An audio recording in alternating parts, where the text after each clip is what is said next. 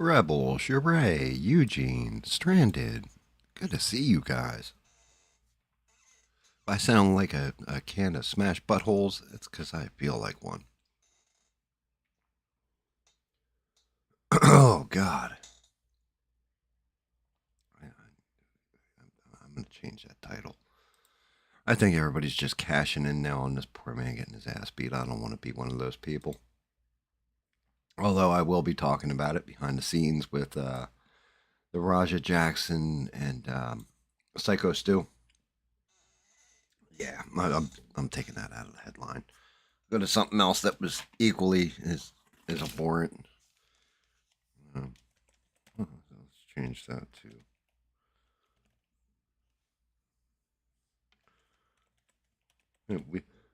We're going to change that to Red Sonja review because it was, dear Lord, was it fucking. Oh my God. I can't wait to get in that. But, yeah. Yeah, what's going on, everybody? How is everybody tonight? No, I ain't got the cooties or the cove.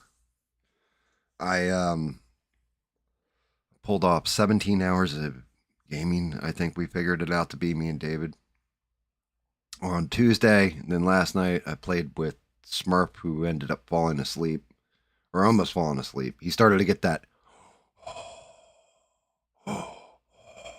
on the mic, and that let me know like that's the noise. I've heard that noise on a mic, and that's the sound of somebody who is about to pass out. I've heard it way too much in my gaming time, and shout out to Smurf. Smurf was like, I'm like, are you falling asleep? I think I'm falling asleep. It was like, oh shit. So that was last night, and I get crazy news right before I passed out. Like I was just about like my eyes were about closed. I hear bling. My messenger goes off. It's the wife. She messages me with a message from my daughter saying, "Hey, I decided I'm going to get married." To which my butthole clenched and I had indigestion for the next like 3 hours. Felt like throwing up on my own damn shoes. Oh, and my first words were, "Well, we have a tradition in this family. My son went to the courthouse, got married. I married my wife at the courthouse. Yeah, so she thinks we're putting up for her fucking wedding. She's lost her mind."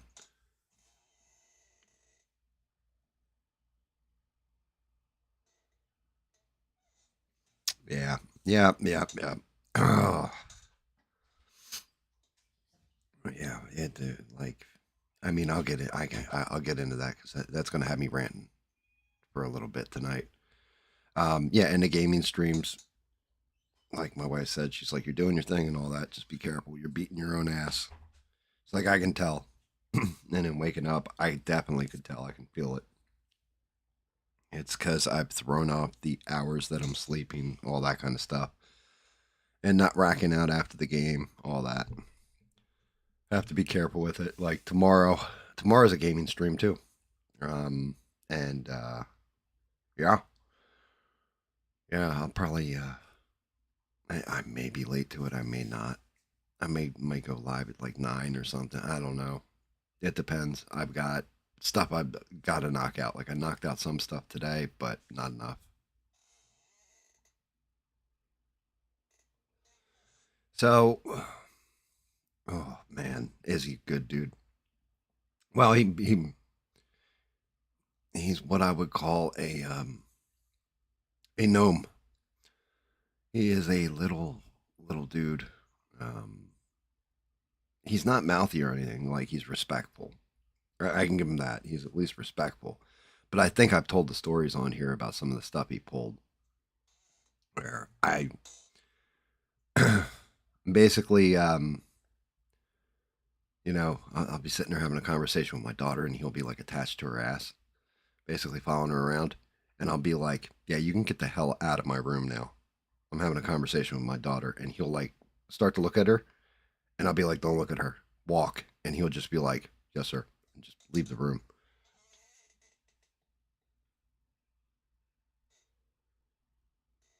Oh, what the is my did my internet crap already? What the fuck? I saw that that that loading. That shit, like, I don't know what's going on with that. Maybe OBS needs an update or something. This crap better not cut out in the stream while I'm running my mouth. What's up, B Rock? Great. I love the song, dude. Flat out, I really, really dug that song.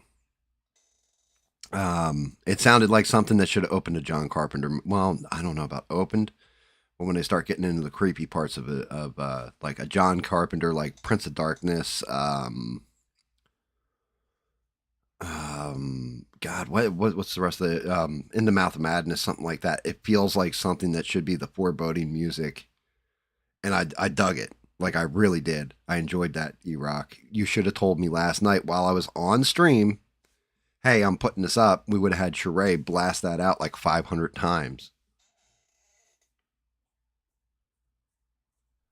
I have no idea, Rebel. Like I said, I'm getting a second hand. So there's a reason why there.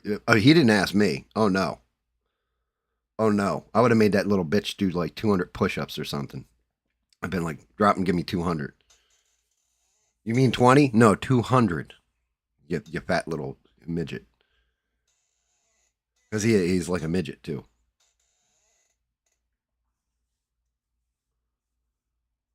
But no, he didn't ask that. There's no way he asked me for a hand. He knows like I mean, granted, look, it's a daughter, all right. And here's the problem with the daughter. I love my daughter, right? So you, um, I don't even know how I'd respond to it. He didn't do it all traditional, like Shout out to Brogan to Lee if he's had conversations with that girl's parents. She doesn't even know he's had conversations with, talking about hand in marriage and stuff. Shout out to him for being a traditionalist.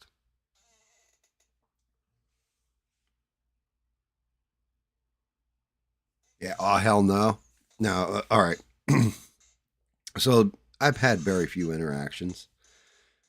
Some by choice, others because like he has the personality of oatmeal that has been left out too long.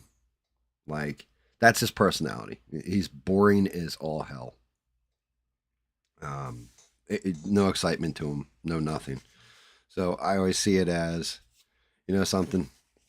I may not be the best looking guy, may not be the strongest guy, may not be the smartest, may not be, a lot of things. There's a couple things I'm not. And it's pretty much why me and my wife get along the way we do. One, I'm not a coward. Two, I'm not stupid. As stupid as I may sound right now, I'm not stupid. Three, I'm somebody who will has that loyalty to you. If you had that loyalty to me, that like we get in a fight, knuckle up, and I'm gonna put up. Number four, something tries to hurt my family, my children, my wife. You guys have heard me before. Like hurts the kids, the wife, or the animals. I am that guy who's like, all right, well, I hope you got the bail money ready because, yeah, I'm going to jail after this one. Right? Just no fear. So, you know, I'm not the richest guy. I have a ton of money. But reality is, if you are going to be, the husband, the daddy, whatever, you got to have some kind of goddamn trade. You've got to either be the protector, you got to be the breadwinner, you got to be, hey, look, takes care of the kids very well and won't let anything happen to them. And there is not one of those qualities inside this dude. Supportive in building somebody up, like making sure their career thrives and being the force behind them. That's fine too. In this day and age, that's fine too. But you have to have some kind of quality that makes you worth a shit. And this guy has zero.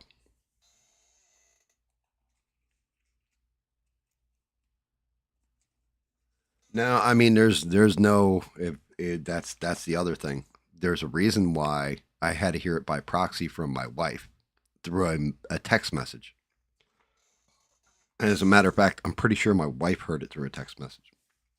She should be more afraid of my wife than me. My wife will, you know, goozle her up and give her a whooping. I won't. I'll never lay hands. But the wife, that's a different animal. Oh no, it's fine. Yeah, worst case, I own a shovel and lime, and I have a pretty decent sized yard, allegedly.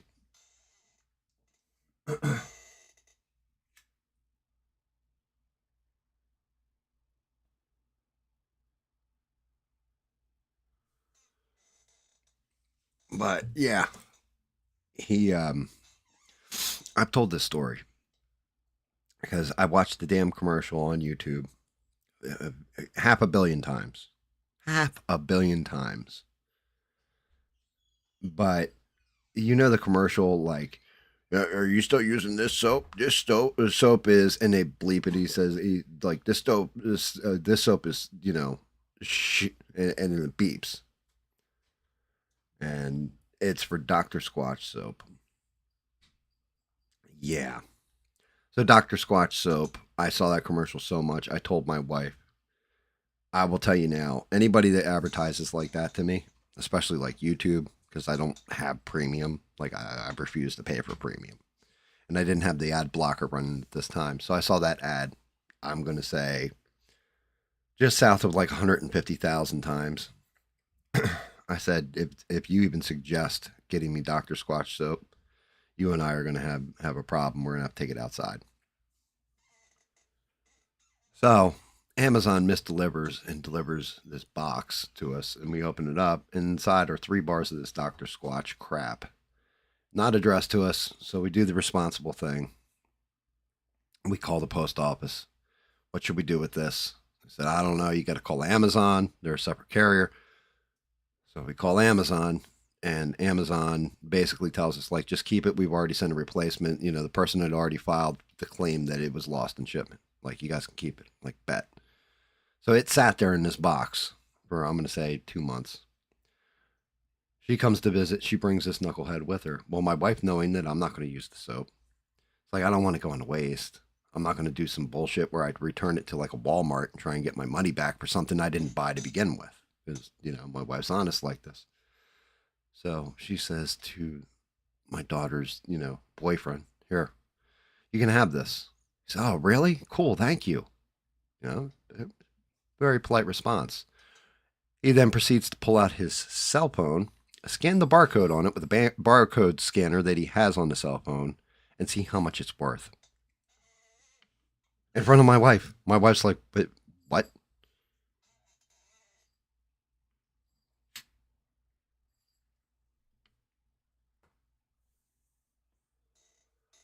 Like that? Okay, that I'm just going to throw that out there. Now, for anybody that is a woman in the chat, you guys tell me how you perceive it. And everybody who's a guy in the chat, you tell me how you perceive it. From a guy's point of view and a female's point of view, what would that tell you about a person almost immediately without ever having a conversation with them?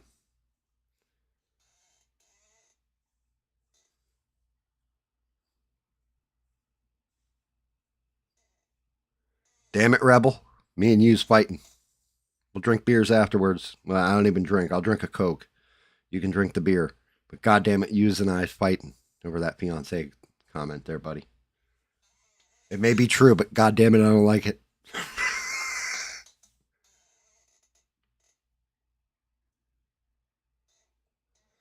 Yeah.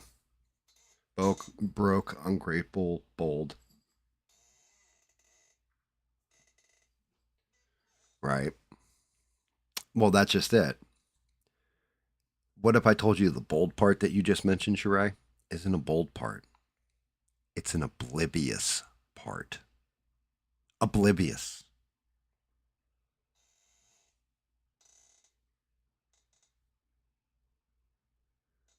Like, all right, here you go. Here's another one for you. They come into the house. Now, my dog, I've told you guys, my dog, he's a taller dog, what have you, and everything else. Most loving dog I've ever had. I got to give him credit. I love my puppers. This dog jumps up on you, like he literally leaps up with two hands and starts licking your face when you come in. You know, the son, my son, my daughter, they come to visit. He immediately like jumps on them and starts loving on them. Right, like almost knocks them over. Like I'm afraid to have an elderly person in my house because my dog will tackle them to the ground, just like Dino from fucking the Flintstones. Picture that. Well, if you're old enough, picture that.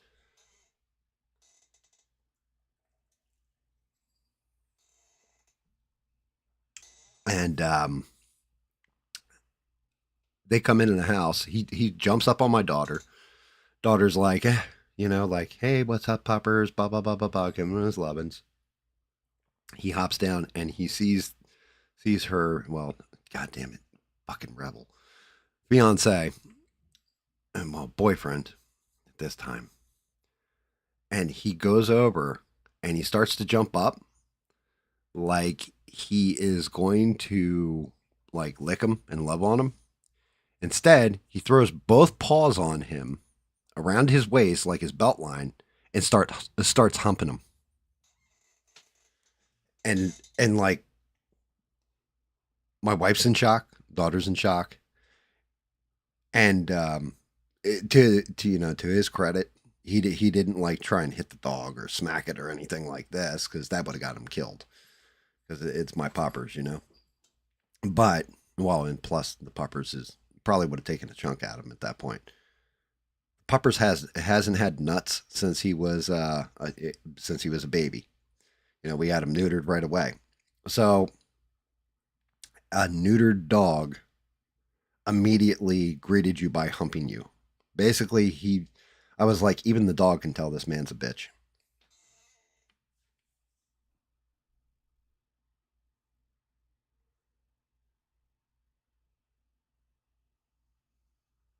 Exactly. Either he's douching up, or he put it on eBay, or he say he sold it at Walmart. What does that tell you, though? Somebody gives you a gift. Somebody gives you a present, and the first thing you do is check the price on said present. What does that tell you?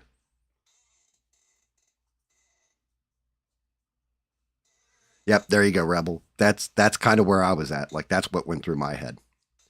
I was like, Jesus Christ, is she like pegging him? Like what is going on with this? Now, I mean, the fun part of him is that there's no way in hell he'd ever get sassy or open his mouth with me because like God save him because he looks like a gnome. He looks like a gnome. Um, but like I said, there's certain things. It's like, look, if you're a beautiful looking dude and like that kind of thing. Okay, I can see the appeal. You got a good personality. You make everybody around you laugh. You're not a good looking dude. See the appeal. You can kick the crap out of things, and anybody who's trying to rob you or mug you or something like that, you're that guy who'll jump in their face and lose your own life if necessary to defend the person you're with. I can understand the appeal. You have a brilliant mind, a great future, great career. I understand the appeal. None of these things. Zero. Zero.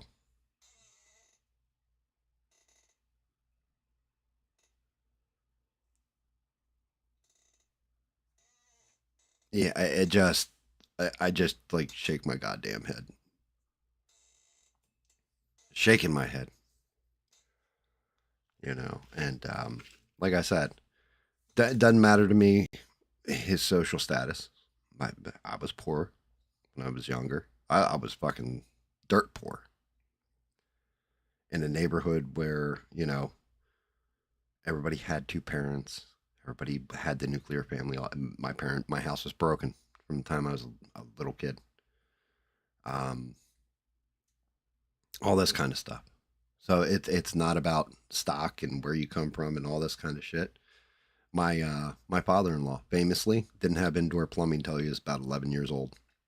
Grew up in the Appalachia out in the mountains. I respect the hell out of that man. I would never even think about crossing his path sideways. He, he even in his accelerated age, he would take me out with a bat of an eyelash. Nothing. There's just no. I don't understand. It's vanilla. It's like I said, oatmeal that's been left out. Like you had breakfast, nobody touched the oatmeal. The oatmeal sat in the sun. They didn't even put any like cinnamon in there or raisins or anything fun. Nope. They just left it on the table with the sunlight hitting it and it dried it. That's basically what this is.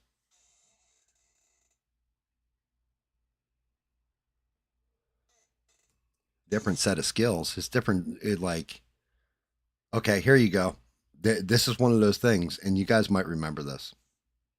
ABL was calling Bucky's a bougie gas station, right? And I kind of went off about it because they called Target bougie, and all. I'm like, what the fuck? That ain't fucking some bougie shit. And yeah, this kid's entire goal in life at one point stopping at the Bucky's.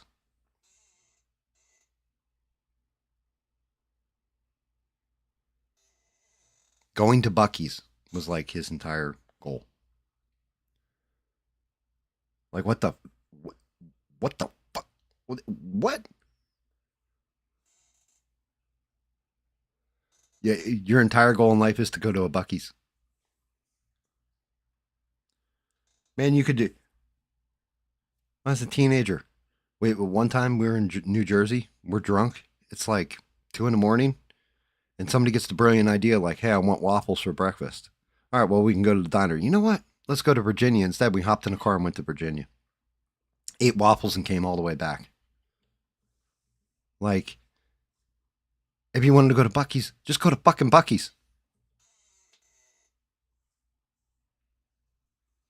Oh, I don't have to get. That's the whole thing, right? Yeah, don't let me get to a Raja level. The whole thing is I don't even need to. It wouldn't even be that right. That's part of the freaking problem, right? Like if if I told him let's go out in the backyard and throw down, yeah, just let me see what you got for hands, right? It would be one of those things where he would probably I would throw a slap and it would be like squack and he'd just fall down and crumple and cry. Like it's like, oh my God, are you crying? Like what are you doing?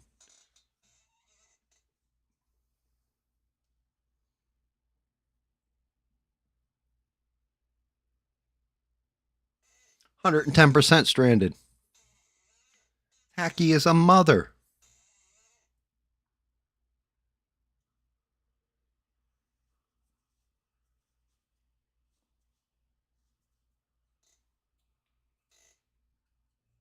Like that's just it. I'm old. I still got the hands, right? But I'm old. I shouldn't be like. I think he's like. God, she's got to be 27, 28 now. That make him like I'm gonna say about 30. I think he's only a couple years older, but it's like my wife. My wife is. Oh my God. I haven't even had the conversation with her. We haven't talked about it yet. We'll talk about the tomorrow while we're shopping because I don't want to upset my wife. My wife is like pretty much beside herself, heartbroken because she had said a long time ago. She said if that girl comes home pregnant or something they left the house the one time they visited. My wife turned to me and said, if she comes home pregnant, I'm personally taking a clothes hanger, putting it in her, and throwing her down a flight of stairs.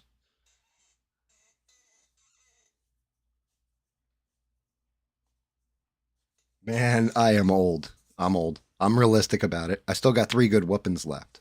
But that's just it. Like I wouldn't even have to use one of those three whoopings.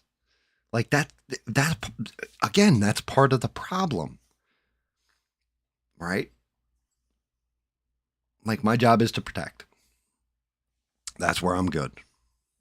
something comes near me or the family, anything like that, then I protect. I've told you guys the story about the guy who walked around the back of my house, and the panhandler, panhandling to my wife while she's sitting on the thing. My dog snarling, trying to bite him because I was walking the dog. And the guy's like, "Do we bite? Do we bite?" Now this guy's got, he's like probably about 6'3", so he's got like 2 inches in height on me, and he had about 75 to 100 pounds on me. And I said, "The dog, you're worried about the dog?"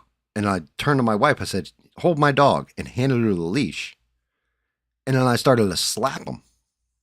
We still call him Slappy to this day. And I slapped him, talk shit to him, slapped him a little bit more, talk shit to him. Like, you ever come around my house, slap. And then I saw the hand come up, boom, knocked the hand down and slap, slap, slap. And like, didn't even punch him because I was like, "You were such a bitch. I ain't even going to throw a punch." Slap, slap, slap. Like, talking that kind of shit to him. I didn't even, I had to use like maybe half of one of the good ones I have left. This one is not even like, I think if I just went into like old praying mantis style and just hit him with 2 fingers, I'd put him on his ass.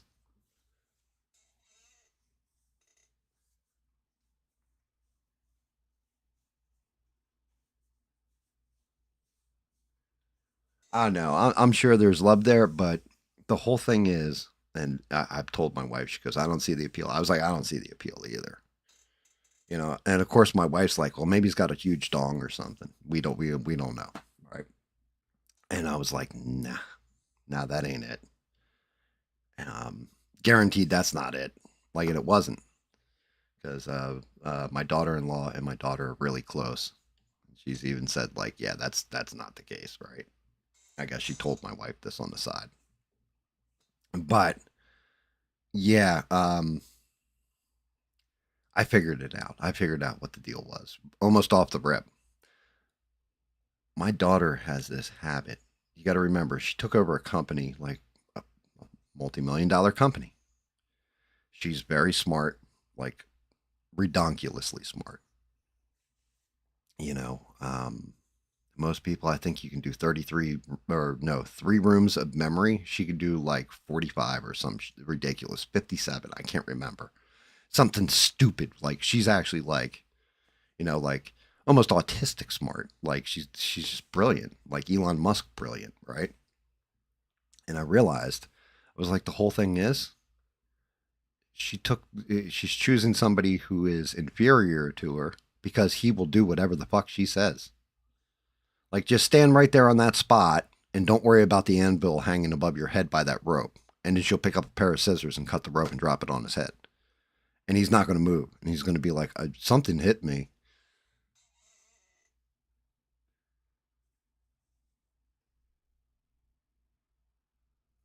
The slap battles, nah. Now, although I do have a hell of a slap, but maybe if I still had all my teeth in my face, I would, because I could clench my jaw right. Now it's just like I'd rip my gums open.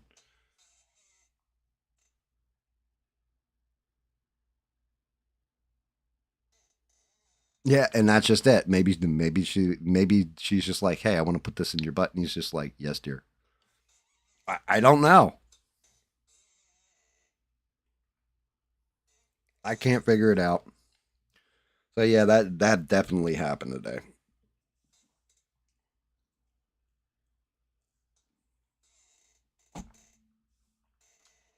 And then you guys brought up, and this is something. So that happened. I'm just gonna leave that alone for now, because goddamn, I'm gonna be miffed about this one for a minute. So I'm sure my mouth will run here and there about it. Be like,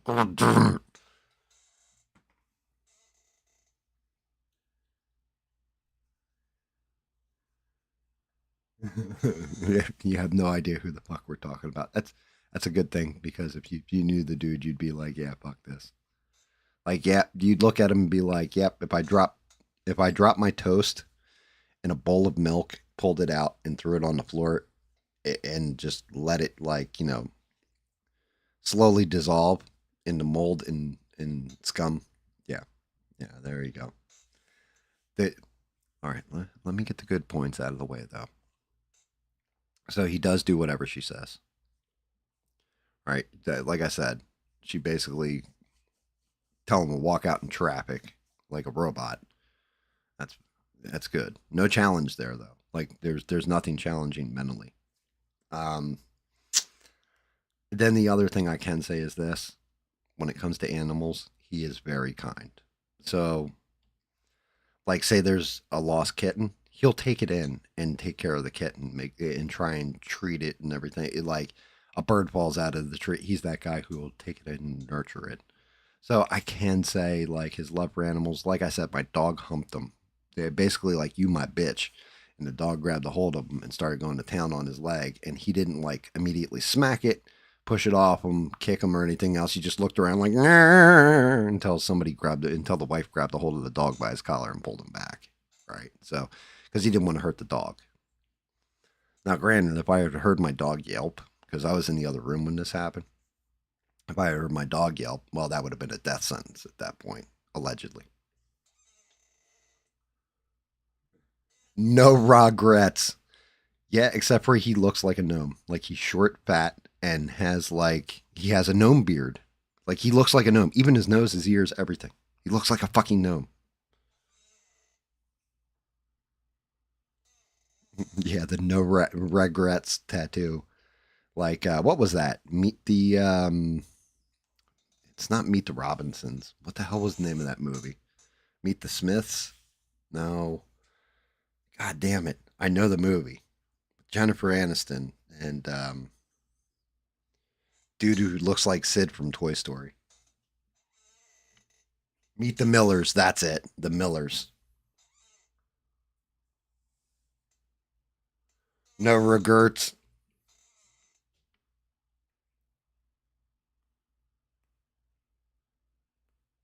Yep, exactly, Eugene. There you go. That's a good description as well.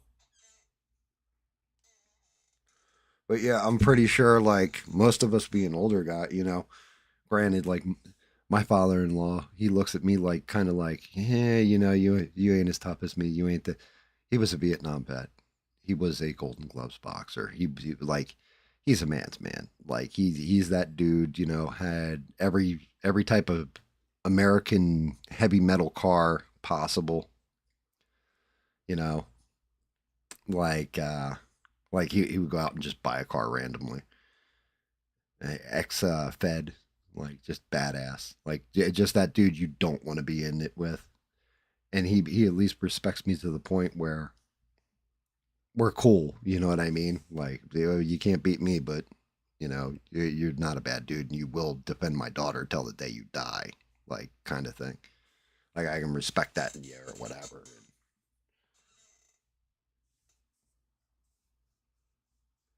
Yeah, Jennifer Aniston was fine in that. Um, but yeah, so that happened. So that definitely put me in a mood. Um, Definitely gave me indigestion this morning. I was like, God damn it. So you guys had said to me on stream last night, moving on from this, my personal horrors.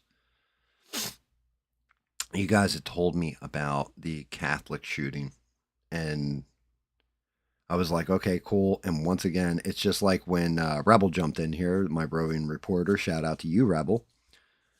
And shout out to Steve, too. I don't know where he's at, but hopefully he's good. And we miss you, brother. Hope to see you again soon. I've come to the conclusion that Steve is probably somewhere up in the mountains just chilling.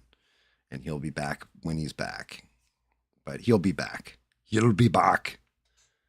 But shout out to Rebel because Rebel had said on stream, he's like, yeah, there was two kids killed, an 8-year-old and a 10-year-old, and they were in church, and apparently it was during prayer. But I also got to see because YouTube ripped it down, but not fast enough apparently because a lot of people copied. Now I didn't get to see the manifesto, but I did get to see this crazy lunatic, this wackadoo goofball with his magazines with everything he had written on them. The rifle that he used, every like all that stuff, he had it laid out, and I'm calling him he because he is a he. Don't give me this. Well, no, his name was Robert and changed his name to Robin, and no, no, no, no. This was a dude who obviously had some kind of mental delusion, went friggin' batshit, went into that church, and yeah, hurt children, including taking out two of them. And I don't do the thoughts and prayers thing. All I can say is I can't. It's like, what the fuck?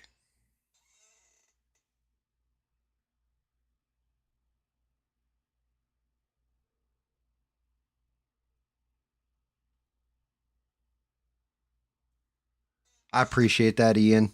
Um, I'm going to say he won't. But at worst case, like I said this earlier, I don't think you were in the stream yet for it. I do own a shovel, I do own lime, and I have a big backyard, allegedly. So we'll be good, Ian. We'll be good. He just better pray because I was talking about this last night on stream too, Ian.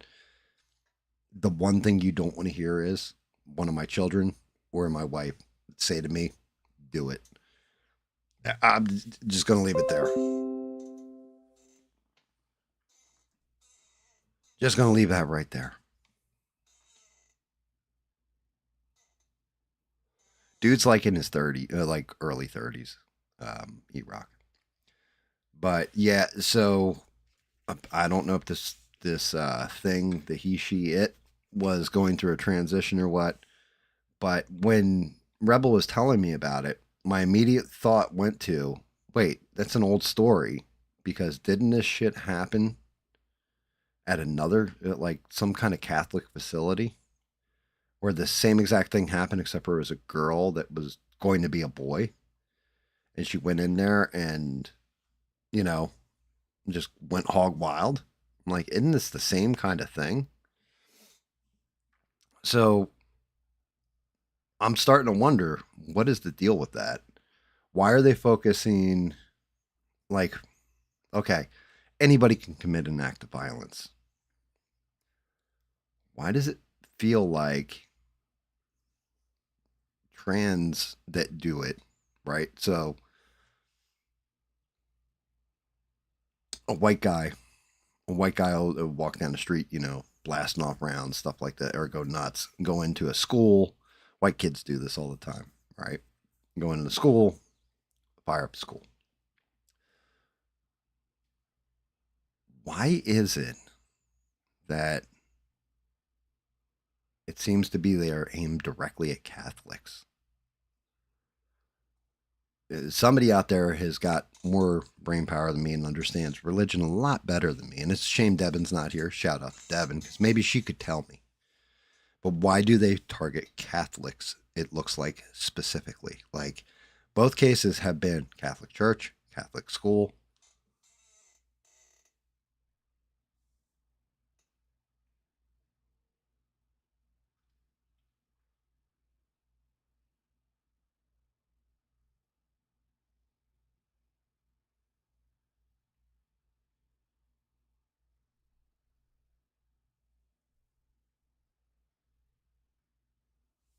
I agree, Rogue. That's fine.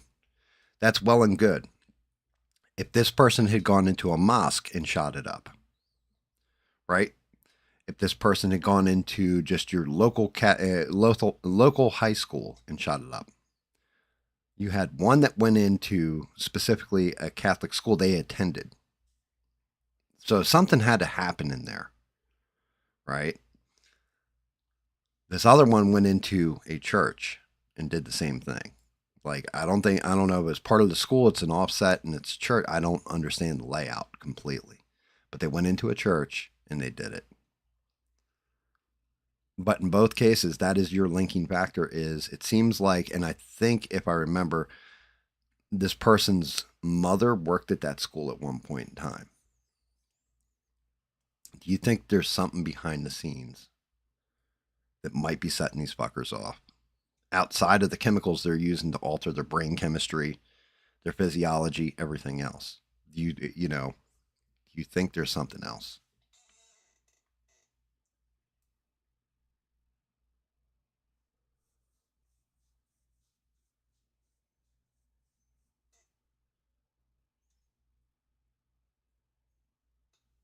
I saw that too, Rebel. I did see about the sign name change. Um, and yeah, the mom did work at church, but there was something like so like on the magazines he had something about taking out Donald Trump, right? He had a whole bunch of stuff written on there. One of them was like, "Can your God save you?" or something like this. And whatever the goof, the little bitch mayor is out there, and he is a bitch mayor. He basically he said, thoughts and prayers aren't going to cut it here. The kids were literally praying when they were shot. So like, uh, I like I'm wondering if his mom might have been super Catholic or something ahead of time and told him like, you do this and you're going to be an abomination in the eyes of God, and hammered God into him or tried to, that God didn't want him to be this way, something like that. It could be like you said, the maybe they think they're saving the kids from priests. I don't think that's it. I can't. I'm not mentally unhinged enough to put myself completely in the mind of. Certain stuff I can understand. Like a young kid trying to get street cred, I get it. Protecting your rep, showing out, showing up. I ain't gonna be no punk bitch. That kind of thing. I get. I understand it because you're not thinking like an adult would think. I can see it, but this, like, there's some kind of linking factor that we're not seeing. Is it something when they're transitioning where they hammer into them that the Catholic Church is the enemy? Like something to that extent?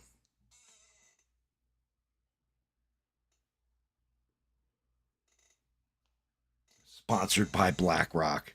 Nice, Stranded. Good landing on that one. Shot by who? Shot by the trans person. Look, a gun's a tool. I've had this conversation on here before. A gun is a tool. It can be used for good, it can be used for evil.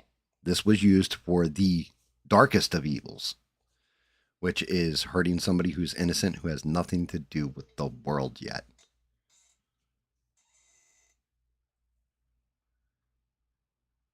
Yeah, so the first one, yes, Ian, I agree. They completely knew the layout. This one had, I guess, in the manifesto, somebody had said it. I heard it somewhere that the dude, he like had a map drawn out of the church or whatever, and then like stabbed it or something. Maybe that was on the video. I can't remember. Can't remember why that. I know that. I know that.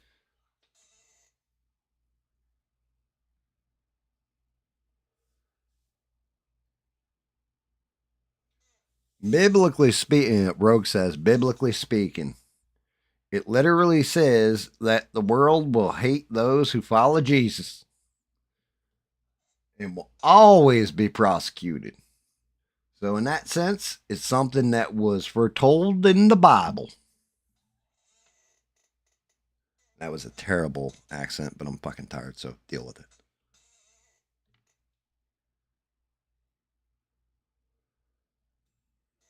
He had that written on the mags. Okay, that makes sense. It, like, and of course, there's a bunch of talking heads, and I heard the talking heads what they had to say. Oh, well, if you put an armed guard at the front of the church, why the hell do we need armed guards? You should be able to go to a church, a mosque. I don't know where Jewish people go. Temple, I guess. You should be able to go and worship whatever God you believe in and not worried about being taken out in the middle of a mass, especially if you're a little kid. Like, it should be a place that should be sacred. I do know he had like 666 written on one of the magazines too, which I found interesting. I was like, that's interesting. But I don't know that he was exactly a Satanist.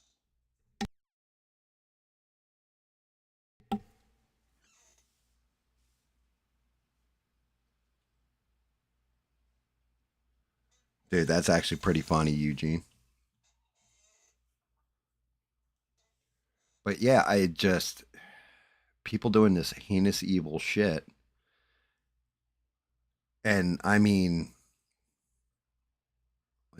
I think, and shout out to Cash Patel, he immediately called it a hate crime.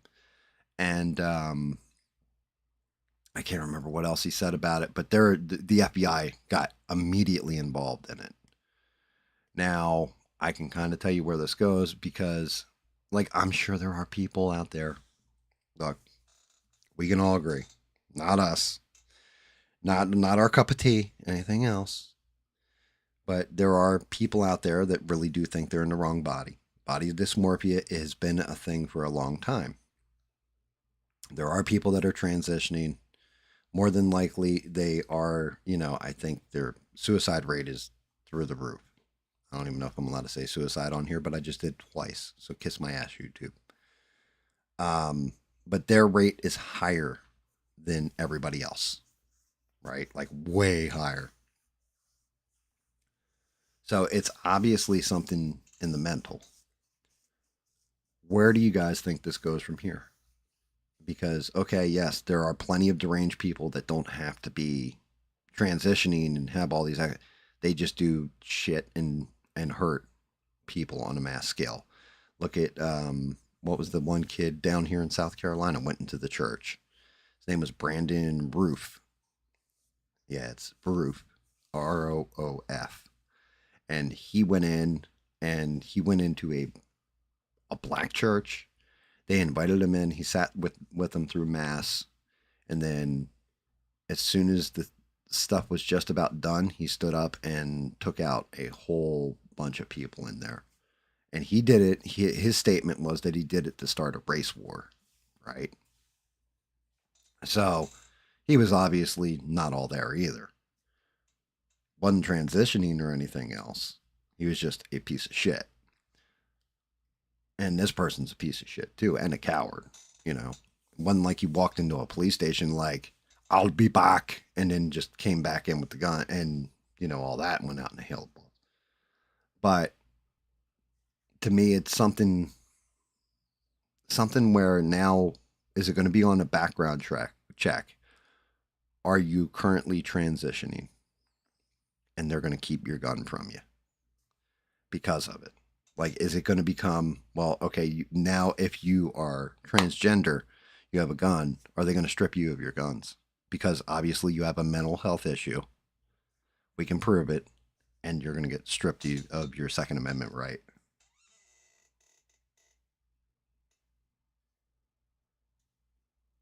Oh, nobody's talking about abolish 2A in this case scenario, believe it or not.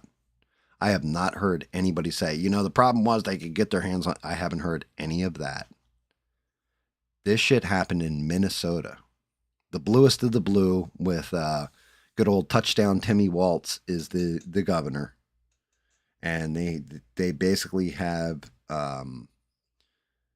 Mr. I'm going to kneel for George Floyd and cry at his casket as a mayor. Okay.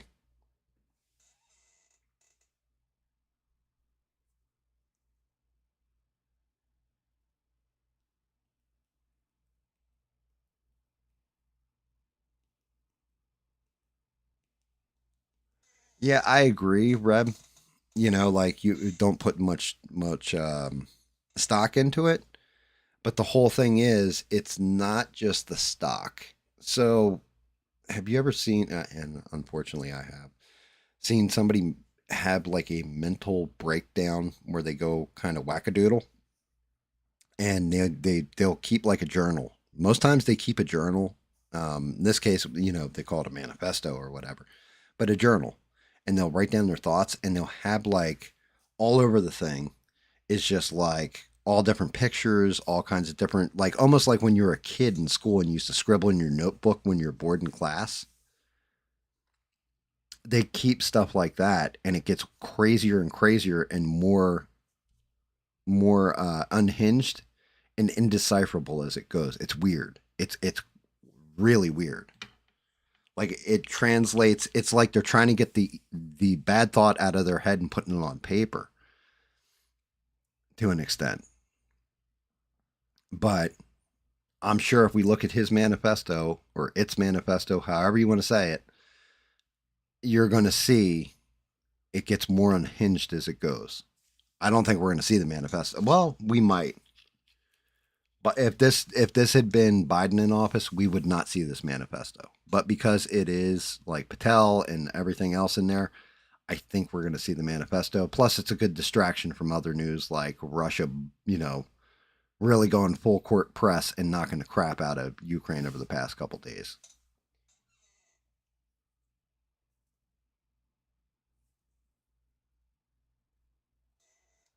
Yeah, Ian. I mean, that's kind of standard, right? You have, and like I said, I understand it in most cases. I don't agree with it or anything, but I can understand the mentality. You got to realize, like, kids don't think about tomorrow. They think what's going on in the here and now, a lot of times, is their entire life. I broke it down like this: you're 15 years old, you've been bullied in school for 8 of those years. That's more than half of your life you have been bullied, and you think it's going to continue for the rest of your life. So you start to go nutty in the head. Like you get dotty in the head, and then you don't think about the next day. You've got all the hormones and flux running through you, and you just live for the now, and bad things happen. You get yourself, you can't throw those hands. You don't know how to survive a beating. Like somebody beats you up instead of you fighting back or whatever. Maybe you're timid. Maybe you're a weaker kid. Instead of going out and learning, like, okay, well, I need to learn how to defend myself. Let me take some BJJ courses or sign up at the local boxing gym or, learn how to fight. Hey, dad, teach me how to fight. Hey, mom, teach me how to fight. In some cases, like I wouldn't mess with Sheree. Sheree knows all about the Vaseline and hiding the razor blade up in the hair, right? Like you don't want to mess with her allegedly. But stuff like this. Instead of learning how to fight, the first thing they do is, well, this will even things out, and they pick up a gun, and they're just like, this is the solution, and they're not thinking past tomorrow. They're not thinking past the next 10 minutes. They're not thinking like this girl that doesn't like me is like, well, maybe I can bring her around to my side. Maybe I can charm her to the boots off her. I'm going to keep trying until I get her. They're not persistent. They have a whole lot of quit in them because they think it's the end of the world.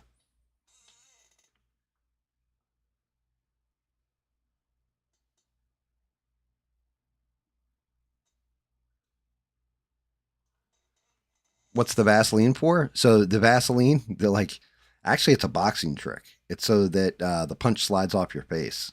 It's also because, especially with women, when women get into fights, there's a reason why they tie their hair back and get it out of their face, all that. Not just because it blinds them. If they can tie their hair back real fast and wipe some Vaseline on, women have a tendency when they fight to grab you. Some throw punches like boulders from the shoulder.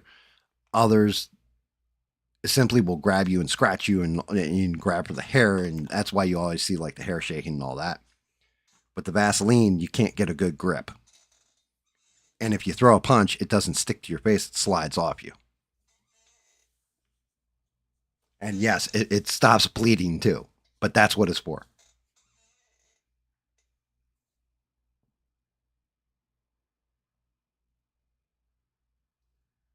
Yeah, and there you go, stranded. That's where I'm at with it too. Is it something where is something in that process? Because, like I said, we never say all here. We never say everything. We try not to say everything. We try not to say all. Like, not all people, right? So it's not all trans people. Most of them just want to live a quiet life and go through their transition and all that kind of stuff, right? But in these unhinged cases, sure, there's part of it that's got to be societal, being told you're the greatest ever. Oh, look, you're a beautiful woman now when you're a dude. And it's like, no, you still got a tree trunk and some acorns, right? Um, is there something in the medication? Is it something about them?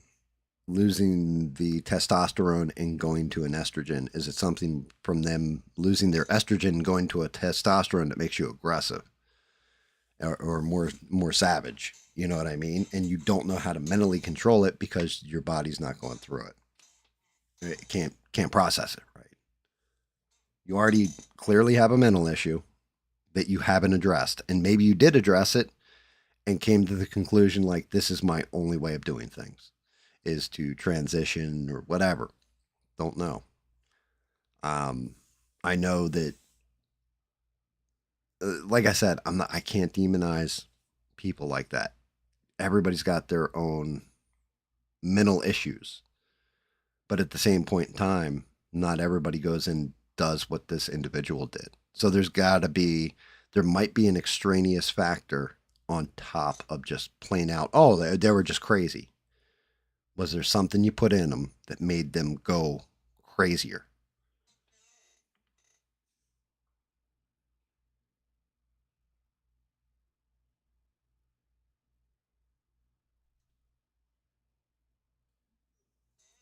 I love that, E Rock. I'm going to tattoo a hashtag on your ass to see how many hits I get. That is amazing. I'm going to save that. I'm storing that in the memory bank for in case I got to talk shit to somebody in person.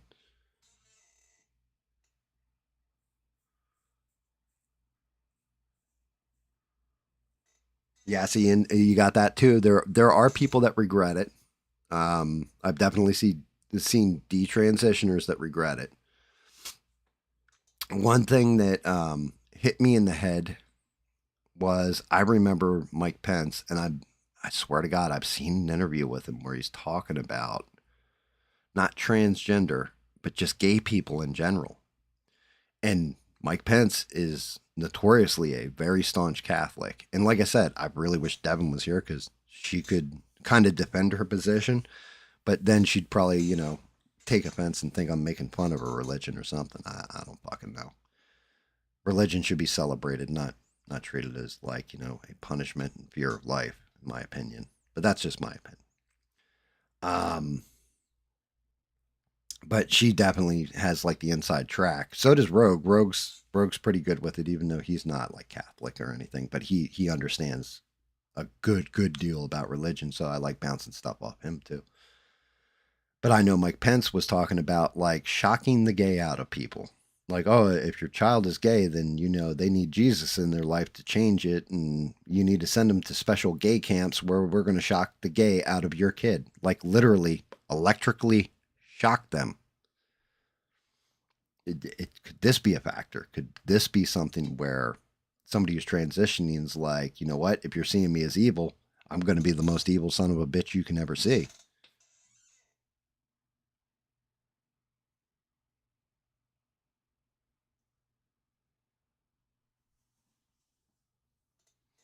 See, so that's my whole thing right there. Stranded kids on stuff for ADHD, or depression. Why are they depressed? Why? Everybody gets sad, but why are they depressed? Why are they being chemically altered through different drugs? Okay, the kid's got ADHD. Well, no, he's hyper. Is there an underlying factor there? Like, are they actually being diagnosed correctly? Is it that they don't have discipline? Is it, hey, look, everybody's, all the kids are depressed. Did you try taking their cell phones from them, not letting them watch shit for a little bit? You know, I mean, I watched this Red Sonja movie. I'm going to talk about that in a little bit, and that really depressed me. Actually, it had me laughing my ass off, but it was depressing at the same time. But I didn't go out and like, snort some Adderall and go take out everybody in the school.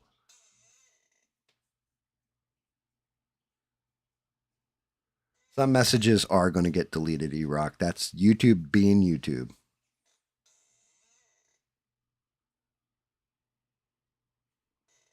That is not a GAM thing. That is not a charade thing. That is YouTube being YouTube. We are on YouTube, guys, and I'm playing right on that line, that razor's edge, where if I got hit with a notice, you're not streaming for a week because of your mouth, I would understand because we are touching on a subject where I'm not calling for violence to anybody. If anything, I want to understand and prevent violence. Um, and I'm trying to frame it in a very reasonable adult way. Um, because I don't want to see children die. I don't think anybody does. Well, maybe John Bolton did, but you know, they just raided his house. Let's hope they take him completely out of having any kind of influence in our military actions.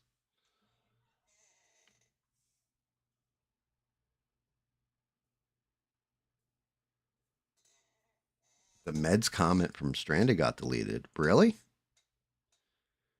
Yeah, well, hey guys, maybe we're on to something.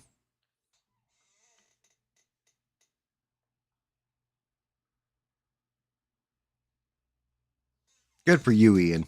Yeah, they wanted to put me on something like that, and my mom, to her credit, told him I'm not putting him on some kind of drug because it was like brand new to the market. He's got ADHD. Put him on this. And granted, I was like 12 or 13, just average teenager, but I was wild. Like I've always been a wild man, just out of control. And she's like, yeah, I'm not putting him on drugs. Like I am not gonna put him on drugs. So credit to my mom. Love you for that, mom. Because she could have been like, oh yeah, give him the drugs. Let him sit around like a fucking zombie.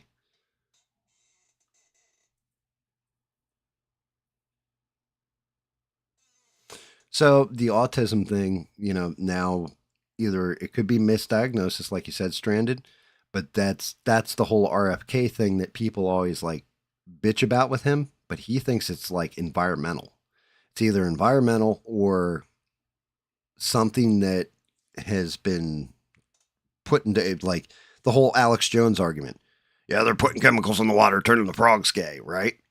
Well, technically, it's from there are frogs that switch gender, all this stuff, and it's from the amount of extra estrogen in the water from birth control being leaked in through, well, pee.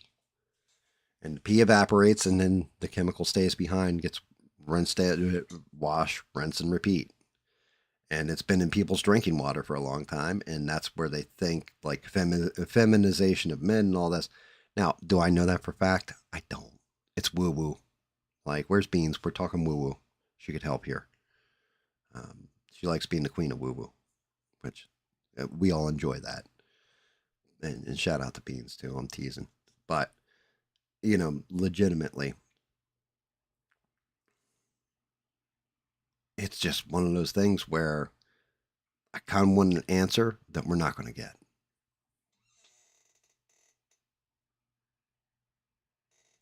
There we go. Thank God.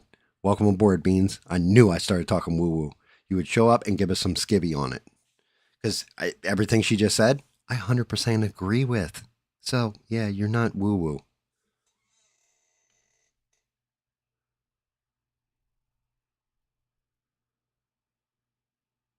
Yeah, that's the other thing.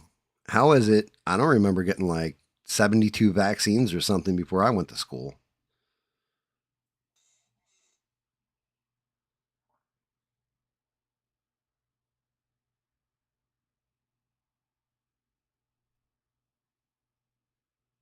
Yep. And yeah, I agree with every damn last word that Beans just said. 110% right. Like I said, I think depression, I don't even think it's about money. I think it's more about kids attached to their phones, stuff like that, because you may think you know what they're watching. They're not always just watching some, happy go lucky cartoon on their phone. They may be watching the news. The news depresses full grown adults, let alone impressionable children.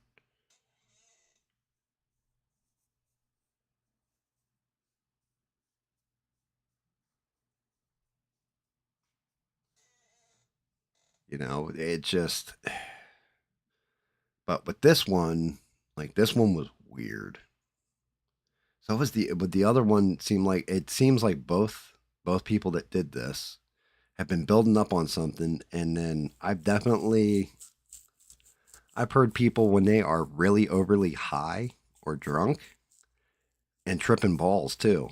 And it sounded like a combination of all three when I heard just the laugh that the person did on the video that they posted with all the magazines and all that. They did this laugh at one point, and I was like, that sounds like when you're tripping balls.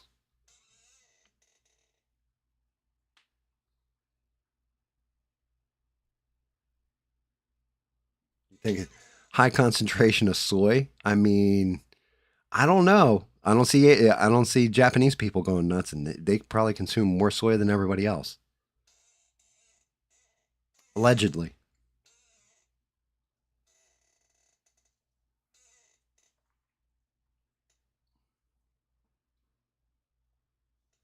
Oh shit! Is that a truth? Is that a truth? That's why they're not hair. That must be why I'm hairy like animal. I got hair in places I don't want to have hair.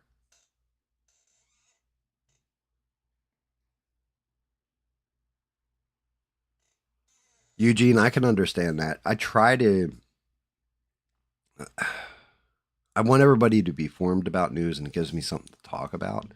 But you're not wrong too about avoiding. Like I have not been watching Talking Heads as much as I used to. I will go watch a headline real quick, what the reporting is, and be done with it before it's like, for example, a streamer I used to watch all the time sit there and tell you like kind of the news article, like well, probably about half of it, and then go, now here's my take on it. Yeah, at that point, I'm just like, click, because I don't need your fucking take on it. Like I got a brain, and you, if those are the facts, let me go see what the other facts are, and lay out all the facts so I can kind of have them. Like that's one of those things we'll talk about with the Raja Jackson thing. Shout out to the wrestler that actually broke it up, a guy named Doug. He was on a podcast, and I posted it in Discord, and I'm half tempted to actually show the entire pod because it was like a 15-minute podcast, but he answers all the questions. But I decided against that. I can just break down what was in that video and tell you guys. And if you want to go watch it, it is on the Discord to watch. He tells you everything behind the scenes.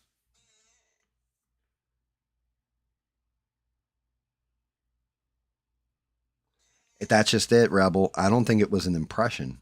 At that point, I think she, it mentally broke.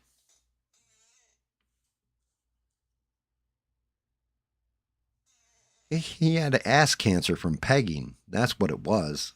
Fucking cancer from vaping. At that age, you develop cancer that fast. You've got the frailest genetics I've ever heard of.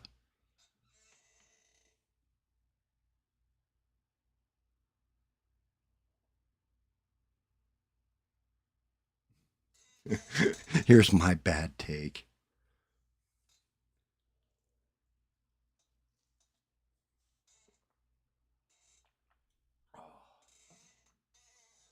Yeah, I mean, it's a tragedy, and like I said, you're not going to hear me say thoughts and prayers because they obviously don't do anything. Um, I will say that I, I I feel for those parents. Imagine you send your kid off to go worship your God or their God or whatever, telling them like like Jesus loves the little children. Like what the fuck? Like the rest of the people there are they're gonna be messed up for the rest of their lives now too. On top of it, like God damn it.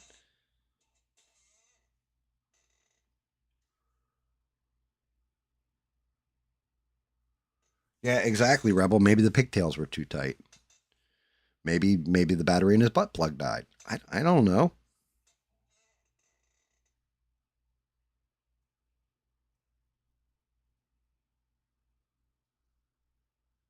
I got you, Stranded. I understand. Yeah, and what Bean said actually backs you up on that, Stranded. 110%. She's saying it produces more estrogen. That's why, Asian men don't have as much hair, body hair.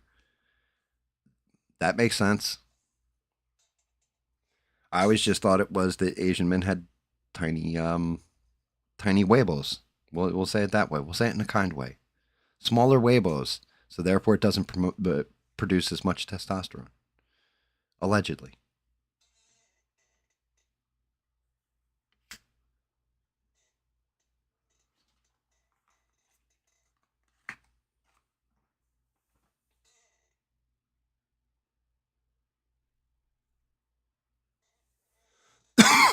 I mean, look.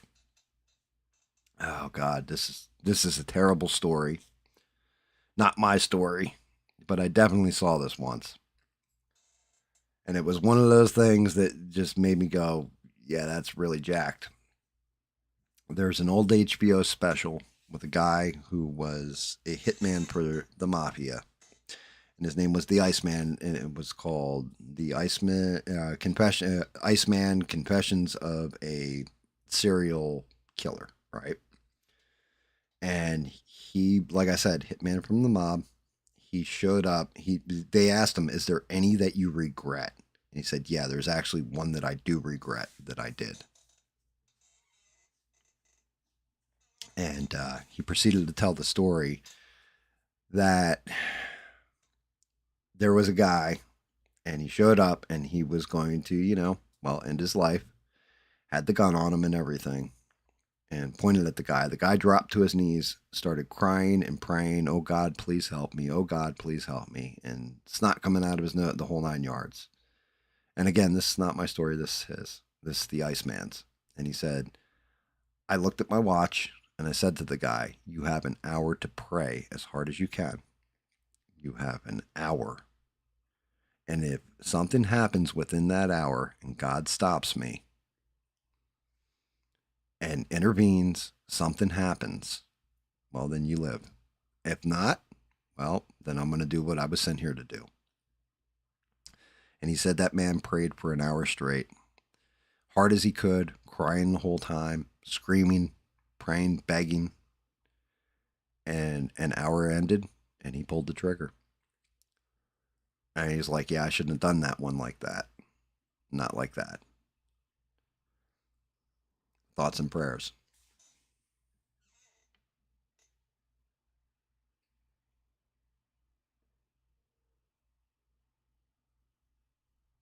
Yeah, Eugene, I agree. I can understand that, but there's also environmental stuff. Like you can alter your chemistry over time. Yeah, like so people that are going into transition, from the way I understand it, they hit them with all kinds of extra hormones and stuff like that. Extra estrogen in one case, extra testosterone, all that. But they're giving them like boosters. But if you introduce something into somebody's body over a course of time, let's say from their an early childhood development, and then as they get older, that is a constant, it's going to build over time. Like if you give a baby a cigarette and they smoke, you make them smoke a pack a day, pretty sure by the time they're in their 20s, they're going to have some serious health issues, right? It's stuff like this. But it's the same thing with outside environment too. If you do have some kind of chemical in the water, like, I don't know, I'm not even going to speculate because I almost said something and it probably would have got me kicked off YouTube. But if you do have extra environmental factors, something that's around them on a constant basis, or is in drinking water, they're constantly absorbing it, then you're going to get this buildup of a chemical. It will change you over time. It will feminize you over time if you're male. Um, Stuff like that. Like it could be like Stranded said. You got guys that are like 5,000% all in on, "I only eat soy based products." Damn it, we're not. We're humans. We're supposed to eat meat. Like we're built for that. I mean, there's a reason why the appendix is basically a worthless thing inside of you, because it was built basically to digest tree bark. We don't eat tree bark. We eat other animals.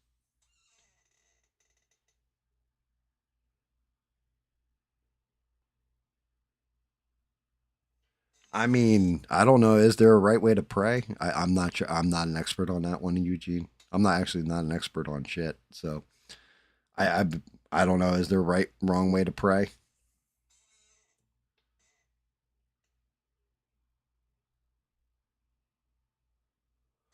2A will never go away.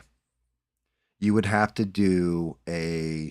So the whole thing is, in order for 2A to go away, you would have to amend the Constitution, which means the constitute is it a constitutional conference of states, and you would have to have more than half of them or something like that vote on that amendment to the Constitution. It'll never go away.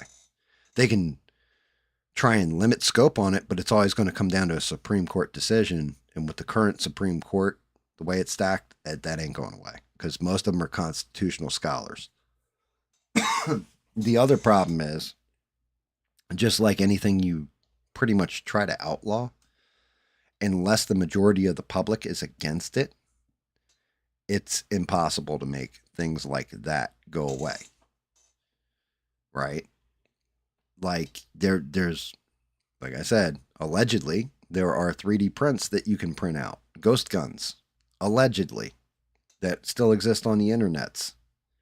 Allegedly, that you can get that, you know what I mean? It, you can make your own ammunition. There's no allegedly in that. You can make your own ammunition. But when you have things like that, you had shit back when I was a kid. You had stuff called a zip gun, where people would take two pipes and like a 22 caliber bullet and use a washer and just weld that shit into place, and you smack the back end of it with a nail in there, and it fires like a normal. So you're never going to get rid of it. You're never going. It doesn't matter. The genie has been let out of the bottle for way too long on it. People are way too intelligent. They will figure a way around it. And even if they have to keep it hidden, like they're not going to the gun range all the time or something like that, you're not. You're never going to take away everybody's guns in America.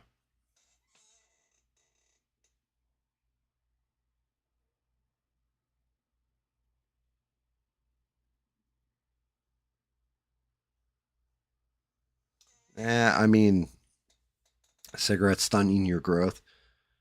Sheree, you ever smoke a cigarette? Like, you ever been a cigarette smoker?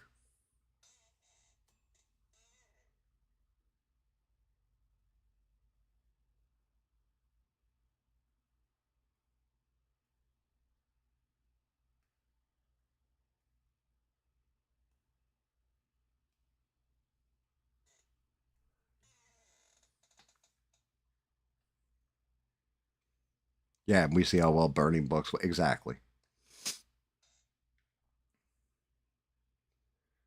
See, there you go.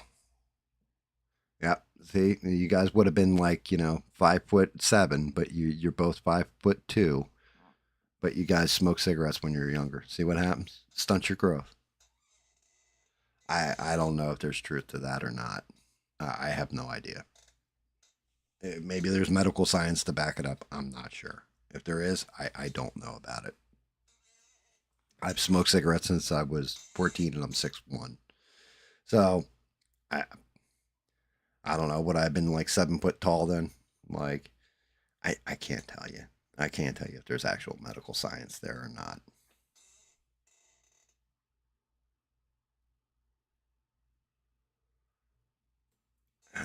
See, like we can have that argument. Well, not an argument. Everybody's got a. I'm very, very open with religion as far as it goes for people. If your God is preaching a good message, hey, have at it. If it brings you some kind of sanity, have at it. You know, I always looked at God as God's kind of a neutral arbiter. He sits back. He gave us free will, if that's the way we're going to look at it, and gave us brains in our head and intelligence, and said, "Hey, have at it." Now, what we do with it for good or evil, I don't really blame God for it. I can't. He gave you the ability to think, right? Technically, if you believe in God, well, technically, He gave you the ability to make your own damn decisions, whether they're for the right reasons or the wrong reasons. He gave you the ability to reason things out.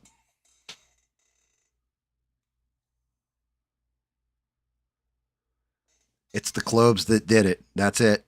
E-Rock just confirmed it. It's cloves. It has nothing to do with genetic markers or anything. It's 100%. You smoke clove cigarettes. That's why. That's what happens, E-Rock. You sit around, you listen to The Cure, and you smoke your clove cigarettes, and you end up 5'10".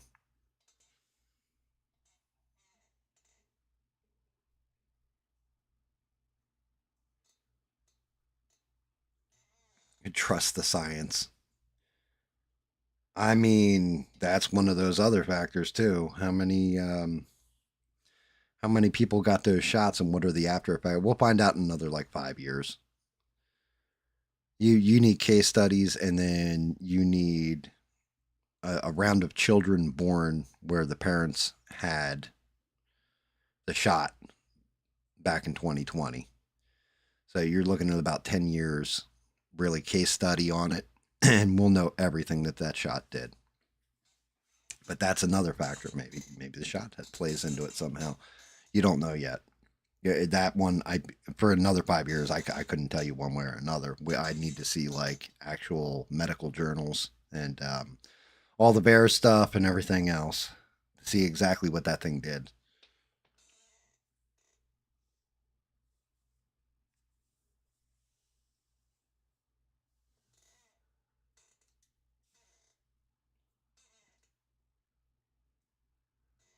Who the hell listens to The Cure? No one anymore.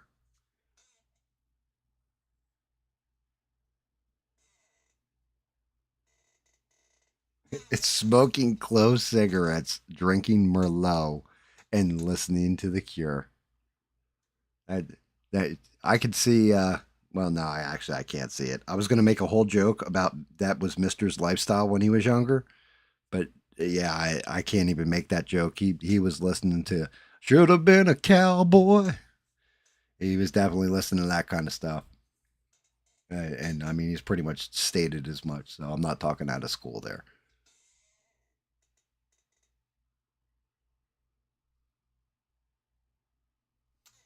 Normal. Why do you hate that word, normal? Just means a standard. Just means average.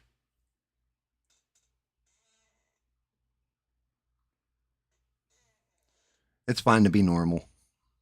You know, you don't. Not everybody's going to be exceptional. Everybody's exceptional in one way or another, right? But being normal, there's nothing wrong with it. There's nothing wrong with just being average Joe Schmuckatelli. Not a goddamn thing.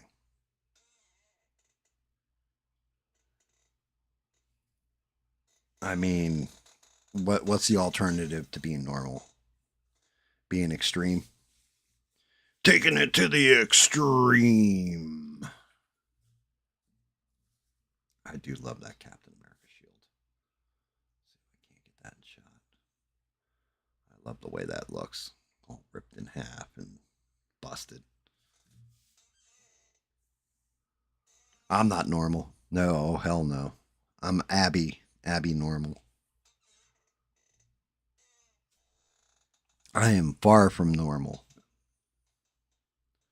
I'm not like I said. There's certain ways I'm exceptional. There's a lot of ways I'm normal, like just average dude.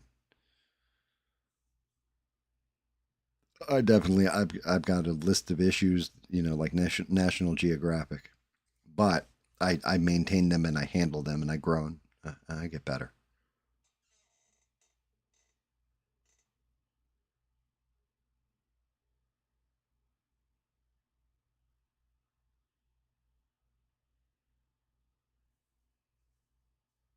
Thank you, Ian. I appreciate you, Ian. Look, Ian said I'm above average. I appreciate that, man.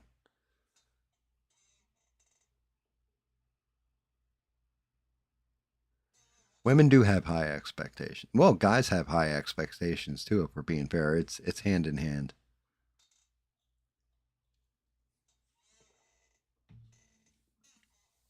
I mean, you at least want to get to normal, like or meet standard. If you don't like the word normal, we can say meet standard. You don't want to be below normal or not meeting standard. God damn it, my daughter's gonna marry someone fucking below standard.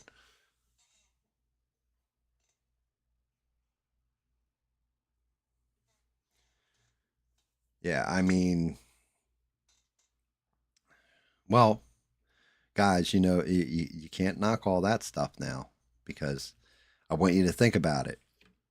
If we go the opposite way with it, 6'9" and all that, like all muscular, all built, hung like a bull, stuff like this. Just remember, Hollywood has tried to give us, standard looking women, and that's how we end up with Lizzo. So guys do it too.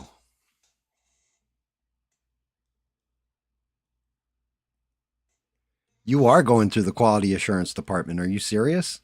What you think? Like women just look at you and okay, look, you've got women in the chat that'll be honest with you and not hurt your feelings, but be strictly honest with you. Women rate you just like prime A, prime B, whatever grade of beef you want to say at a supermarket. They look at you and they rate you. Hell, they look at each other and rate each other. Guys assess each other too. We do. Not like, oh wow, he's a really good looking dude or some shit like this. We rate each other like, man, that guy can't kick my ass. We just do it in a different way.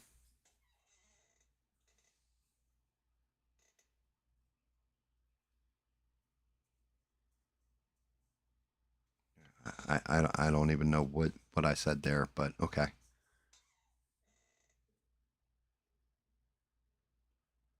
Yep. And stranded, comment of the night right there. None of us are normal, and that's why we all get along. Good call.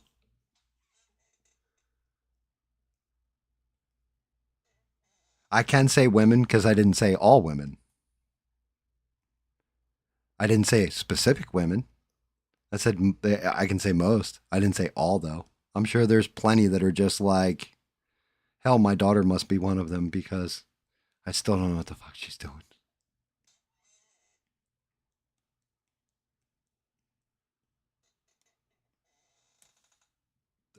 I definitely know enough women to have seen the experience and just yeah, yeah. And like I said, guys do it too. We rate each other different though. That man can't drink me under the table. I'm looking at him. He's a flyweight. That man can't knock me out. Let me see what you got, son.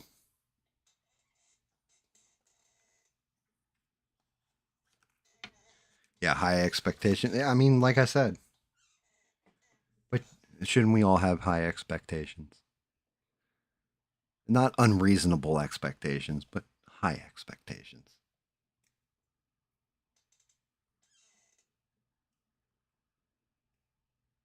And you know what? What you just said, those are not high expectations. That should be a standard. That's a standard. That's normal. That's the way it should be.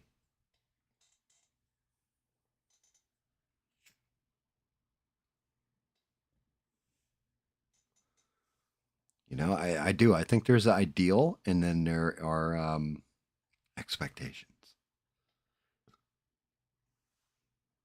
And that's just it. It may not be you that, has those high expectations like that, but there are definitely some out there like that man better buy me like 4 diamond rings in the next week that we're dating, or I might have to move on to someone else. There's definitely those women out there. There's definitely guys like, yeah, like those boobs better be perfect or else that's it. I'm done. There's definitely guys like that.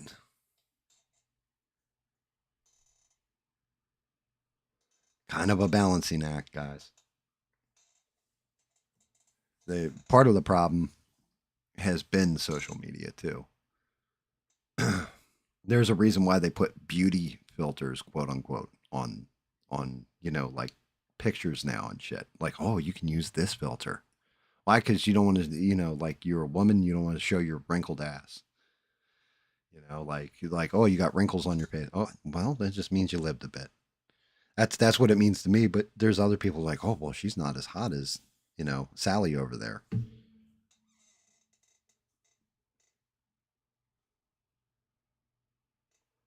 Dude, I'm definitely not dating a Kardashian, even if I could either. Hell no.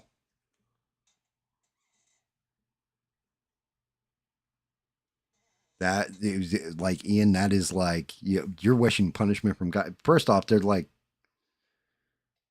oh my god, they must use half a toilet paper to wipe. Like just that butt. It's crazy.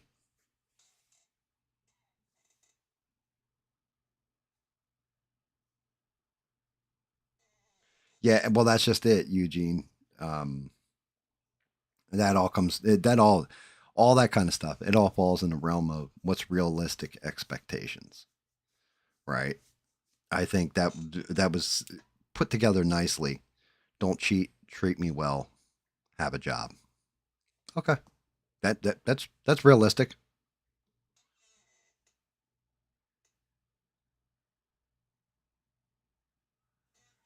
Who sets the standards for height? That is just on average, right? So if you take the average American, what height are they? That's just consensus. Like average male is right around 6 foot tall. Average size of a guy's junk is X amount. Average foot size is this amount. You have an average, a standard that most people are at, and that's just a consensus. That's literally if you go through a whole group of people and it's like every guy ranges between 6'2" and we'll say 5'7", 5'8". Well, what's the middle of that? That's basically your consensus. On average, everybody's.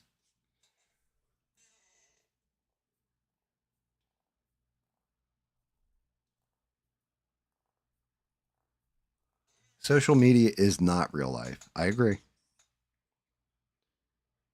I agree with that statement too. Social media is not real life. Like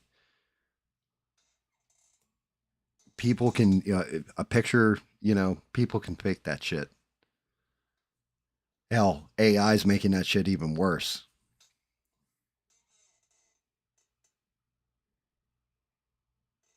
And if your hand is bigger than your face, Ian, do you know how many people I've caught with that one?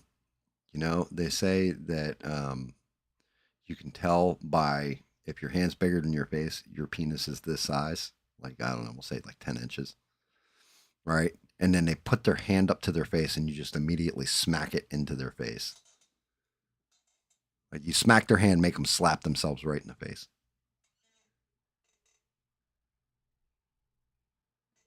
Well, that makes me above average then.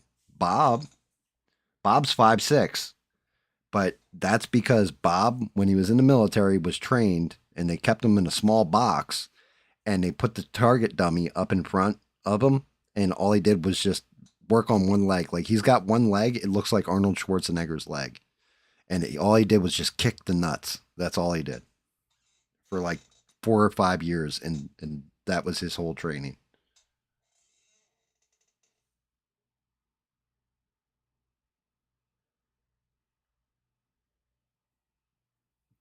Look at what they did to Kanye and Bruce Stranded. What is it with you tonight? Like you're winning the internet tonight. Jesus Christ.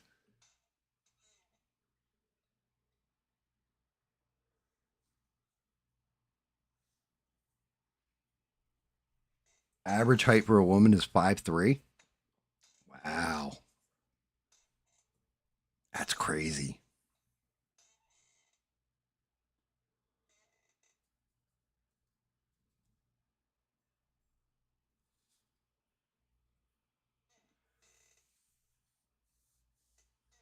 Much better now you're here, Bob. I was talking about the whole trans shooter, and this broke down into genetic factors and all this argument.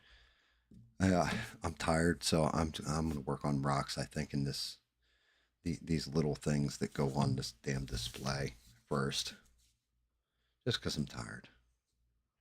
Tired.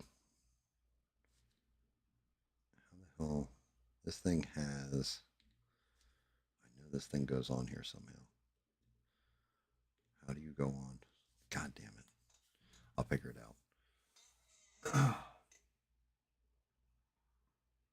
Yeah, you're definitely having a good one this time, Stranded. You are on fire.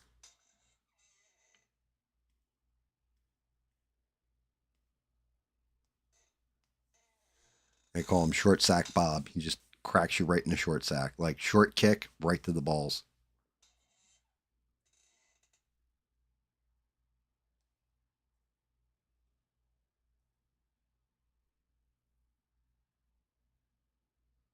Yeah, I mean, yeah, the Kardashians. That's there's certain things that I blame my generation for. 110% just it's our fault. It's Gen X's fault, guys. Social media is one of them. Another one is reality TV.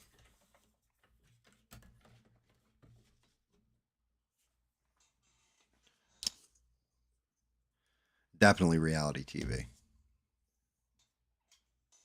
Reality TV has screwed up so much stuff. It's unbelievable.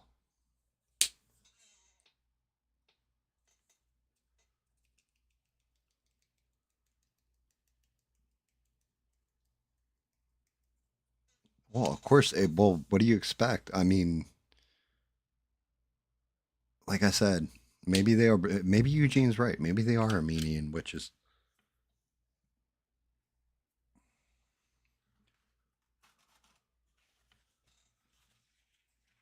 Like anytime you can rest,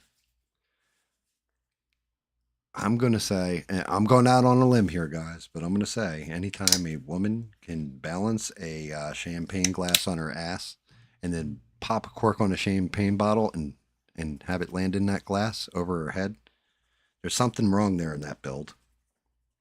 Just I don't know, something doesn't seem right to me.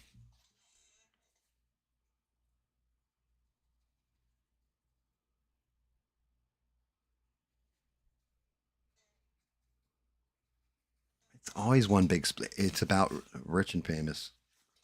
Oh, by the way, remember that Freddy Krueger statue I said I got printing? Here's the base for it, or part of the base, two parts of it. This one's going to be a big one. Still got the other half to print. Matter of fact, I think it's hanging in the printer right now. But yeah, this has got to get. It's a little misaligned. It's going to be a fun one to work on. Let me get that out of my way, though. I mean, Photoshop, not Photoshop, doesn't matter. It's still just, it's the point. You don't need your booty that big. It's that's that's redonkulous, to say the least.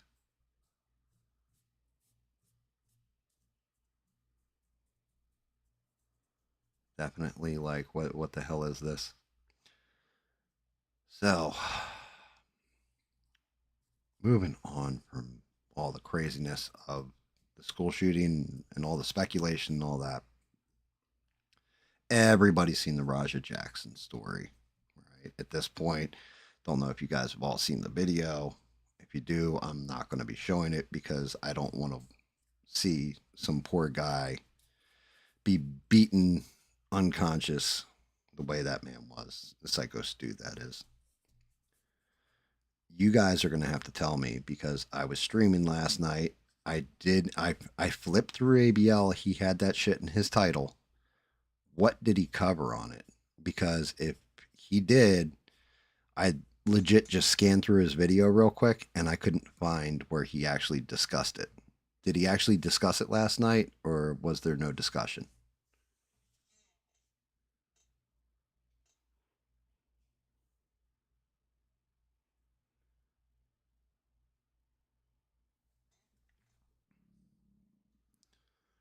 Like, did he go over any of the new updates? Did he just tell you like, yeah, he beat a man unconscious. So anyway, or beat a man while he's unconscious and just move on?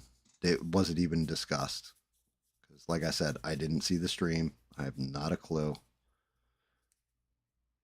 because there was, and shout out to the guy, his name's Doug. He's the wrestler who actually broke it up, and he went into everything that was going on backstage.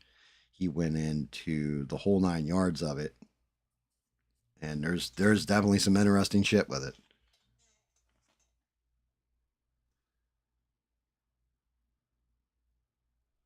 He talked about it shortly during the calls. Okay, so there is, and shout out to him. They launched a podcast, or well, they've had a podcast going. The wrestler who broke it up, this guy, his name's Doug, and I can't remember the last name for the life of me, but he's on this podcast, and he's on it normally, and legitimately, it's basically it looks like a to me it looks like a group of meatheads. They all the workout bros and all that kind of stuff. Seemed like really good people. Well, they actually do like their own version of To Catch a Predator on this show, stuff like that. Shout out to them. And the one guy who broke it up is actually one of the people that has worked on some of their To Catch a Predator episodes. Like, we'll actually go in there after the would be kidlers, and grip them up and make sure that they stay there till the police arrive, all that kind of thing. But basically, everybody who's seen the video knows the story. Psycho Stu is a 50-year-old veteran who has PTSD and wrestles to kind of alleviate it. And he cracked the beer can off the side of Raja Jackson's head. If you notice in the video, there's a cowboy guy who, like, they literally show him saying, yeah, you're going to give him a receipt in the ring, and if he does anything back. Turns out that guy had a problem, has been in the wrestling school with that dude, Psycho Stu.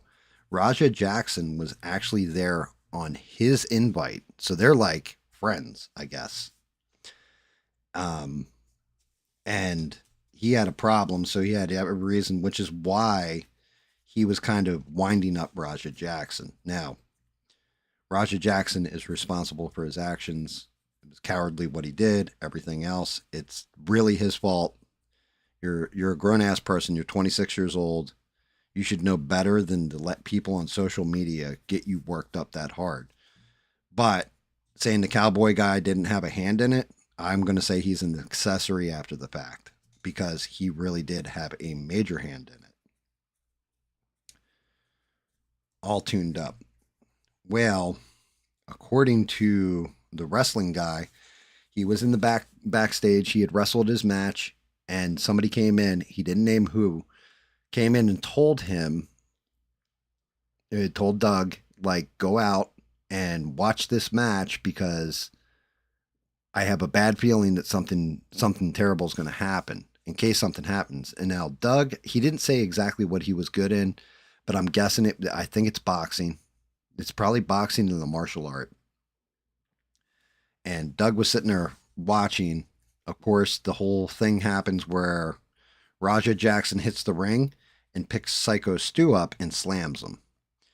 Well, if you watch the video, you're going to see, like, the referee just, like, stood there with his hands flailing, like didn't know what the hell to do, which is ridiculous on its own.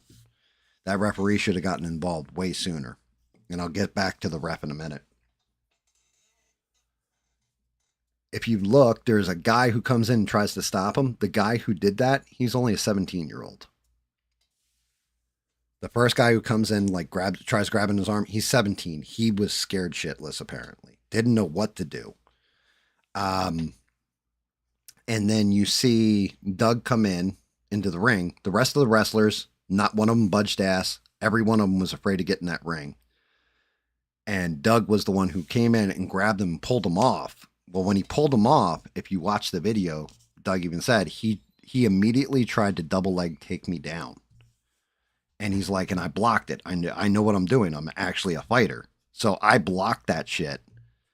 And if you watch the video, it all lines up. He's like, I blocked that shit. And kept him from double legging me down. And then he punched him in the eye, right? Like, he punched Doug in the eye. Well, Doug pushed him over in a corner. He ate the punch, pushed him over in a corner, and held him there. And that's when you see all the rest of the wrestlers come running in, and like all of a sudden the threats kind of diffused and all that. But Doug apparently like headbutted him too and was like, "You throw another punch, I'm killing you," basically. Um, while that was going on there in the corner, there's actually another camera angle from a fan. Another wrestler that wasn't involved and not in the match or anything got on top of the guy that was unconscious, Psycho Stu, covered him, and the referee counted to 3. So they finished out the match with all this going on. What happened with Stu, because the Doug guy is friends with him or whatever, friends with the family, the whole 9 yards, he explained. Psycho Stu has multiple facial fractures or breaks in his face. Most of his teeth are knocked out. And at that point, when the guy covered him and everything else, he was literally choking to death on his own blood and his teeth. His teeth had gotten knocked back into his throat along with blood, and he was, because he's bleeding internally. Apparently, Psycho Stu is, they're still not sure if he can even walk. He's got like all kinds of like, he may have brain damage. It's not good. But then Doug basically called out Rampage Jackson, said, "Hey, look, we'll do a fight for charity or whatever. Me and you, boxing only. Me and you get in the ring."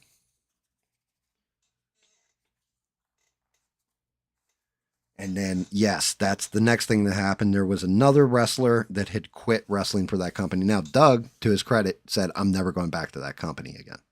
I will never wrestle for them again. They don't care. I give my body to the other person I'm in the ring with. I don't trust not one of them anymore after that." So he quit or whatever. But there's another guy that actually is a professional boxer that was on the podcast with him. And he showed the text messages, like, because he's in the texting chain, because he was at that wrestling promotion and he's still in the texting chain. And he showed exactly what Rebel said. The promoter basically said, "Look, you're going to get contacted by lawyers and all this other stuff. Don't give any answers till you run it past the office first." Basically saying, do not participate in the investigation. And like Psycho Stu was like, I mean, not Psycho Stu, Doug was like, yeah. And if you look at the text chain, all these different wrestlers are answering back, "Yes, sir." He's like, "Yeah, fuck every last one of you guys. This guy tried to kill one of your friends. Like, he beat him almost to death. And you're not going to participate in a police investigation because you're being told by the office because you don't want to lose favor."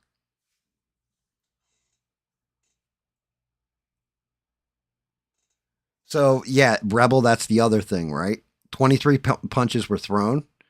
I'm going to say 7 of them landed. The big thing was when he was picked up and slammed, his head, the way. So, when you take a wrestling slam, you're supposed to, like, basically pancake out because your opponent, when they're slamming you, isn't doing it super hard. Like they're picking you up, and it looks like they're putting some force into it, but it's what's known as a work.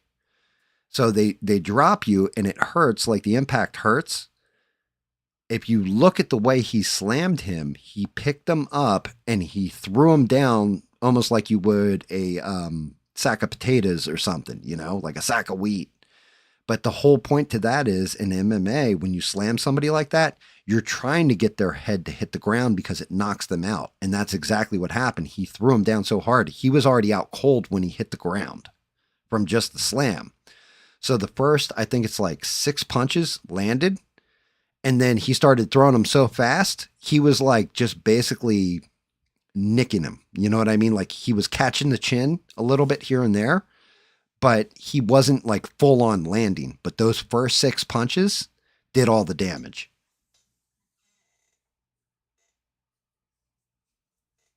It was like so there's different shots from the video. He's leaking blood everywhere, but your face, like when you get hit, it usually takes a minute or two for your face to swell up.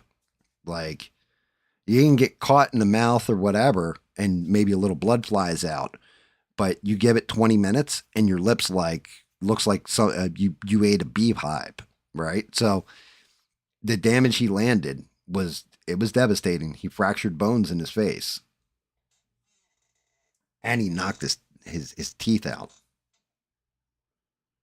Yes. Well, the slam was basically the top of his shoulders, but if you look at the slam, the back of the head hits the mat and bounces up. That is the worst case scenario. People in the WWE have had it happen by accident and been unconscious, right? But he legitimately Raja Jackson, like, yeah, he should be going to jail. And that dude, I think the cowboy's name is AJ Mana, I want to say, and he should honestly be facing some charges too. He immediately got on social media, started talking smack about what the hell was it he said? He was like, "Oh, I was in character when I was saying that to him, and it's all I was talking in wrestling terms and everything." Yeah, bullshit, dude. Like, I am not buying not one sentence that dude said. Somebody told him to say that for a legal defense because he is going to get sued into oblivion. Like I think so far they have raised like $100,000 for Psycho Stu. Mr. Beast actually gave like 10 grand, I think. Good on him. Chris Jericho was another one. I think he gave like 5 grand. There's a couple of them that came out. But now the other thing is the school itself is owned by Rikishi. Like, he's one of the owners in it. I don't think he is, it has nothing to do with Rikishi. It's not his fault, right? He had some ownership in it. So people have been pointing to that.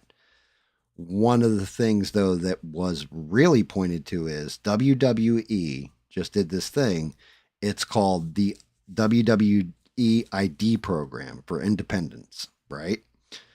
And what they're doing is they basically are using the independent promotions like farm teams. So, like, say there's a young up and coming wrestler on the indies, they go into one of these promotions. Well, WWE gives them a minor paycheck and has them working for them. And that company actually had that ID deal with WWE. WWE completely severed ties after that incident. Like, they were just like, yep, we want no part of your company. We're done. Granted, I'm sure Rikishi is probably the reason why they were invested in it. But yeah, done. Like, completely, like, we're dealt out on this. We want nothing to do with you.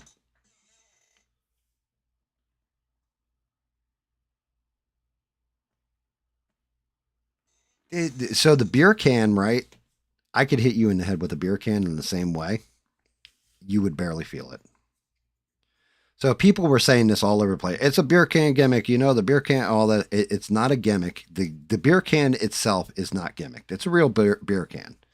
The trick is this: you're cupping the beer can in your hand, right? So when you smash, you're actually twisting your hand a little bit so your fingers hit, and then you're crushing the can. So now all the beer goes flying out of it, and it looks like I just landed this really impactful, dangerous hit. The beer can, I hit you hard enough that the beer can crushed. It, like, there's a whole way of doing it where it's basically the same way when you were a kid, you would pick up, like, well, we did this shit, but you'd pick up a chair and you hit somebody flat with it. The impact doesn't even hurt you if you do it right. Like, if you twist that chair a little bit one way or the other and catch them with the thick metal parts, that shit hurts. But if you hit them with the flat of the chair, it spreads out and it makes a decent sound and it doesn't hurt. Like, it stings a little, but it doesn't hurt. But the beer can thing, that was like a nothing. Now, should he have walked up and hit him with the beer can? No. But is it worth him getting brain damage, possibly not being able to walk? Because that's another thing that's being bandied around, is that he may not be able to walk. Even worse, Psycho Stu's, I think it was either his mother or his father, were sitting front row when that happened. Like, they watched their son get beat up in front of them like that.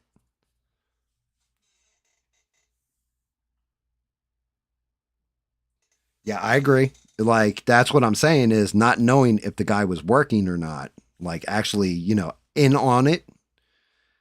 and walking up and smacking somebody with a can. Disrespectful. If it was that bad, how come he didn't fire off a punch right there in his face? Because there was a bunch of people around him that could have just broke it up right then and there.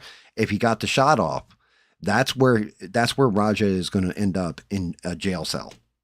Is because if he had just fired back, it's heat of the moment, it's passion, like I'm angry and you just made me look like this dude just walked up and hit me, so I hit him back and I hit him once and knocked him out. Okay.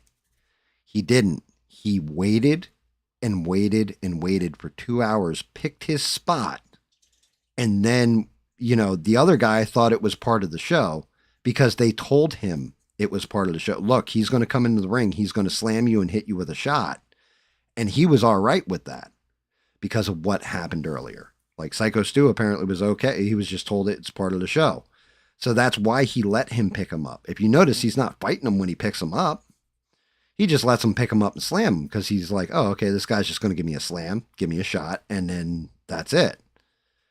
Instead, he picked him up. He threw him as hard as he could into the ground, knocked his head, knocked him cold, and then started just unloading. Like once that dude Doug got in there and all of a sudden he realized like, oh, well, this guy might actually fight me. Like this guy can actually like block what I'm throwing at him and he's not cooperating with me. You noticed he went over into the corner pretty damn quick. Even though he got a shot off on Doug, Doug just shook that shit off, headbutted him. And they kept, so that's what I'm saying is it's real easy to whoop somebody's ass when they're A, out cold, or B, when they're letting you do it. Like if I let you punch me in the face, it's real easy to get that shot in. If I'm fighting back, it's going to be a lot harder. Just common sense.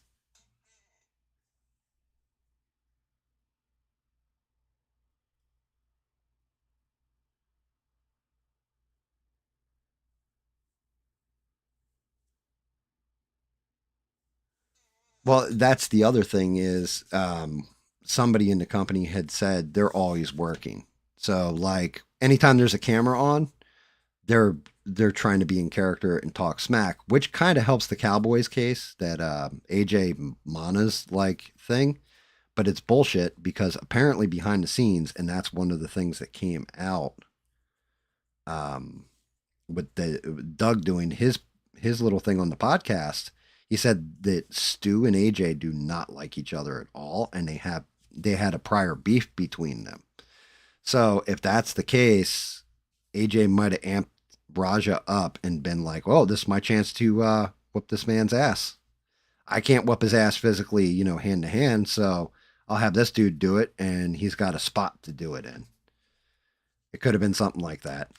That I can only speculate on, but I can just repeat what this Doug dude said and like shout out to him because you can tell like he's a real dude that I wouldn't want to get in a fight with.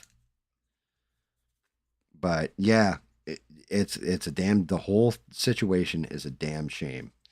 The promotion telling them not to help with the police, all that stuff. I'm shocked that he was able. This is one of those other things. How did Raja Jackson make it out of that ring? Back in the day, you can go watch it. Like you can pull it up on YouTube and you can find videos of it. You'll have somebody who gets upset during a show that jumps into the ring and tries to take a shot at one of the wrestlers and their opponent. Like, so one was Triple H and I can't remember who he was wrestling against. But like guy jumped in the ring and tried to take a shot at whoever Triple H was wrestling and Triple H took him out, the referee took him out, and the other wrestler took him out. It happens all the time where fans will jump a guardrail and get so upset and all this that their hero or their favorite wrestler is getting beat. But at that point, the boys covered the boys, as they say. And this was like everybody just stood there and let this kid unload on this guy, except for Doug. He was the only one, and it took him a minute to run down to the ring. So if he was like actually ringside, maybe it wouldn't have been 23 punches thrown. Maybe it would have been 10. It's the damage still done regardless, but it could have stopped a lot sooner.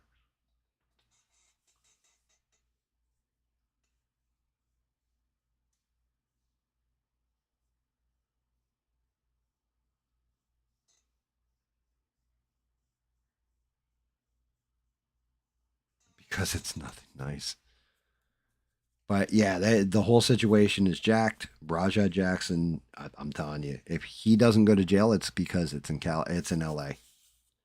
He doesn't go to jail, that's why.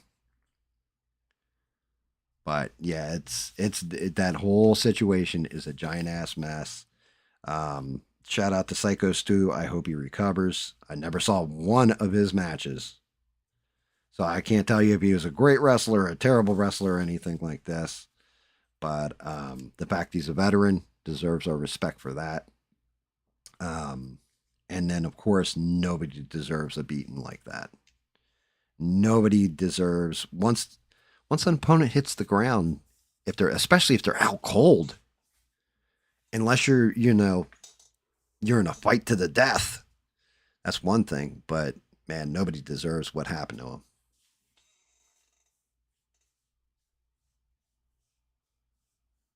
What's up, Holy? How are you?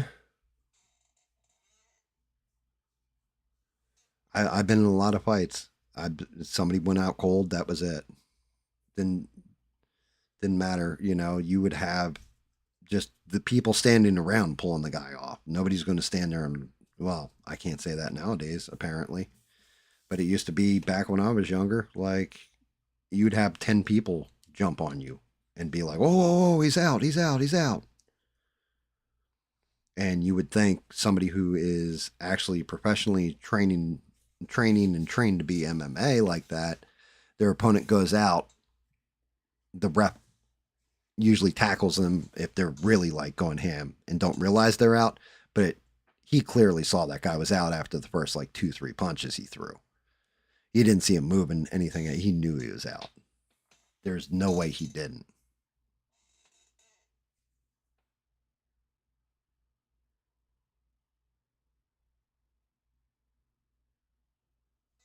Make sure you guys are smashing that like button for me.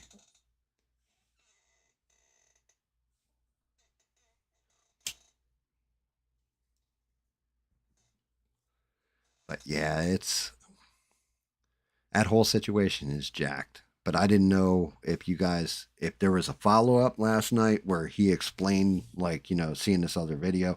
I should actually look up that podcast. Well, like I said, I linked to it on the Discord. So if you're in the Discord, it's there.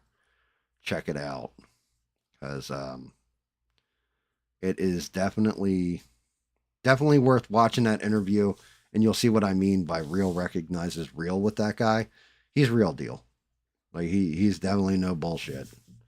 He's not like just some wrestler that's spouting stuff. He's actually talking facts.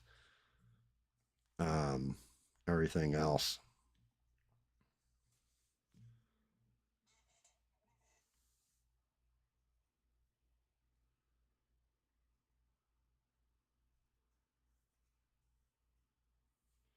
Yep. Meet up in the alley. Yeah, there's as far as I know, there's most people like you're not going to get into that even fight. Like I think Sheree had said this when we were first discussing it. Most people nowadays pull out pew pews and shit. Like I don't understand. Just knuckle up, knock the hell out of each other, go get a beer afterwards. But you don't have to go to oblivion. It's one thing if like, oh, this guy was touching my kid. Okay. I get it. Keep beating him. Matter of fact, I'll hold his legs. Keep hitting him. Wasn't something like that. It was a gimmick, or well, not a gimmick, but doing a beer can spot. I mean, for fuck's sake, the Sandman and ECW used to do it on the way to the ring.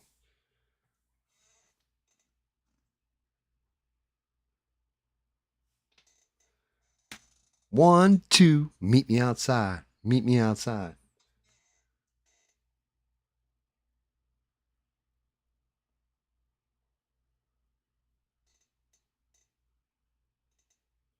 What the?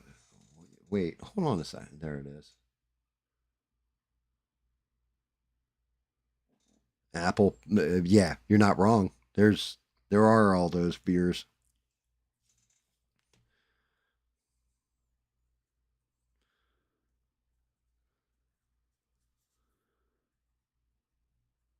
Yeah, that was brutal.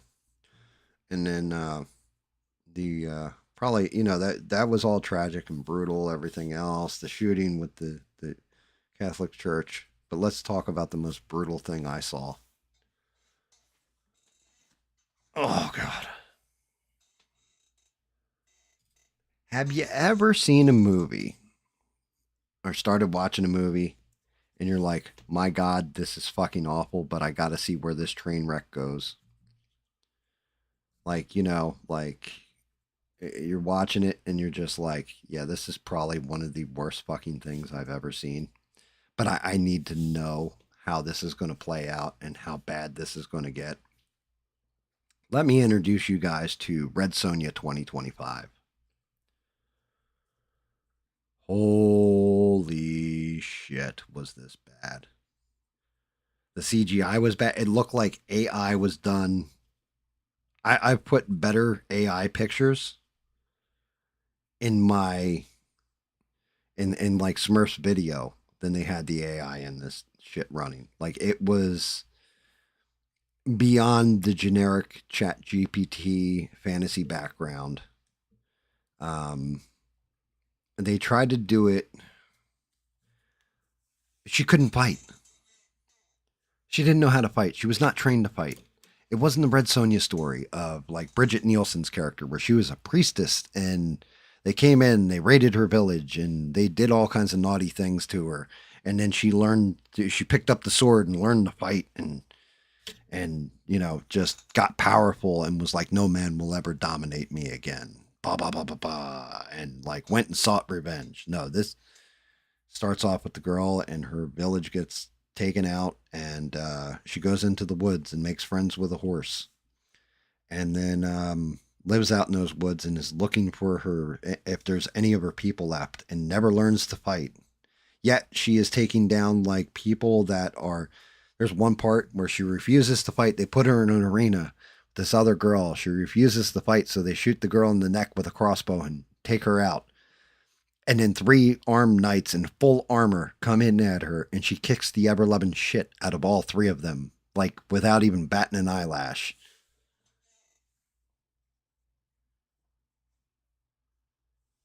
A Big Trouble in Little China, Escape from New York comic book?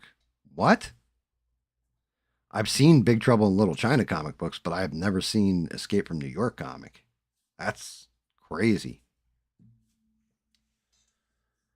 So yeah, what it turns out is there is this emperor, and he's a young guy like her age, and it turns out that he was actually from the same village she was, and he's got this book of knowledge, and out of it he's creating machines. Basically, the premise behind the story is that she is all about nature, and he is a billionaire tech mogul. When you really break it down, like using magic and technology together, and she's got to topple the evil fucking. It was so bad. Oh my god. They put these devices on the monsters in the movie to make them like basically battle the we'll call them slaves, but the enslaved or whatever in the arena. And Sonya ends up as one of those slaves. Never has a day of training in her life, and yet she is kicking the shit out of everything. It was it was bad. And like, okay, if she looked like Bridget Nielsen, right? Like the size of Bridget Nielsen, that's a huge bitch. Gwendolyn Christie from Star Wars or Game of Thrones, you guys probably know who she is. Okay, I could kind of. This woman was slight and not even very attractive, just slight. She looked like if you took a model and threw them into an arena, kicking the crap out of like Cyclops, out of Giant Scorpion. Like it was so fucking bad.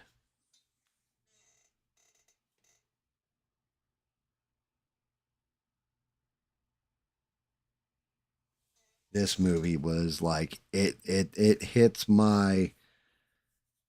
I don't think I've seen a worse movie this year than Red Sonja. It's there's shit that I've seen that is bad. There's shit that I've seen that was pretty, like, hey, that's serviceable. Like Fantastic Four to me was like, I wasn't a huge fan of it, but they got Galactus right, the way he looked. They got, the feel of the comic book. Okay, I can deal with it. Superman had a fat ass.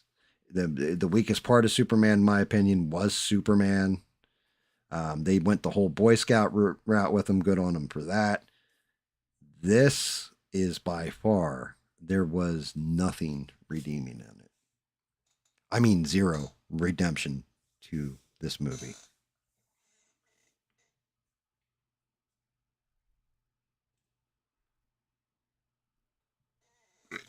Pokemon cards are expensive as all get out. Sports cards nowadays are expensive as it used to be a fun little collecting hobby that didn't cost all that much. Man, that stuff for what you're getting, it's like $5 for a pack of like 6 cards or something. Like what? And that's the cheaper ones. You have some of them like Magic the Gathering's another one when it comes to those trading cards, and it brings you back to when you're a kid. Like my favorite was Dinosaurs Attacks when I was a kid, and then they redid Mars Attacks, and I actually bought a box of those like when they came out. But I always loved those series. Like they were crazy. The artwork on them is amazing, in my opinion. Very retro. Got that crazy out there feel to it. That like 50s, 60s horror feel to it. The Dinosaurs Attack ones were like that.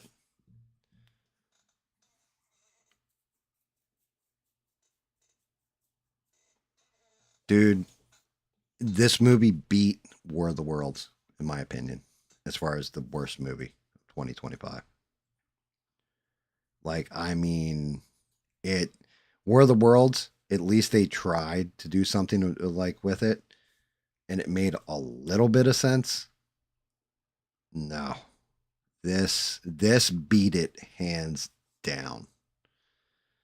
Like they Hollywood has proved one thing: if you're going to do swords and sorcerers, you either got to do it like Game of Thrones, where there's all this political intrigue going on and everything else, or you need to do it like the vein of the old Conan slash Red Sonja movies, where yes, there's nudity in them, and you do it in a very sparse landscape, really filmed with practical effects and all that kind of stuff. This was so bad. Like I said, the whole movie, like all the set locations, it looked like they filmed it in AI. Like they just said, "Hey, we'll use AI to do all the landscaping."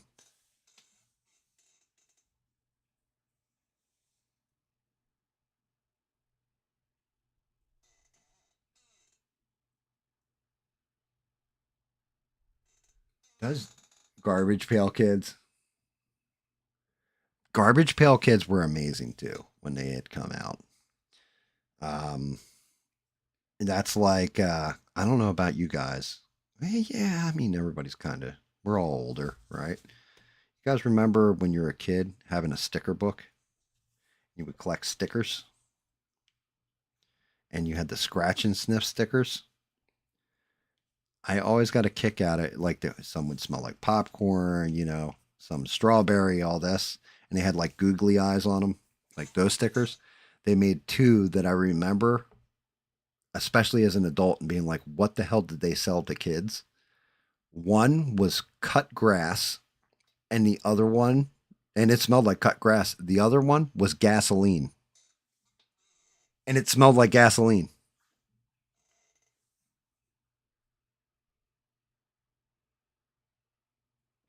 Yeah, Garbage Pail Kids. They've done runs of them. They're still currently out there. I think Tops makes them, but you can get them. They're very expensive though. Like, well, I say they're very expensive, but for what you're getting out of them, pack wise, they are expensive. When they first reintroduced them, they were kind of cheap, and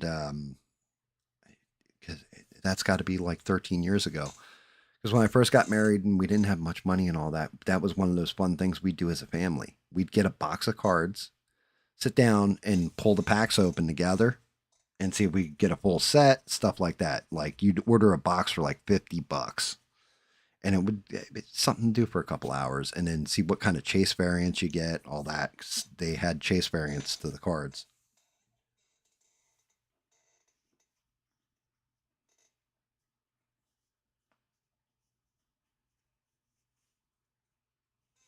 I heard about that. I heard about the Will Smith thing. Bob threw out there that Tiger Woods is suing. What's he suing for, though, Bob? What's the lawsuit about with Tiger Woods? Bob might be walking the dog right now. I definitely want to know what Tiger Woods is suing for, though.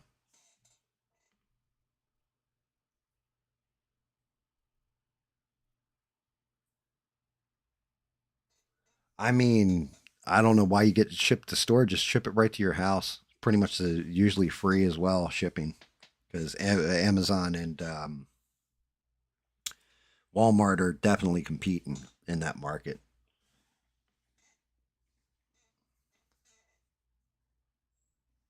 Yeah, the AI live show, and you're not wrong. I didn't see it. I definitely saw a headline where it was like AI audience at Will Smith show or something like that was the headline. I didn't look into it though, but I imagine it had to be terrible.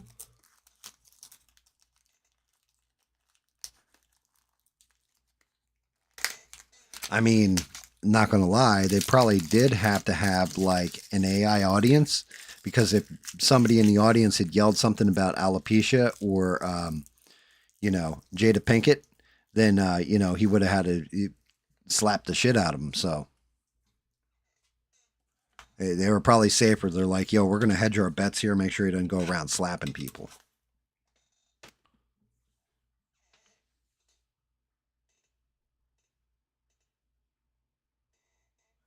They broke his back and his neck.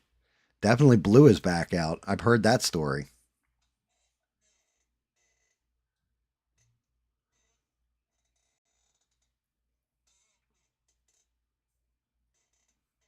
Yeah, the jelly beans. Well, that's you can thank Harry Potter for the nasty ass jelly beans. And they definitely puke flavor, booger flavor. I can't remember what the other ones are. What is it? Benny's Better Beans, something like that. Bitters beans. I can't remember.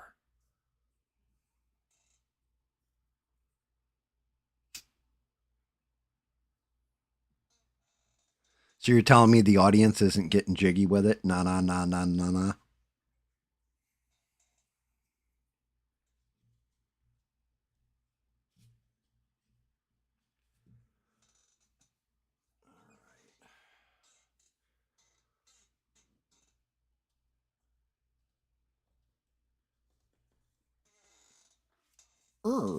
Fucking chair. What's going on, Mister? How are you?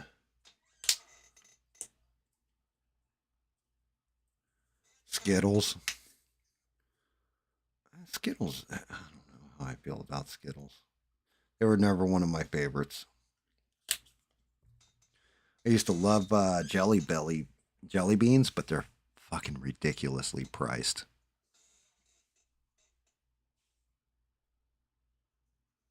He looks, the, Mom Donnie, is that who you're talking about, Ian? He looks like Beth.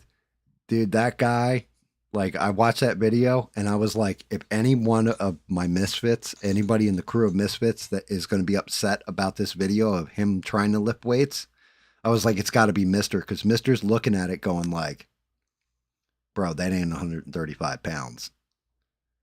Bro, that guy's like lifting that weight off you. Bro, I can bench press your ass.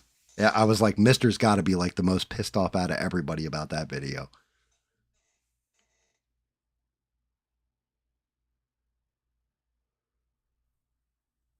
The next gaming stream is tomorrow.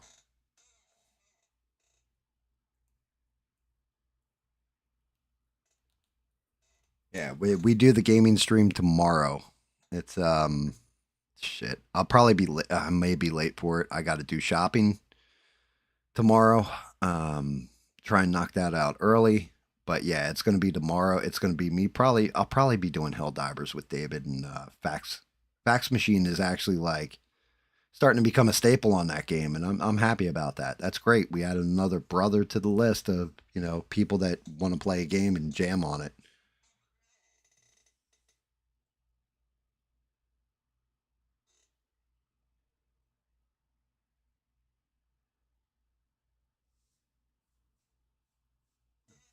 a Howard Dean scream or a fucking or a Michael Dukakis moment.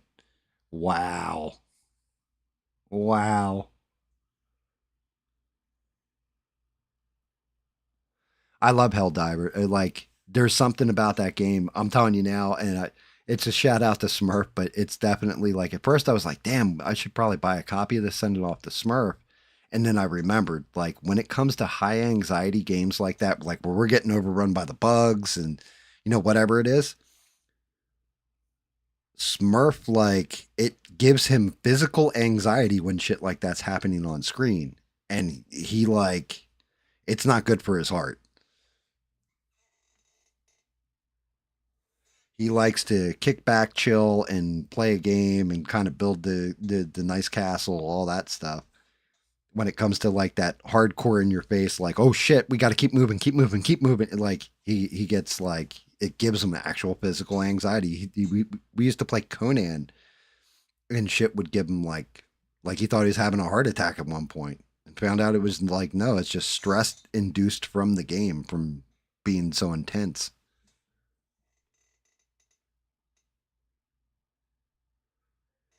Yes, mister. Yes, you are.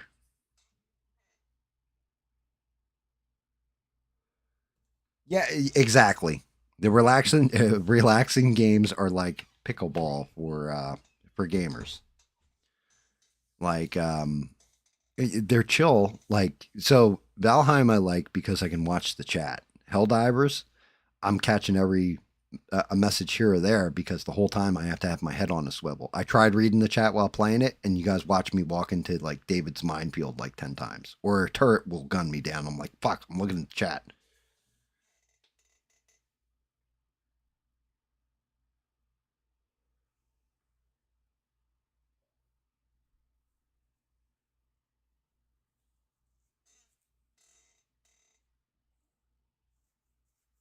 Oh, yeah, chewing tobacco was not one that I ever got into. Oh, like I watched. We had one of my assistant managers got really big on chewing tobacco, and he gave it to this one kid that was working for me. He's like, I always wanted to try that. He's like, yeah, you're gonna do this. Take a bunch of it, put it, pull your lip out, put it in there, blah blah blah. Whatever you do, don't chew it. So what does the kid do? He starts chewing it like he's like, "How does it taste?" And he smiled, and the shit was all through his teeth. And like, I was like, he's like, "Just spit it out. Just spit it out before you puke."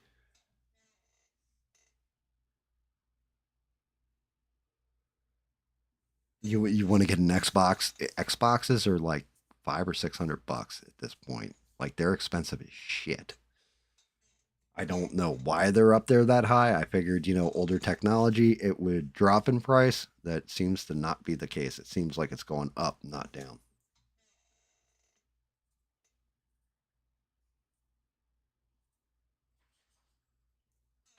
So yeah, the Hell Divers game. Um, the thing is, like I was thinking about it. I was like, how do I describe that game? It's a mix, a complete mix of a couple different things, genres. So you got Starship Troopers, obviously, right? But then it's also got a mix in there of Terminator, of Dead Space, of Star Wars. There's a little bit of Star Wars in there. There's actually one that you get rocket launcher called a Commando, and it has like four rockets that shoot out of it, and they're laser guided, just like Schwarzenegger used in the movie Commando. They did like basically it's like all sci-fi edge, but it's all stuff from 80s like action movies. Like the drop ship that comes in and picks you up at the end so you can extract is like aliens.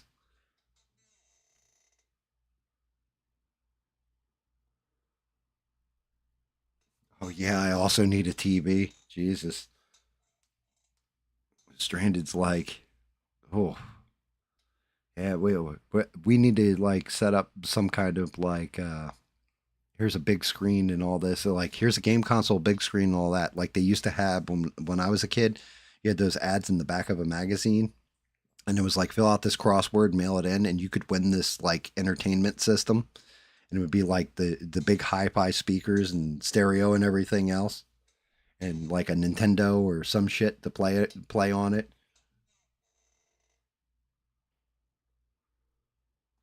Earth Defense Force. Yes. Yeah, I used to love those. The EDF games, the Earth Defense Force. There's two of them that I know of. I don't know if they made another one, but that was the same kind of thing. You had the giant robots walking in and the bugs and all that stuff. That's like an old school game, E Rock. Well, that's just it. Um, so, Mister, you're not far off base. Like, I mean, granted, sea monkeys were just brine shrimp, so they were like real deal. But um, like the X-ray specs that didn't work, right? You back in the day, actually, I think it's shout out to Wang. He's got a whole video on people that actually won that shit. Like actually entered in and did the puzzles and all that and got in the final prizes. The guy who ran it, it was basically like a scam. You had to send in like 5, 10 bucks or whatever, and then he never paid out the prizes and would shut down the company and open it again. Like he would open it under a different LLC. Like so he would bankrupt the company on purpose and then open it up as a different LLC. But yeah, Wang actually covers the whole damn process with that thing, I believe. I think it was Wang. Which, if you guys have not seen Wang, definitely check him out. He's got Tales from the Internet. Um, Definitely goes into like old school mystery songs, all kinds of stuff. Like the most mysterious song on the internet, that kind of thing. What happened to the cast of the original Resident Evil from the full motion videos because they never listed the actors' names, and he actually tracked most of them down. I think, as a matter of fact, he did an interview with a couple of them, like the guy who played Chris Redfield in it, stuff like that.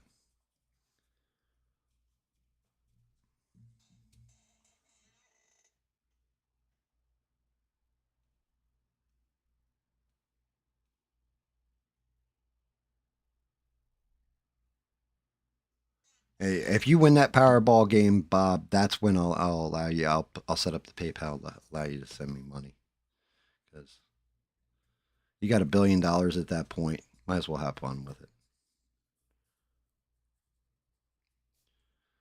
Like Bob got $1 billion. What did he get? He hired people to show up at his house and he just kicks them in the nuts at random when he feels like it. When he's had like beer four.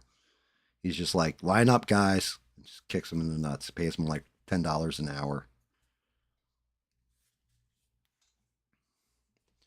That'd be cool though. Somebody I would love to see, like somebody like Stranded. I would like to see Stranded hit the lottery like that, like $1 billion. My God, just change your entire life.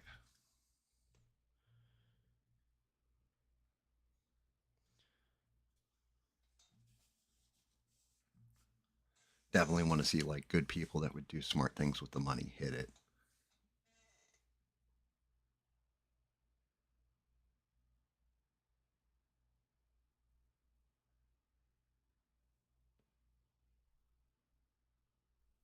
What? A baby monkey? Is that real? Like I didn't even think you were allowed to have baby monkeys. I didn't think you were allowed to have them anymore.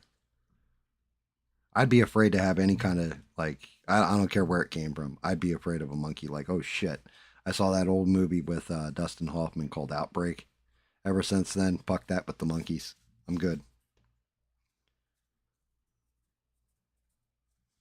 The Motaba virus, I think it was called in that movie, and it was like 10 times worse than it was like a Ebola times 10.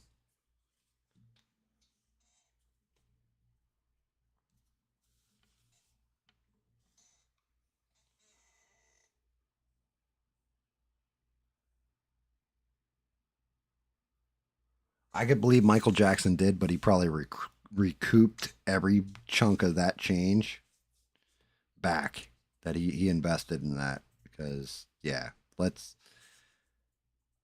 outside of anything else alleged about Michael Jackson, you can say whatever you want about that end of things. you can't say that he wasn't one of the greatest of all time with what he did. He belongs in that conversation with like the Beatles, Elvis, all that. Michael Jackson legitimately was the absolute king of pop. But, it doesn't make him a good human being.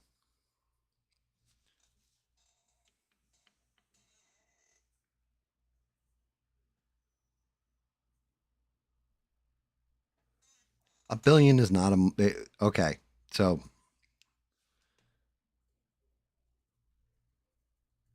legitimately, if you hit the lottery for $1 billion, how much money do you actually get? Any guesses?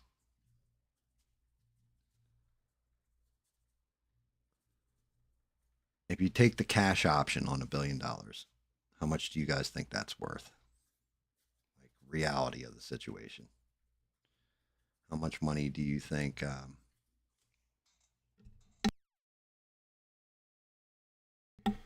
How much do you think it is?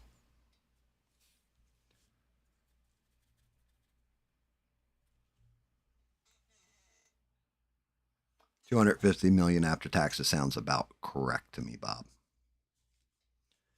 That sounds about right. It's about that because you're getting taxed at 40%. Plus, it may say $1 billion. That's if you take annuity. If you take a cash payout, it's much, much lower.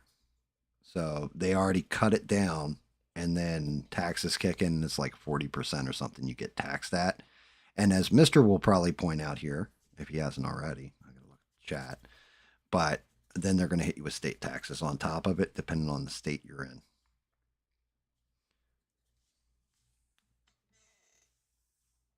Now, don't get it messed up. I don't give a shit if it's $1 million. I'll take it.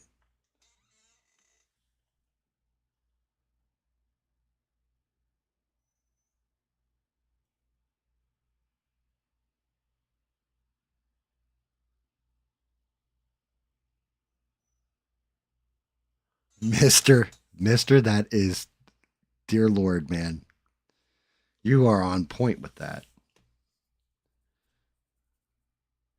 I believe that's called communism. I don't know about housing. Sounds like communism to me. Damn it, we fight for democracy in this chat. Fucking hell divers. That is one of the most amazing things.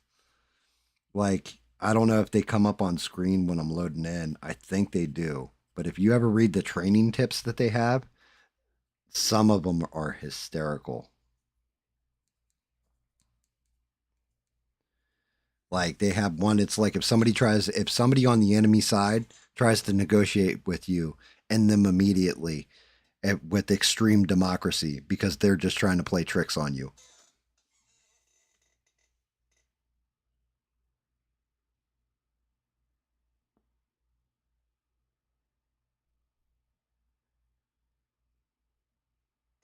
Yeah, and there you go. I'm right there with you. Like I'll get one if it gets up in range, and every time I have my wife, like she'll go in, go get the lottery ticket. I'll be like, "Hey, grab me a lottery ticket while you're out or whatever." Okay, no problem. And every time, she comes back infuriated. She's like, "There's a dude in there right now who must have gotten like a welfare check or something. Like it's definitely not a working guy. You can tell." And he's basically spent 600. I had to wait 10 minutes for the lottery machine to finish printing off his $500 worth of tickets, his $1,000 worth of tickets. And then, like, oh, I always check the paper whenever she tells me that because I'm like, if somebody from my area hit, okay, maybe it was that guy. If not, you just spent $1,000, $500, whatever it is to, yeah. I get you can't win if you don't play, but at the same point in time, play within reason. $2 out for a ticket, it's $2. But like $500, like wow, you're really throwing at it, aren't you? That was like I can't make my rent and my mortgages due, but I'm gonna drop 5 grand on this lottery here. Like what? What the hell are we even talking about? You lost your marbles?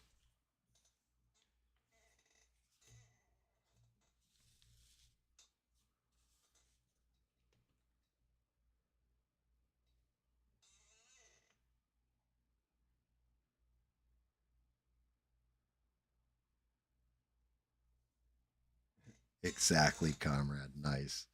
Um, yeah, I also think that's total bullshit. Where you're at with that means.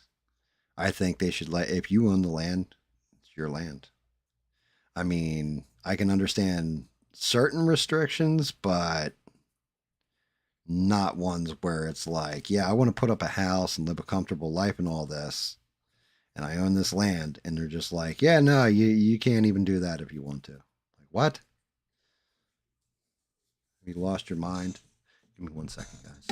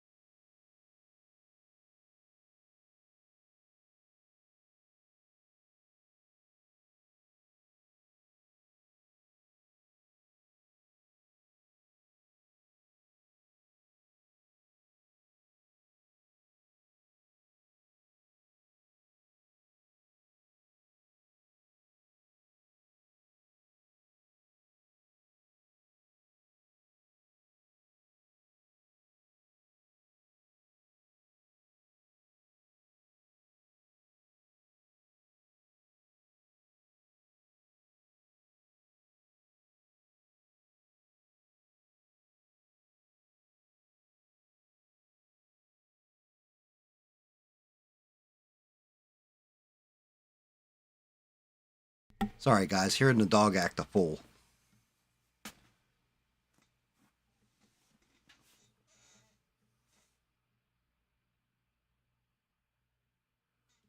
My mic mute skills are almost as good as your kids.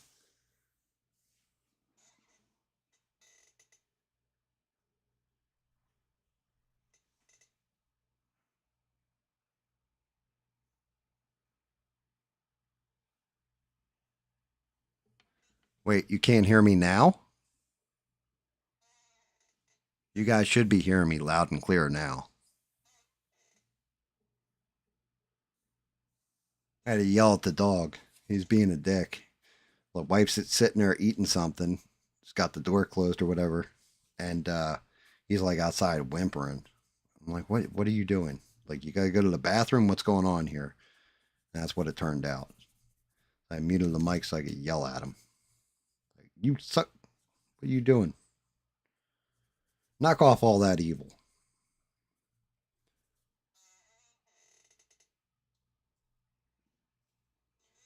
Yeah, Mister says he can hear me 5 by 5. Sheree's giving me the okay.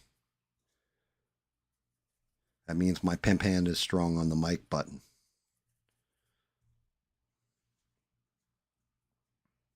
I can't hear you.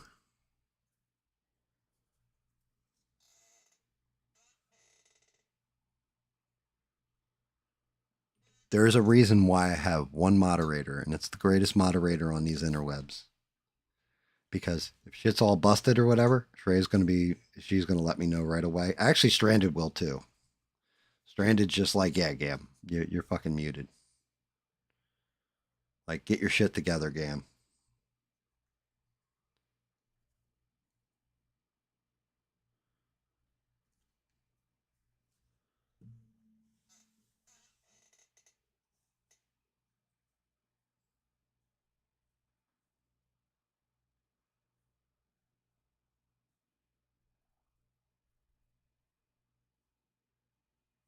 Jesus Christ, Eugene, what kind of restrictions are those? It has to be an A-frame roof?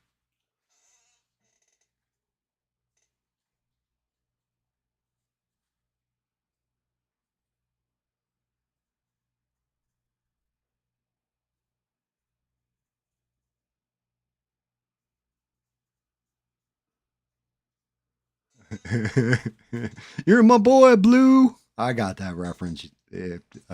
E-Rock.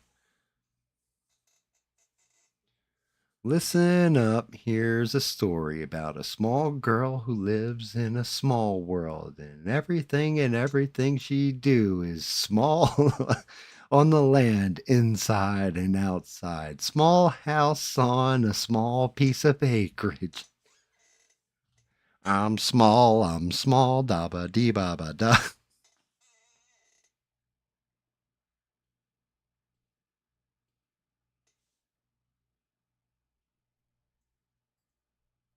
Yeah, you did, Stranded. You let me know when the mic was jacked. You're like, yo, your mic's jacked.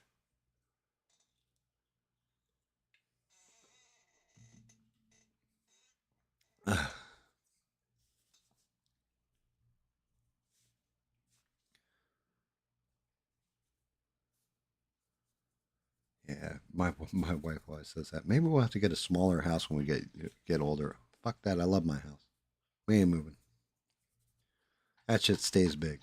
But you're gonna get too old to take care of it. Fuck it. I'll figure it out.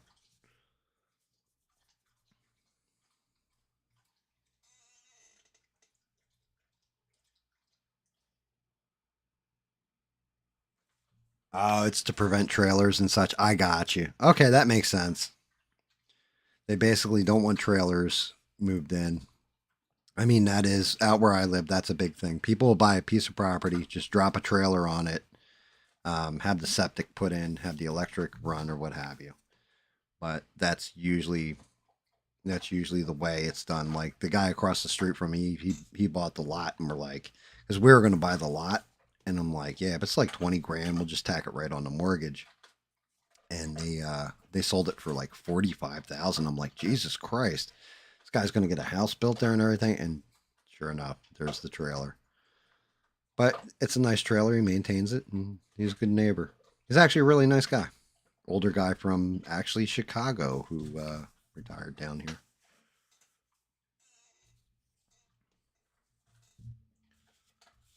So they're definitely, and he's an older gentleman too. He's like, I'm going to say late 60s. So he, it's a good option.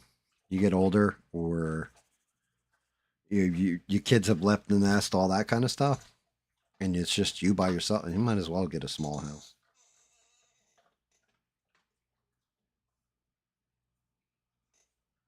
Trailers nowadays, you don't even notice really that they're trailers a lot of times. You'd think they were a house. The only time you get jacked up in a trailer is when, it's like tornadoes. For some reason, tornadoes aim for the trailers. It's every time. Or at least it feels like every time.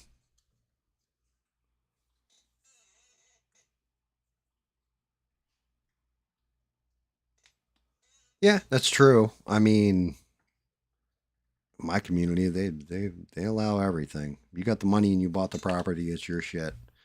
The only thing is that you know, here it's more, I want to say people respect each other. Pretty good tick. They at least leave you in your privacy. It's the best way I can put it. They're not going to bug it. Like, there was a drug bust, what, like 2 weeks ago or something, down the road from my house. And I didn't even know the guy was dealing drugs. I would have bought weed from him. Shit. But it wasn't like he advertised, and he was quiet, low key, kept to himself. I don't pay attention like that. Like, my neighbors can do whatever.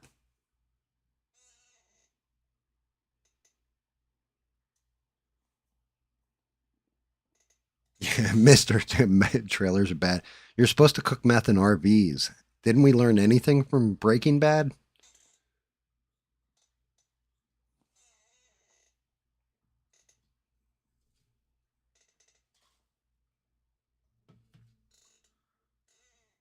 Like, have we learned nothing from modern TV?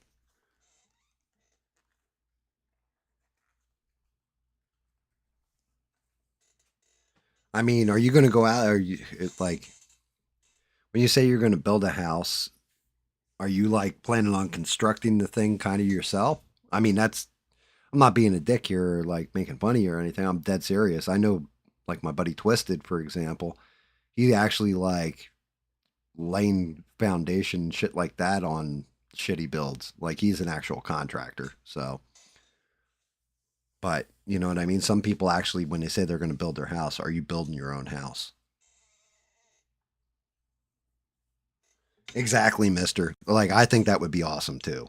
Like, I don't have probably have the tools to do it. I don't have the knowledge to do it or the experience.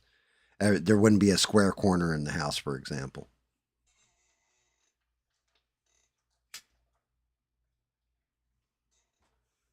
Stranded, you're smarter than everybody here. God damn it.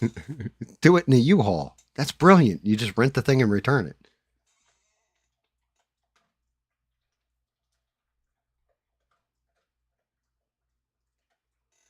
I'm just, yeah, I was being dead serious when I asked Beans because all I know is like, yeah, I'm done work. I'm listening to you game. Oh, really? What are you doing? Well, I'm hanging some drywall right now.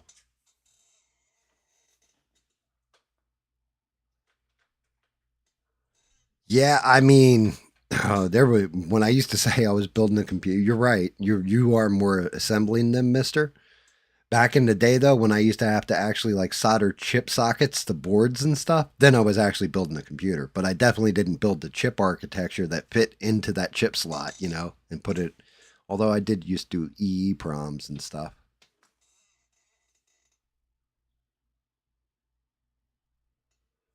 So craziness like that. What's up, six? Buddy, make sure you got that like button smashed for me so it looks like I people actually give a shit what I gotta say. Yeah, that does qualify. That's actually that's there you go. That's some work on the house experience. So it does,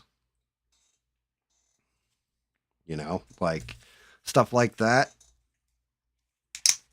Yeah, that's a good thing.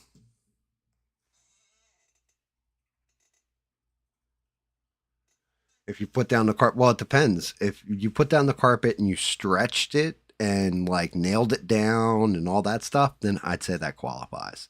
If you just took a fucking throw rug and threw it in a room, then no.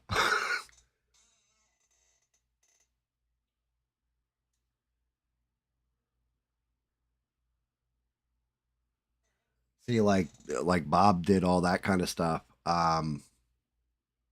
Yeah, plumbing. So here's the thing, guys. I knew Jack. I'm a tech nerd. I knew Jack and shit about anything, and stuff happens in the house when you own it and it breaks, and it's not like you call a landlord to come fix it. You can call a repairman. They cost you an arm and a leg. So what ended up starting to happen was I would call my buddy Twisted and be like, "Hey, man, this pipe for this toilet broke. How hard is it to replace? The wax ring went on this other toilet. How hard is it to replace?" And Twisted would tell me like, that's stupid easy, bud. Like just make sure you get the right stuff. Here's a list of stuff you're going to need. And yeah, just watch a YouTube video. You can do that one." And then, so I fixed all kinds of plumbing issues in the house, like anything that fucked up. Um, and then my air conditioner was on the fritz. Something was wrong with the air handler. And I said, Twisted, this is what I'm seeing, everything. He goes, yeah, that one you're going to call professionals for. I'm like, okay, Twisted. Like, he'll let me know. He's like, yeah, you can fix this. It's stupid easy. Or if it's really difficult. Like, it's same thing with my lawn tractor. I've taken that thing apart. I'm not a mechanic. I've taken that whole thing apart. I can do it now pretty much in my sleep. Um, but even diagnosing shit with it. Like, you learn stuff when you own the house that you would normally never need to know.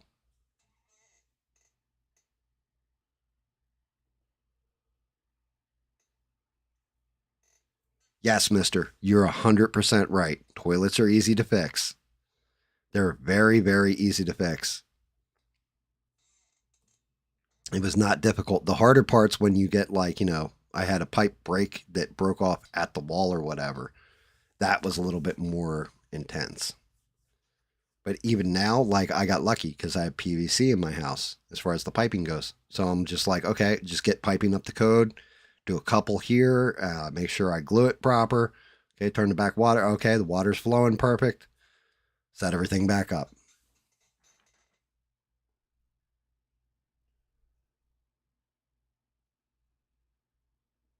If you and Beans is right, did you try shortening or lengthening the chain a little bit? Will do it. Or check the stopper that's in the top of the toilet and make sure it's not eroded. Like because they're made of rubber, eventually they will wear out. So you can fix that easy. That's like 2 minutes. You can fix that shit. It's not really difficult at all.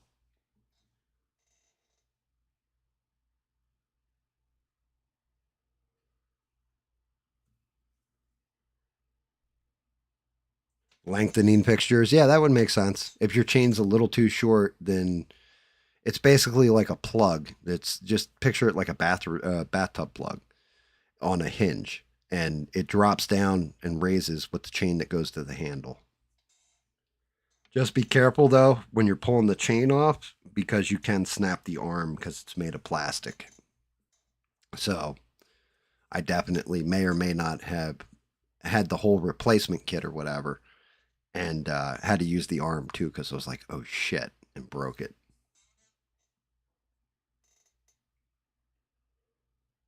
Yep, the flapper valve. Correct, Bob.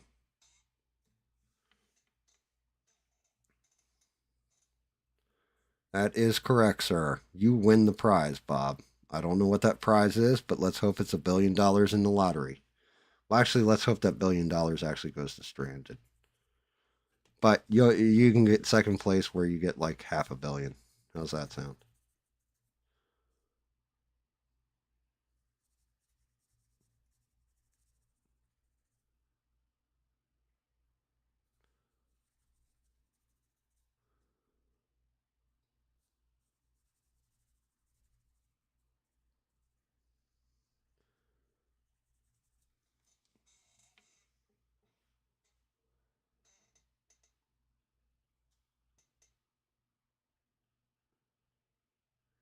Toilet seat is literally just two plastic bolts with nuts on them. That's stupid easy to replace too.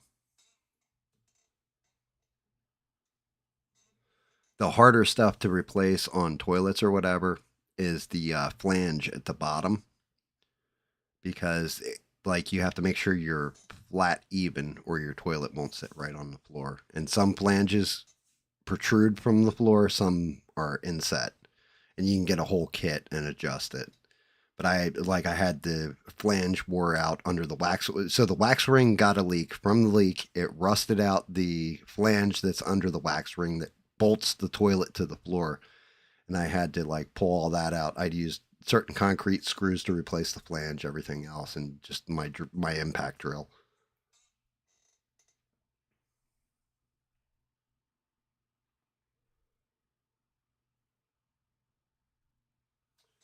If the toilet tilts when you sit on it, you mean like does it lean left and right? Does it rock back and forth? That could either be your wax ring. If there's water leaking out from it, your wax ring has a leak to it. If not, it could be your flange is actually worn out.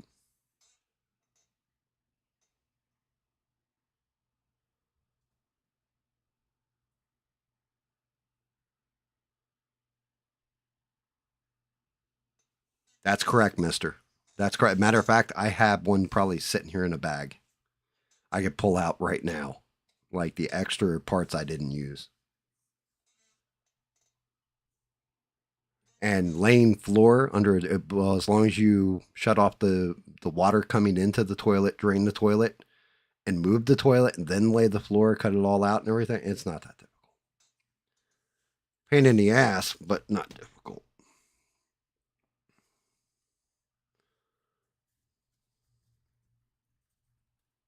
In worst case, Beans, if you run into a big enough problem that you can't solve on your own, you don't have to wait for a handyman. You have Bob.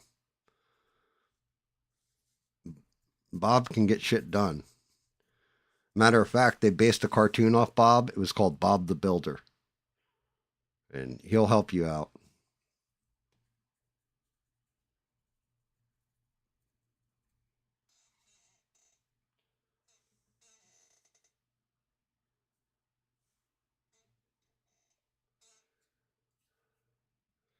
Yeah, I mean, my biggest thing with that, Bob, it wasn't the weight of the toilet. It was more I was so afraid to just like, oops, I cracked the porcelain. That's the part that got me when I was lifting the toilet. I'm like, oh, shit, if I fucking drop this wrong, this is not going to go over. This is not going to be a good thing.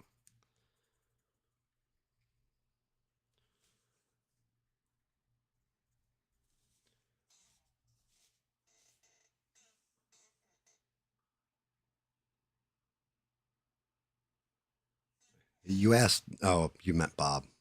You asked Knob. I was like, what? I glanced over at it, saw it, and it just threw me off.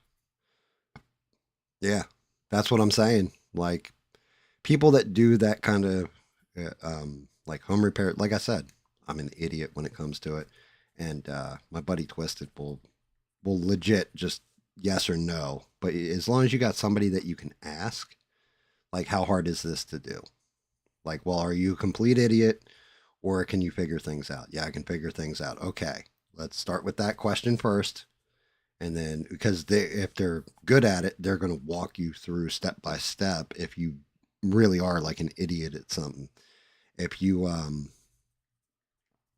like, it was funny because for engines and stuff like this, like doing the small engine repair, I'm a complete idiot at it. And then he told me, he was like, yeah, here's a game I want you to, he's like, you're a gamer, play this game. It's called Mechanic Simulator 2021 or whatever. He's like, they actually use this in like schools and the mechanic schools and stuff to show people how to tear down engines and rebuild them and everything. And it explains shit pretty well. Like, all right. So I played that for a while. And yeah, yeah, I was able to rebuild all kinds of shit.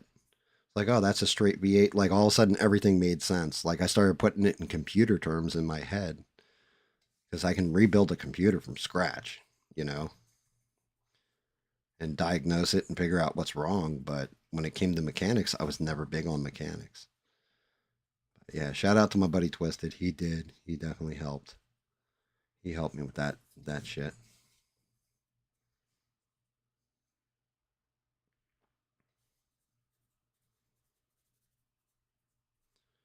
He definitely. I was like, yeah. He's like, are you competent? Yeah, I'm competent. I see exactly how, like plumbing's like that too. You gotta break it down to simply like, okay, this is how the water flows. This is how this flushes. This is, and like Mister said, some of it's physics, but you don't really have to know the physics because you're just buying the replacement parts.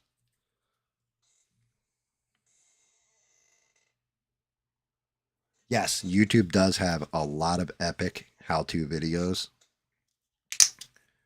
Um, Especially like when I was doing the flange, I must have watched like four or five because I wanted to make sure I had everything right. Like that's why I knew I had to re-drill into the concrete like everything else because the way shit was lined up with the new flange didn't match the old flange.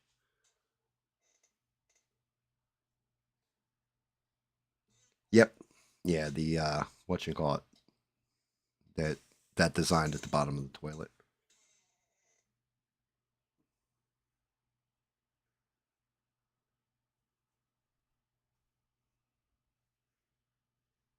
I fixed my car. Well, that yeah, I'm kind of like that now too. Like normally I have to take it to a mechanic, but with the new car, it's like it's a brand new car, so anything goes wrong, it's just right to the dealership, and yeah, you better fix this shit because it's 2025, motherfucker.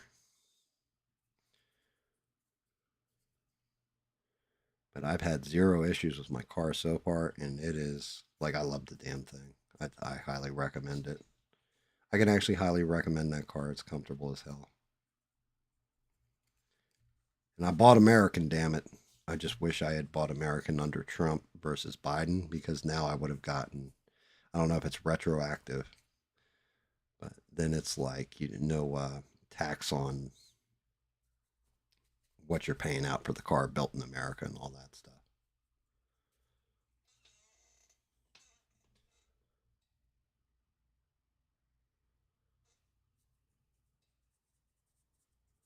Well, I hate, I can't even say that. No tax on. I don't think it's really no tax on. It's just a tax deduction at the end of the year helps. Like when you say no tax on something, you think like, oh, well, I don't even have to pay anything up, or no, you pay it up front. You can deduce it later off your income.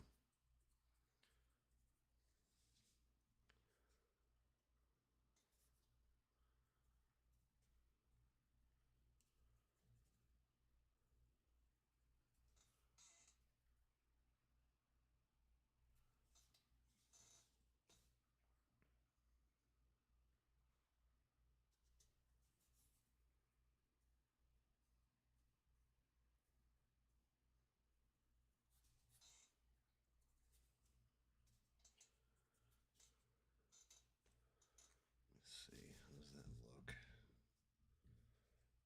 Should have the white there. Oop, I got that backwards. There we go. All right, some rocks for him to fly off of.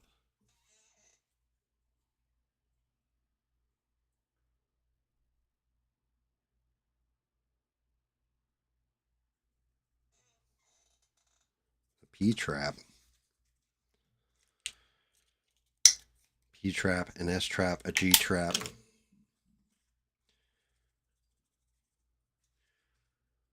Oh, what else is going on, people? Rebel still in the chat. See if there's any news on Twitters. I mean, like I said, the only thing I've been trying to stay away from the news, guys. I really have been. Just it feels bad. I do need to fill this up real quick, though.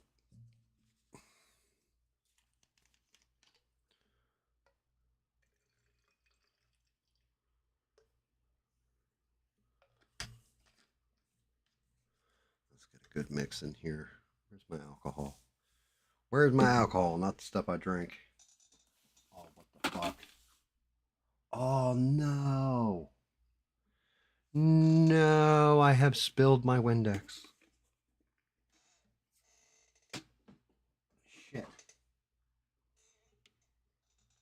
I don't even know when the hell that spilled. God damn it. Go ram it. Where's my alcohol?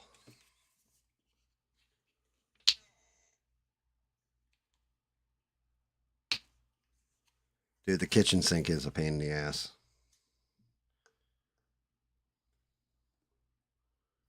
I mean, it's fixable. It's just a pain in the ass.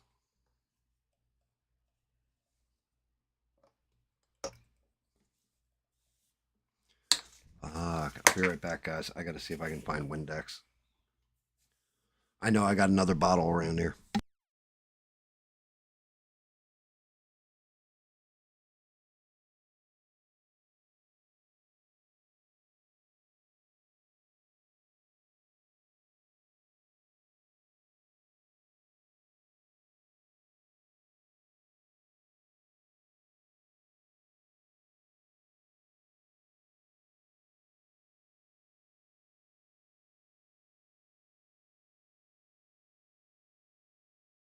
Yes, Windex.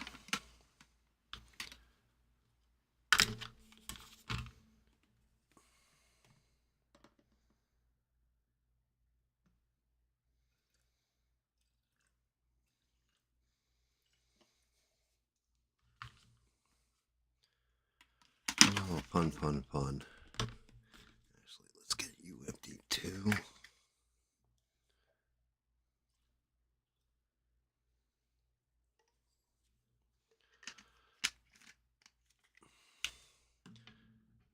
And last but not least, some distilled water, which I am getting low on.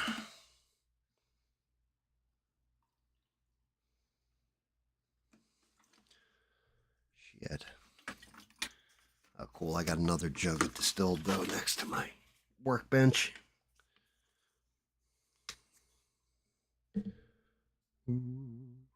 One, two, three, and four.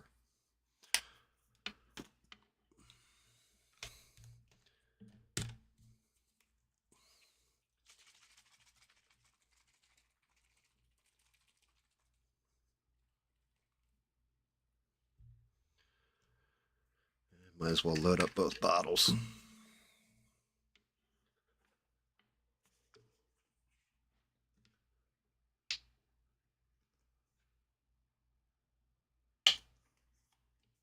Yeah, I think you're right about it being mostly vinegar. There's a detergent added to Windex though. Oh shit. Well, that ain't good. And why that ain't good is because I just hit that bottom rock, that little blast of alcohol. And yeah, alcohol is what dissolves the resin. Not good.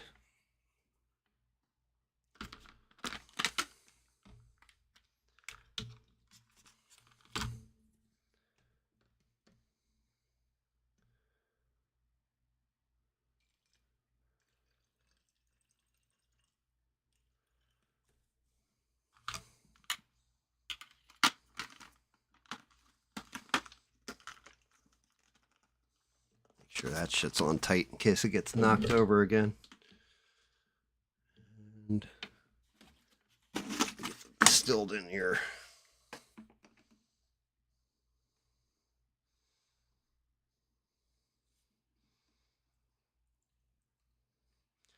Next time on Chemistry with GAM.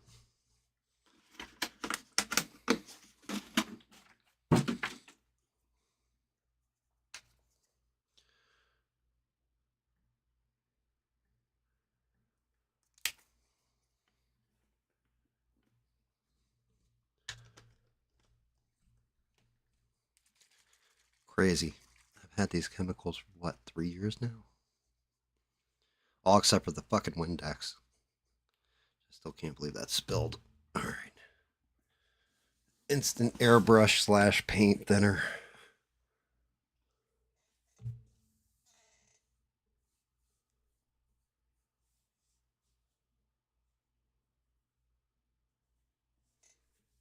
Have a good night, mister. Thank you for dropping in, brother. Always appreciate to see you. We're always happy to see you. Appreciate you being here. Shit. I gotta fix the paint on that.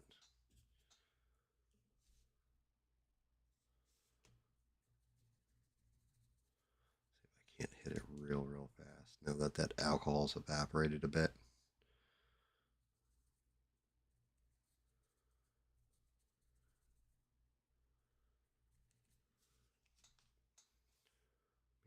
A little bit of the white.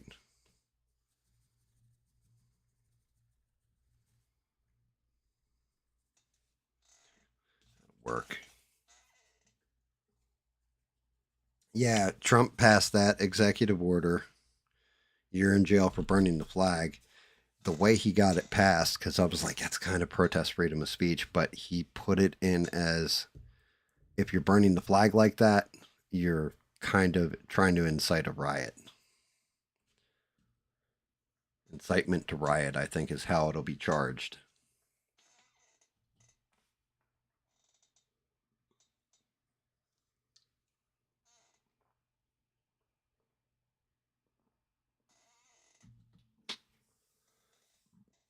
Yeah, you made like a chemical mixture to poison spiders and scare them.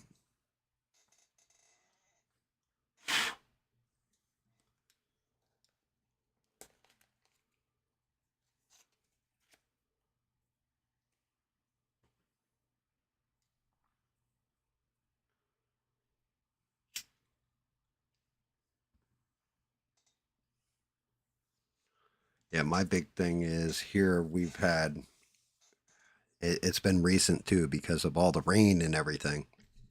Um, we've got like palmetto bugs. I haven't seen one pretty much all year, and I'm starting to see them now because all the rain has basically fucked up the woods or what have you. So now we're starting to get them to come in. I haven't found too many in the house, thank God. But if ever you hear where I'm on the mic and I said the wife has an emergency, it means that there is a palmetto bug in the house and she needs me to kill it.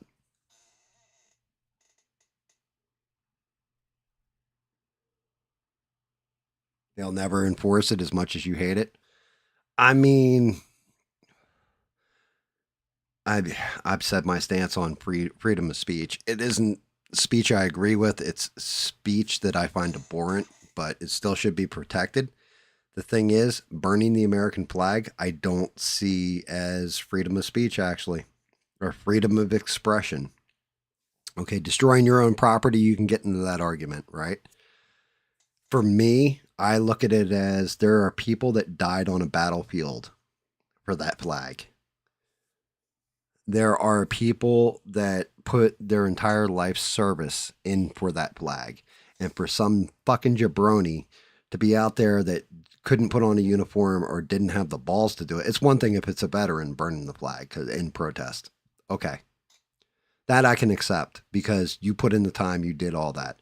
But if it's just your regular Joe Schmuckatelli, as facts has determined it, rainbow people that are out there with the Kool-Aid heads and all that shit, and they're burning the flag, it disgusts me. Like, I feel like I want to walk up and actually, like, do bad things allegedly. But I don't see it as protected speech in that case. I don't. I just, something about it. I can't see it as protected speech.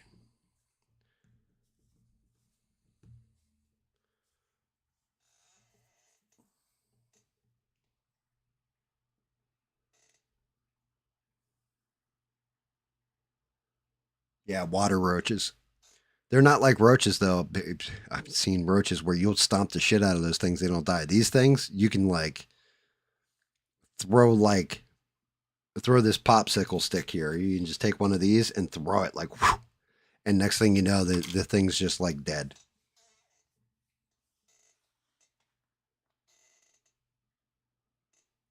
Nah, we don't. Honestly, we don't have many stink bugs down here.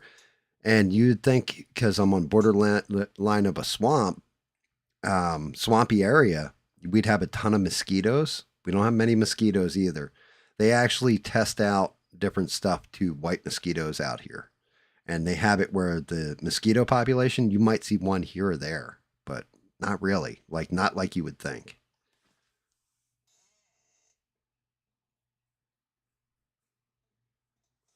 Well, that's just it. You got it in one stranded. How come it's okay? Remember, you had people getting jail time for somebody painted a rainbow flag or BLM or whatever, and then dude did burnouts on it, or the guy grabbed the rainbow flag and burned it, and they gave him like 2 years. So why is it okay for them to go to jail, but not the people that burned the American flag? Like, legitimately, if you hate America that much, then and shout out to Rosie O'Donnell. She actually left.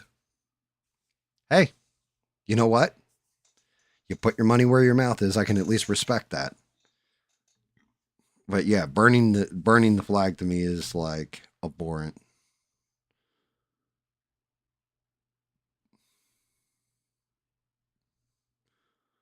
Too many people gave up too much shit to make sure that fucker was still waving at the end of conflict.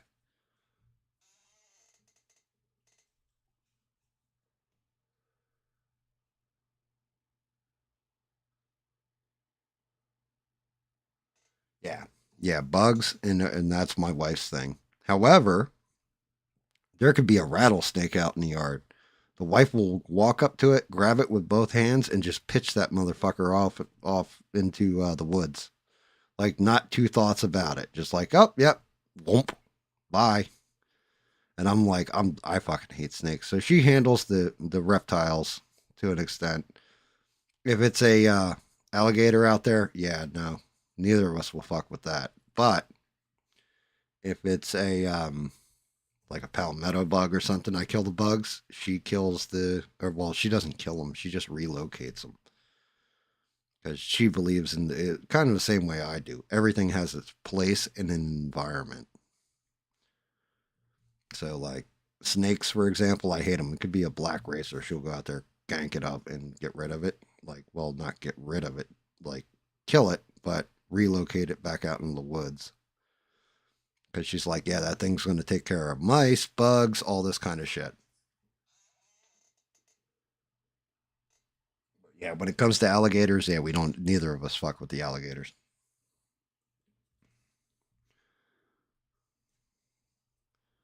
Them gators are something else. I think maybe if I had better interactions, because I'm not like really terrified of them. I just I know that they move faster than you think, and getting hit by one of them, like bit, gotta hurt like a mother. So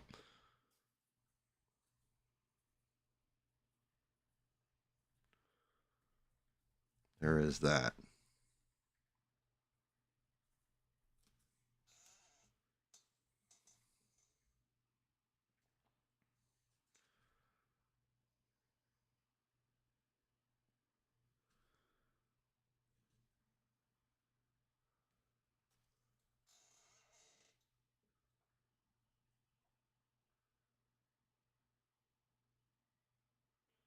I mean, we have a place down here, Bob, that you can get like all kinds of different alligator dishes. They serve it. I've never been a fan. I try to stay away from reptile meats. Not my thing. Like, people like snapper soup, and I'm like, I tried it once, was not a fan.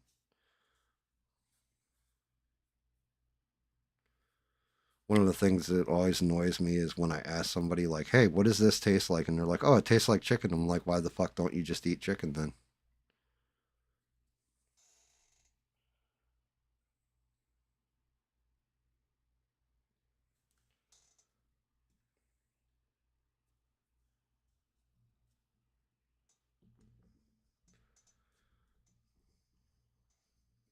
See, I don't even know which leg goes which way. I just know one of them goes up here.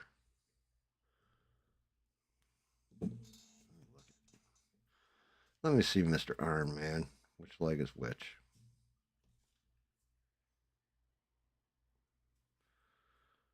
That is going to go there like that. And he's going to basically be chilling like this. Okay. So I've got that established. Let me see. So that's the thruster out of the back of it. All right. So that's got to be white too. And then I got to tune it up.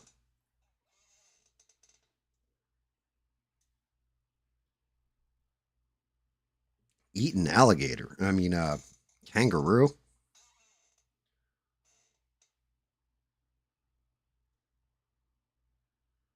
Kangaroos like kangaroos like venison.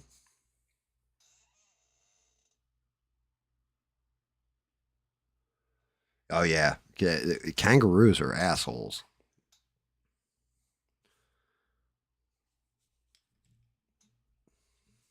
Like they're actual dicks.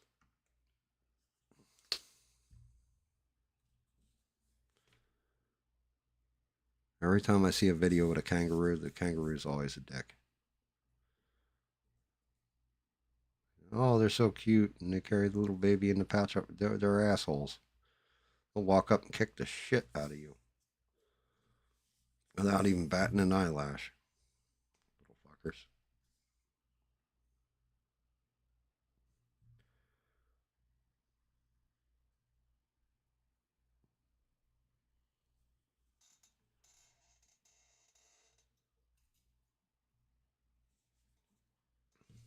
We have to do a fire effect on this,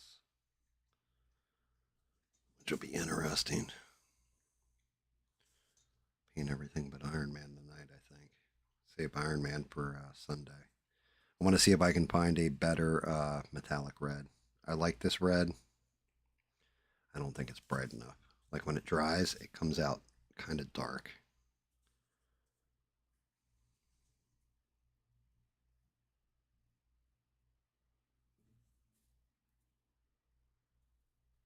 I at least get a decent base coat in here for this thruster.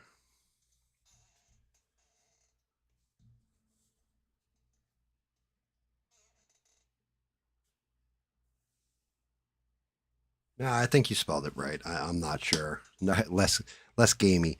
If you left the E out, it would have been less gammy, and then I'd have been like, wait, when did you taste gam? You're not female.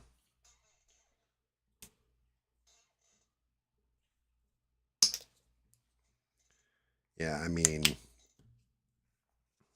I've tried definitely like goat, rabbit, squirrel, possum, venison. Definitely not a fan. Like, there's people that love that kind of shit. I'm just more like, give me my wagyu beef or Angus beef. I'm happy. Give me a rack of ribs. I'm happy. Brandon Tatum? Of course I know who Brandon Tatum is. Why? What's wrong? I actually like Brandon Tatum. Brandon Tatum. He leans a little too much into the Jesus end of things, but for my liking. But he's decent, decent dude.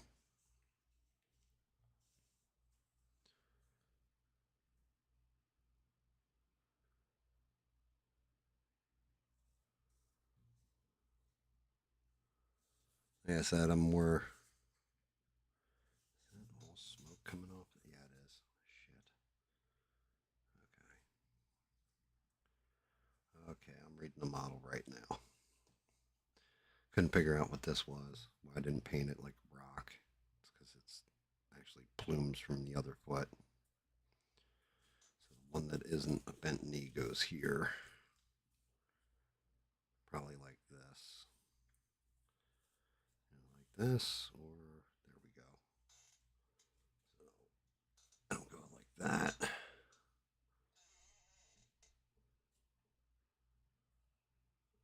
He was at the White House press room. Why? Why'd they have him there? Hey, maybe ABL would get to the White House press room. Doubt it.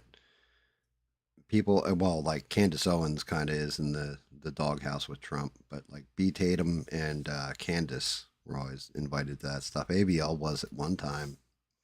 I don't know why he isn't anymore, but he used to get invites to the Blexit shit all the time. I don't know if he's been invited, just passed it up, or I don't know what the deal is.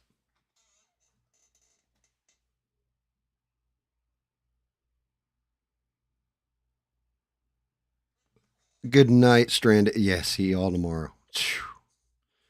Man, I will tell you what. I don't know how it went from.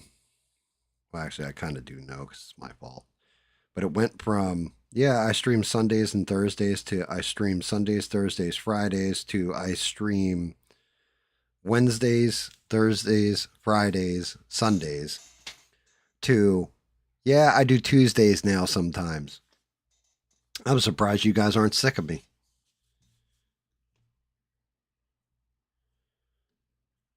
I mean, I appreciate every last one of you because you guys are hanging in there for the ride.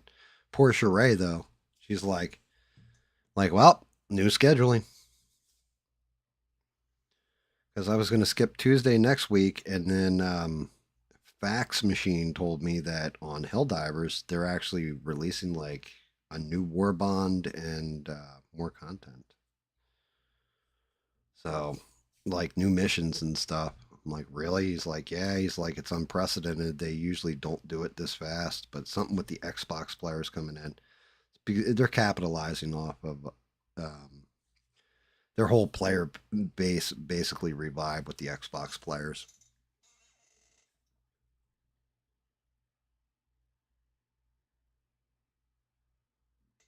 Yeah, I mean Tim Pool. Well, Tim Pool has like, look, as much as I don't like the guy and all that, you got to give him credit. You got to give the devil his due. He has a following. He has tens of thousands of people that watch him every fucking stream. He gets millions of dollars in super chats. He's doing something right. So, what you just because you don't like a guy, you're going to make him sit on the sidelines? Yeah, that's not a good look. Definitely not a good look.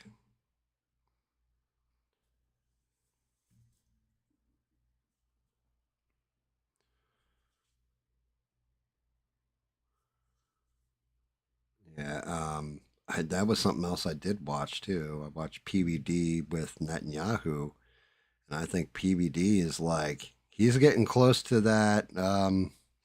He's going to start entering Tim Pool territory soon if he's not careful. He used to ask some really, really hard questions and good questions, and he did hit BB with one or two, but he didn't do any follow ups. Like he didn't press issues. Maybe it's because of time constraints. I'm not sure, but yeah, he was not real impressed with the interview he did.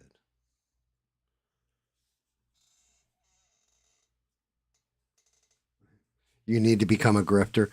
I mean, maybe you do, Eugene. Maybe you got to become a grifter. I will tell you guys this, Sheree. Please hit us another link for I guess it would be Not Your Ordinary Dad because that's how he is on. But E-Rock's channel, I truly did enjoy that song.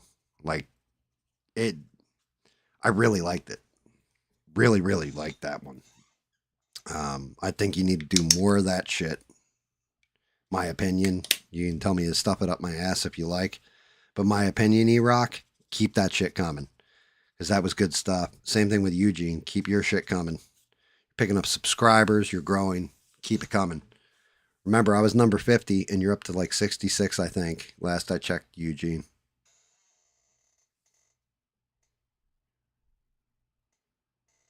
PBD is pretty good.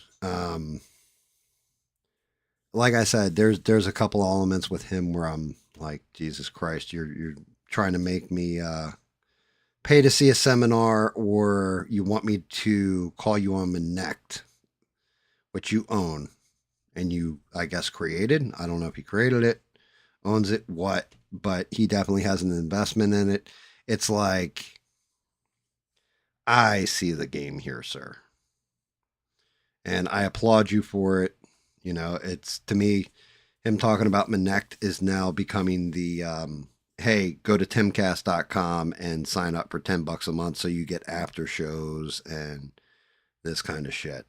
Which shout out to him, David Wan on my Discord. He can tell you how to get access to that almost free most times.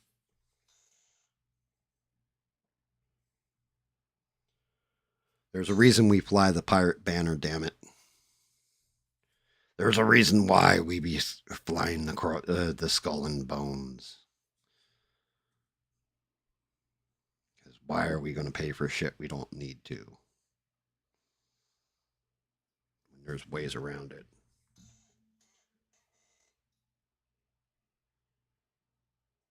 Thank you for the links, Sheree. You're the greatest goddamn mod. Man, know this, Sheree. Even if people that employ your services as a moderator aren't appreciative of them, the viewers and the people in the chat are. 100,000% of the time. 1 bajillion% of the time. 11 billion% of the time. We are all grateful. As a content creator, do I actually create content or am I just doing shit on screen? I don't know. I don't think I actually create anything. I think I just run my gums on stream, but you are fucking invaluable to me and I appreciate you. Thank you.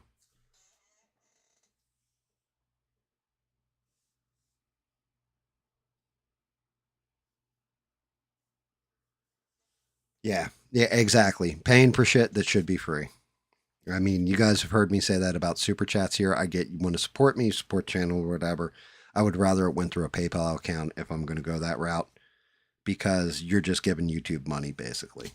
You're saying here you go YouTube. Here's half of whatever I sent.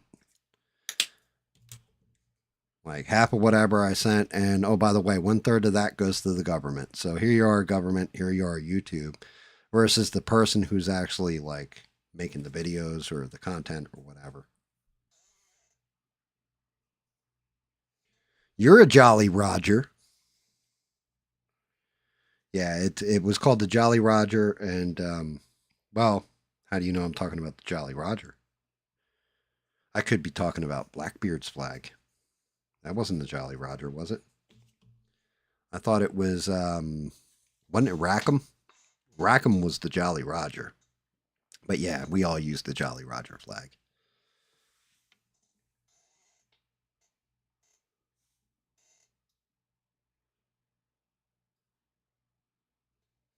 Yeah, I don't like the whole making people pay for content that or to hear me talk shit, basically.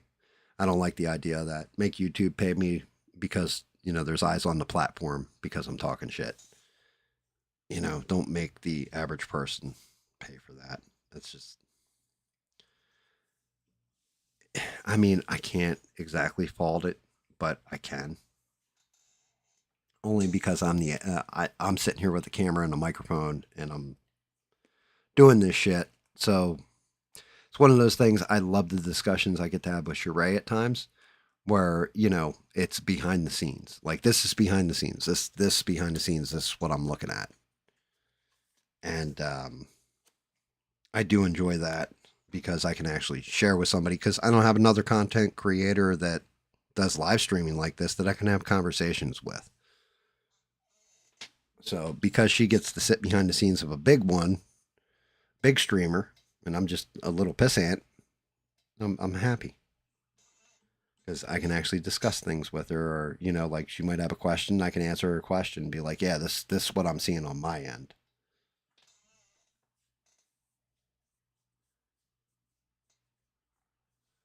Yeah, well, and you know what, Bob, that's one of those things. Shout out to the Navy pilots. Most people think when you think, oh, you fly a plane or a jet or what have you, they're like, oh yeah, it's the Air Force. No, it's the Navy a lot of times. Every now and again, a Marine too.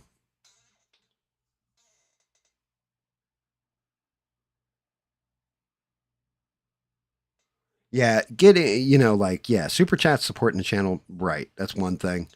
Um, supporting your whoever's providing the content. The extended shit though, yeah, like why? I come on YouTube and you hear me say shit, piss, fuck, cock knocker. Like you hear me say these things. You could do that on YouTube. You choose not to. We're going to put that behind a paywall. Like what? Or you get a guest that says something that may be controversial. You immediately shut down your stream and move it behind the paywall. Well, you just like, why the hell am I watching you? If you're really all about no censorship, then you should put that shit out there, right? I get like you don't want to lose your channel and they'll strike you and all this kind of, that's fair.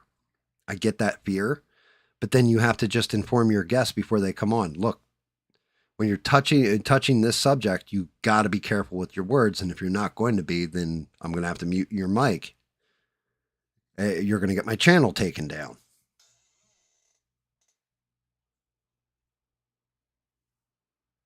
Of course.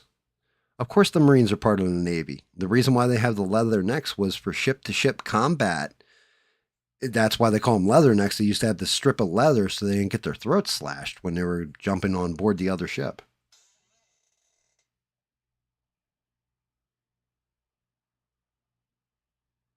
Yes, Blue Angels are the Navy.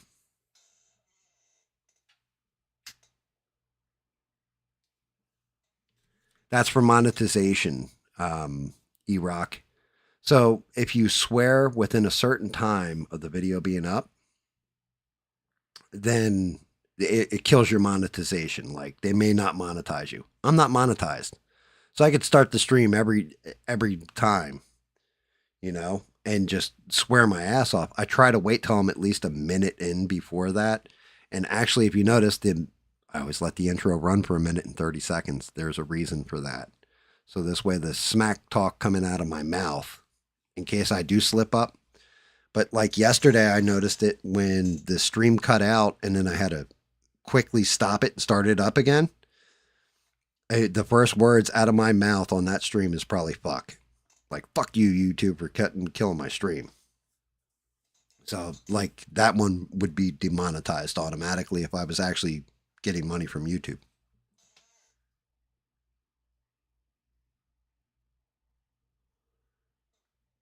Jesus Christ, Eugene.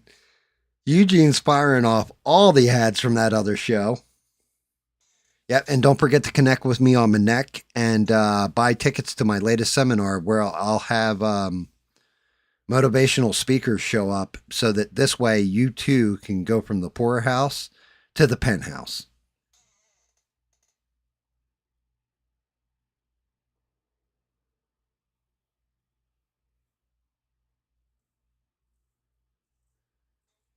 Like, yeah, fuck's sake. If I get to a point where it's just like, let me tell you guys all about like if I get a sponsor ever, okay, I'll do the sponsorship spot. I'm going to let you guys know beforehand and afterwards. Like, yeah, I'm taking a break right now. Here, I'm doing an ad read and blah, blah, blah, blah, blah. But I'm telling you this too. Somebody shows up and is like, hey, we're going to pay you X amount of dollars because we want to sponsor you. I'm going to be like, okay, let me see your product. I want either something to do with your product. I want to review your product. And if I enjoy your product, then I will use your product and can suggest it and everything else. I'll do your ad read. If you just think you're going to throw money at me and I'm going to endorse something, you lost your fucking mind.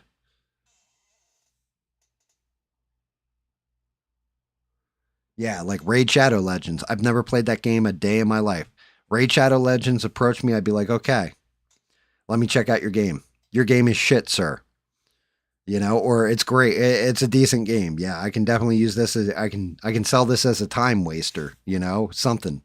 But if you're like, yeah, you can sign up for free and check it out, and all this other stuff. Okay, am I seeing what the average person is seeing if they sign up for this? Yes, you are. Okay. Do I enjoy it? Do I not enjoy it? I will, like that's the only way I'll do the shit like that. I don't fault anybody for signing off on stuff like that, but that's how you get stuff like, thumbnails that look like Tim Pools that are my channel is under attack shit, like shit posting videos of my channel's under attack. Hey, we're down like 50,000 viewers. Well, maybe if you didn't like say, hey, sir, would you like to buy these Chinese knockoff G.I. Joe action figures every 5 seconds so that you're funding your fat ass? Maybe people would have a little bit more confidence in your sponsors, stuff like that, and what your word actually carries. So, for example, if somebody wanted me to plug like the new Gears of War, okay, let me play the new Gears of War. It was okay. Somebody wants me to plug Helldivers. I'm going to plug the shit out of that game because I really fucking enjoy it.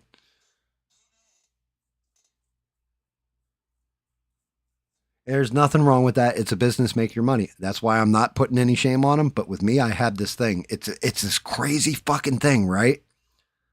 It's called integrity. I like the fact that I can tell you this movie was shit, this movie was good, and you guys can go watch the movie and say, yeah, you know what? That's about right. It was shit. It was good. Hey, I thought it was slightly better than you said. I thought it was slightly worse than you said, but right around that target area because I have integrity. If I start selling my integrity and selling out for money, then next thing you know, I'm selling you boner gum. I'm selling you stuff that I'm never like. I don't know if this shit works. Hey, look, they gave me this. Like, nobody's ever sponsored anything on here. I shout out these guys, Folk Art. I love every one of their paints. I think they're fantastic. I shout out this little rinky dink company because that's the airbrush I use and I enjoy it. Neo Echo. I shout out, like, name it. I shout it out. If I use it and I enjoy the product. Manny Pro. I shout out them because they have that black light for fingernail polish that I use sometimes when I need to do a fill cure on resin. And they sent that out to my wife for free for being like with her nails and all that. And still, like, I wasn't supposed to be used for fucking what I'm using it for, but I use it for that. Yeah. Okay. So you're correct. You're not wrong when you say that. People have free will and everything. The thing is, say you trust somebody. You watch enough of their content and you trust them because you know, hey, this person's trustworthy and won't sell me a bad bill of goods. And then you turn around and they sell you something that is just a complete pile of shit. You're going to start looking at that person in a different way. And some people will just blindly follow the influence. Okay, are they foolish? Okay, yeah. Yeah, you can call them foolish, you can call them, but there's a reason why they call them influencers. And, I don't want to be, never will be an influencer. I don't want to influence the way anybody thinks. I want everybody to have free will, free thought. But if something's good and I find it to be good, I will tell you the perks on it. I will tell you the cons on it too.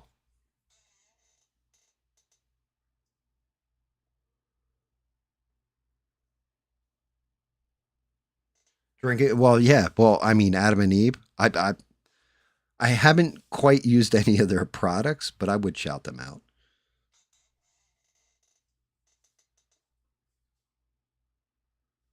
Um, I don't know the rules on alcohol consumption, Bob, on stream. It's the same way like you guys don't see me with a cigarette in my mouth or any well you don't actually see me. You'll see the cigarette smoke go by, but I don't smoke on stream. There's a reason for that.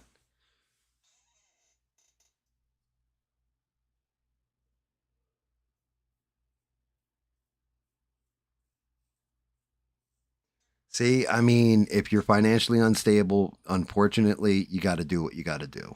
Even if you disagree with somebody's politics policies or whatever. Like it is what it is. At that point it's survival.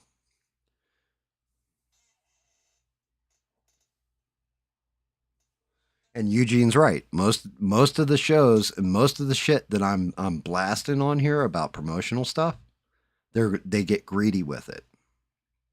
I don't fault them for making their money. That's just capitalism at its base. However, they get greedy with it. Oh shit! Well, I only got like 150,000 views on this video. YouTube's only going to pay me 5 grand for that video, for example. But I can't fucking throw $100 out to a moderator in a live chat. Just saying. Like at that point, like you can kick $100 over. Hell, you can kick $500 over. It's 10%. It's not even going to hurt you. And that's one of those things. Like I said, my wife is my chief financial officer. She's the one who is like, yeah, you need to, do the t-shirt, do this, do that. And I'm like, yeah, okay, I can get behind that. And the first thing, this is an honest conversation between me and my wife. Said, yeah, she raised my moderator. I told her I get monetized, she gets 10%. My wife looked me dead in the face and said, she deserves 10%. Immediately, like not even a bat of her eyelash, not like, she's like, she's doing a job, she's doing a service, even if she doesn't want it, she's taking that 10%.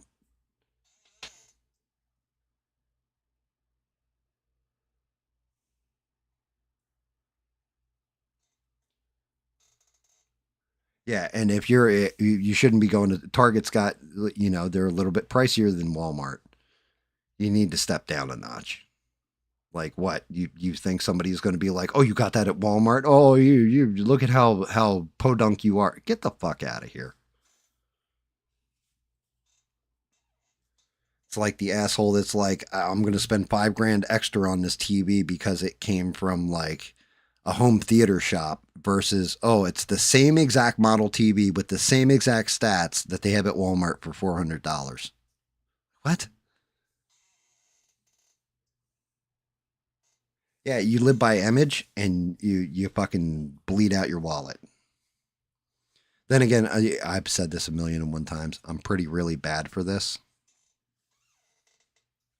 because like I don't give a shit. I wear t-shirts and cargo pants. I wear fucking Taiwanese fisherman's pants and funny t-shirts.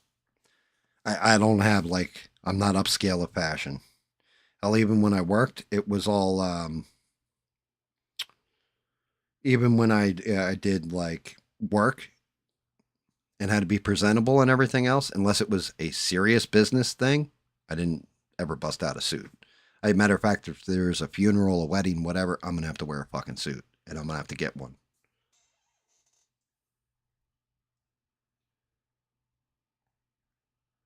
I mean, some stuff's cheaper on Amazon, some stuff really isn't. You have to look around. Like when you're on a budget, and if you're just surviving, then you know you go for the cheapest of whatever you can get a hold of. There's no shame in it. Absolutely no shame in it.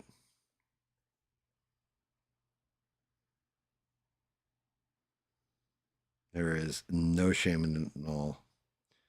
Damn it. I want to paint that shield. But painting it is going to be a bitch.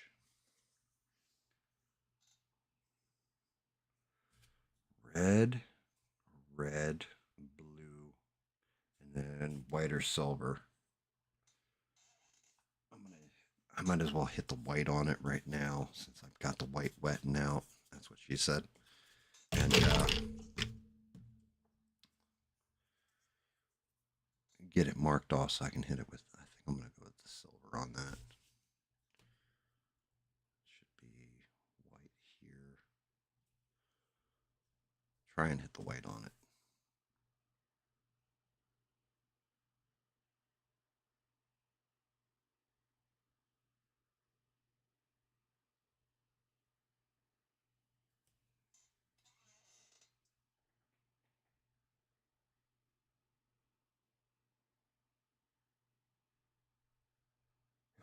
Tell Cam you won 69%. Nice. Now, like I said, money, that's the wife's department. Should be discussing with that with the wife. But I mean, that's just that. I love Sheree. Sheree is she's always there, even when she can't be. I don't think I'm a terrible asshole to work for either. Pretty easy going. Pretty easy going.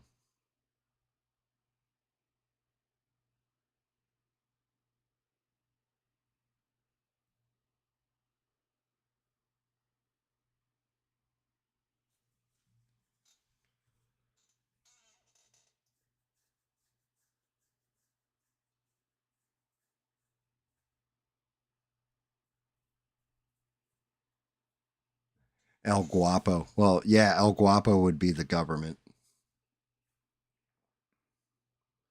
The government immediately smacks the shit out of you for whatever. Like they definitely like to they get talk about somebody who's got their hand out. It's definitely the government. Them taxes is no joke. They don't screw around. They don't play around. Nothing. They're bastards. They will take anything they can. Oh, you can't afford it? Well, we'll take your house then. Like what? Well, then where am I going to live? Not our problem. But your taxes are paid. Like what?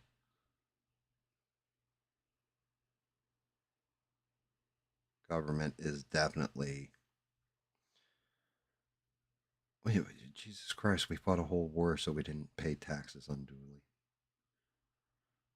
Like, what is my tax dollars paying for?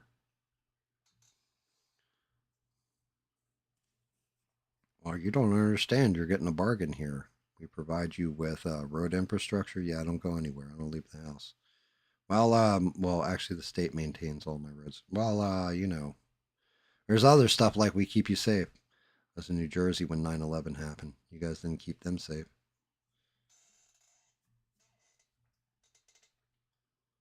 We're paying for Bob's retirement. You know what, Bob? I'm all right with that.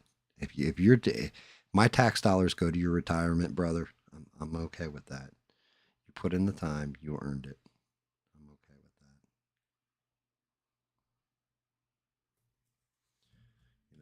You know, you served admirably, and we appreciate you. So that I can get behind. That's one I can get behind.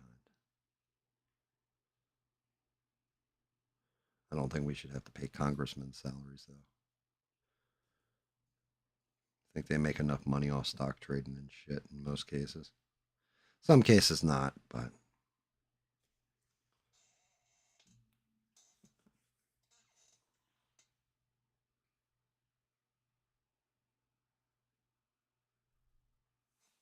yeah, I saw that one, Sheree. Like apparently somebody from Melania Trump said was laughing, said, yeah, the first lady doesn't have time with that because she is running like three different programs. One of them is for foster kids, actually, helping foster kids.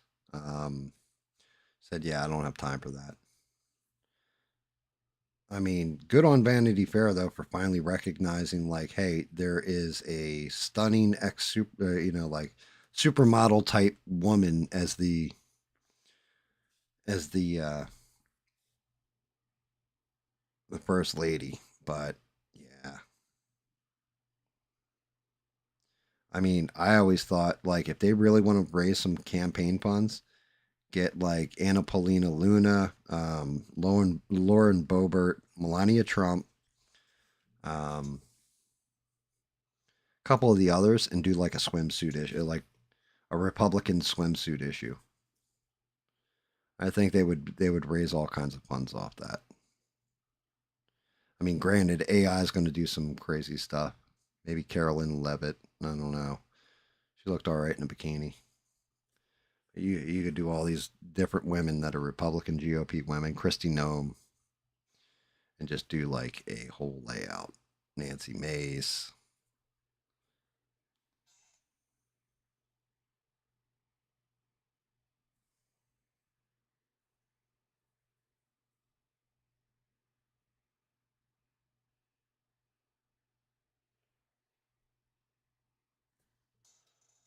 you know.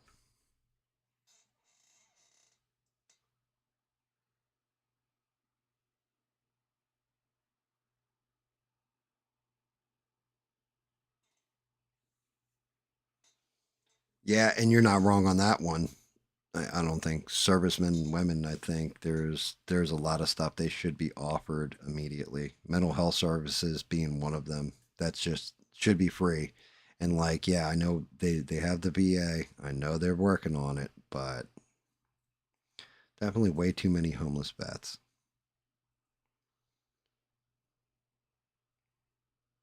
Still to this day, homeless veterans. Yeah, I am all about the need to take care of our ladies and gentlemen that are service members. They signed up for shit, and even if shit didn't go wrong on their shift, they were still there in case it did.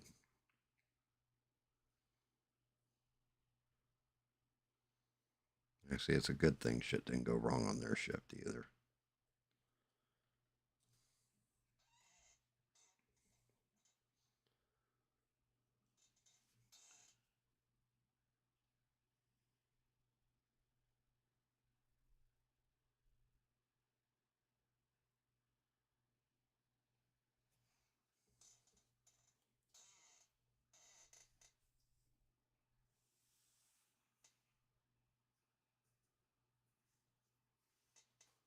I don't know. I definitely now that what's his name is all. Yeah, I guess they got engaged or whatever. Who the hell's that putz Kels or whatever? One that's with Taylor Swift. I hope that team fails at that point. I just think it would be funny if it's like they didn't even make the playoffs this year. Like, do you still want to marry this guy?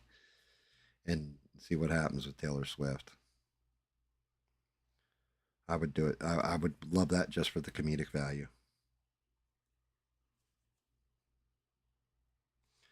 I mean, people have been always touting the Eagles my whole life, and they got two Super Bowls now. They've won. Is that what it is? So I know those people are probably like talking all kinds of shit.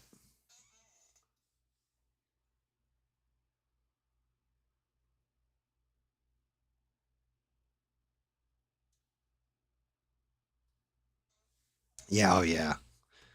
I can imagine, Bob. That's got to be a sight to behold. It's got to be craziness.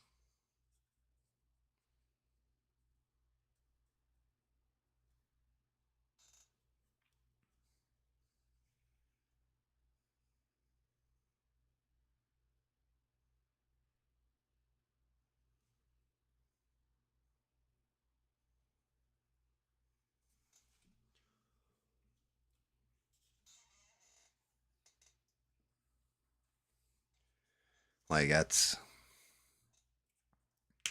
I mean, I don't. One of the things I would want to see, but wouldn't want to see in like actual warfare. I would want to see like an atomic detonation. Like, would want to see it, but wouldn't want to see it. I would just want to see the awe of the explosion, but I wouldn't want to see it because I'd be dead.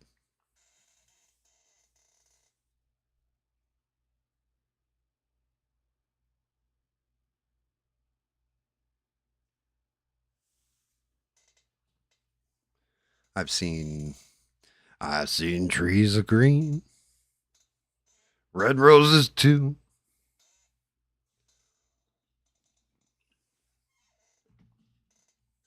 I've seen shuttle launches. Oh, at least one.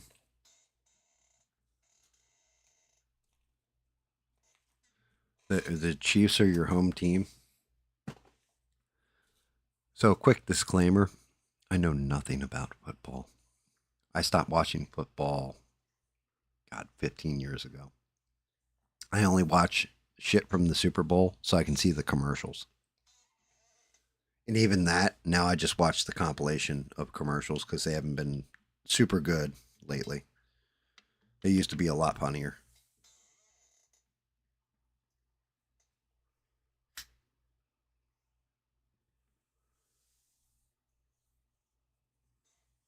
Bob knew what I was singing there, or trying to sing and butchering. I seen trees of green, red roses too.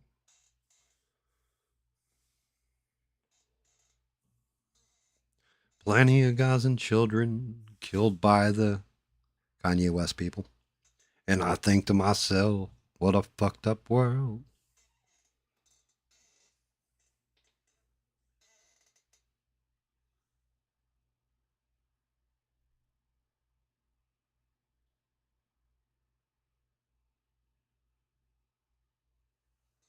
Who day?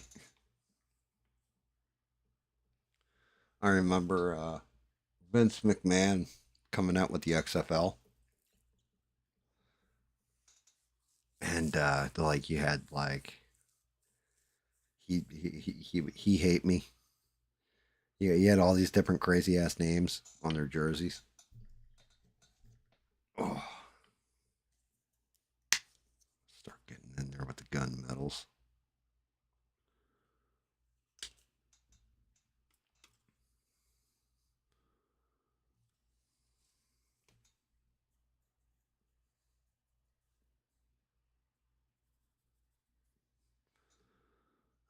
I think the gun medal isn't going to be light enough for the rebar. Nope, it's going to have to be silver. Can I hit the piping with it? See how that looks. Uh, Not super fan of this gun metal.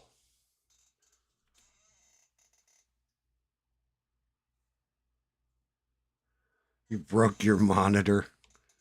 Dear Lord.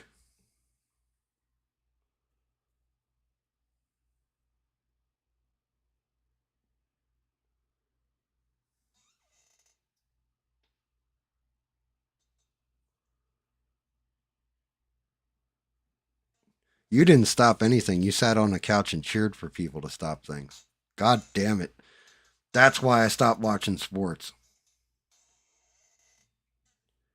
Sitting around a bunch of Philadelphia Eagles fans, right? And they, granted, they hadn't won the Super Bowl yet. And all of them going like, oh man, we just won this big game. And I'm like, you didn't do shit, you fat motherfucker. You sat on a couch and drank beer and ate like some nachos and just yelled at the screen, come on, what the?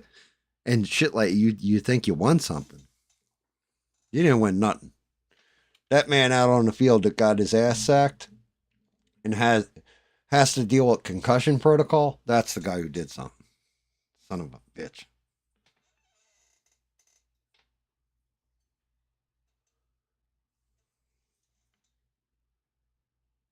Shimmering steel. I think this is what I was looking for. Hey, they're like, I had one buddy who was like hardcore like that though. Like I mean really hardcore. It didn't matter what Philadelphia team it was.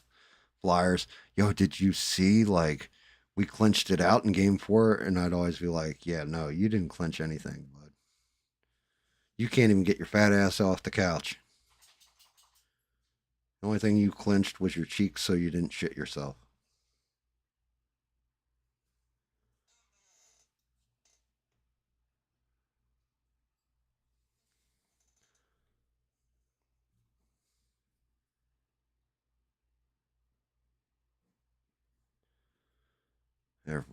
Everybody loves to be the Monday morning shit quarterback. Yeah, if they had just run this play instead of that one, motherfucker, that shit worked on Madden. It didn't work in real life.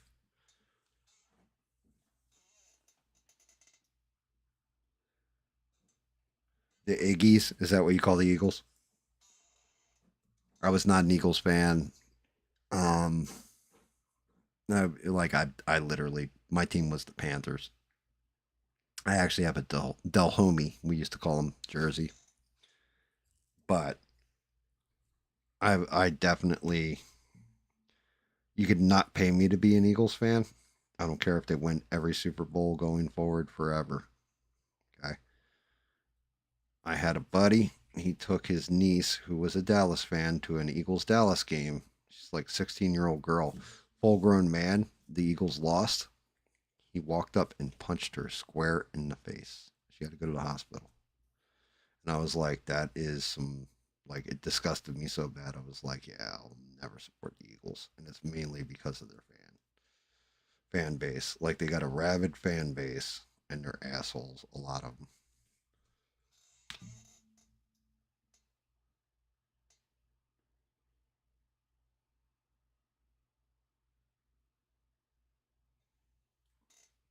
New Orleans fan. But again, disclaimer: I haven't watched football in years and have no intention. Like I haven't watched any sport in years. It's gotten boring to me. I'll watch my wrestling. I'll watch fake sports. Well, no, wait, hold on. Not really fake, scripted. That's a better way of putting it. But even wrestling, I'm pretty good. It's like twists in movies. I can kind of call what's going to happen at the end most times.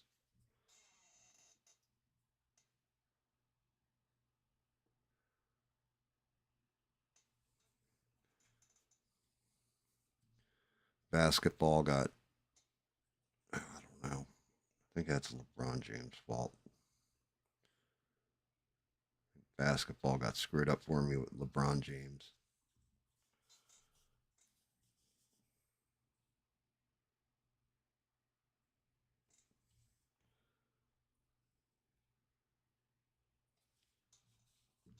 That's better. That pops.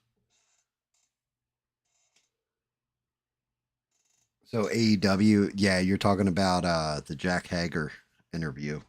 I saw that too, where he was all pissed off. Now the whole thing is Tony Khan also didn't renew Jack Hager's. Well, it was Jack Swagger, now Jack Hager. Didn't renew his contract either, so I take it all with a grain of salt. I mean, say what you want about Tony Khan, but he definitely can't book to save his nuts, but he at least puts good matches in the ring, and he gets the wrestlers competitive paychecks because he has so much damn money that he just tosses at them. That WWE has to like up the contract to Annie if they really want somebody.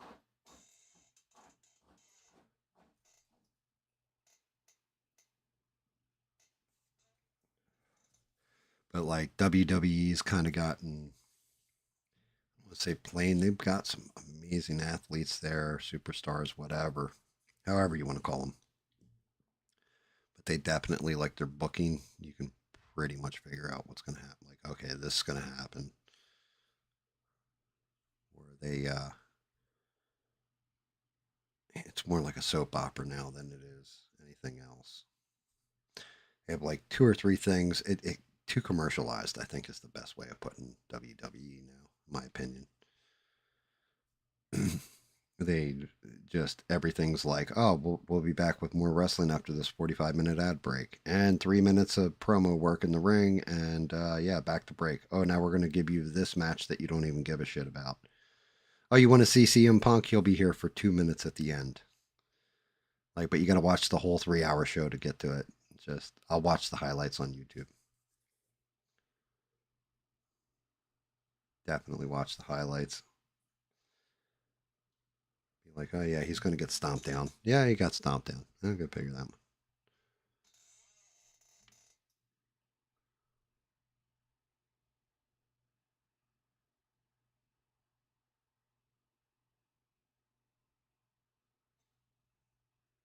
No, I mean WCW, WWE. You're talking Attitude Era. You can't do that again. Like in this day and age, that's well, okay. Just from a talent perspective, you can't do that right now. So you had Stone Cold Steve Austin, The Rock, Shawn Michaels, The Undertaker, um, Hulk Hogan, Kevin Nash, Scott Hall, on WCW, stuff like that. The whole NWO arc. But Stone Cold and The Rock on the other channel, they're like once in a generation performers.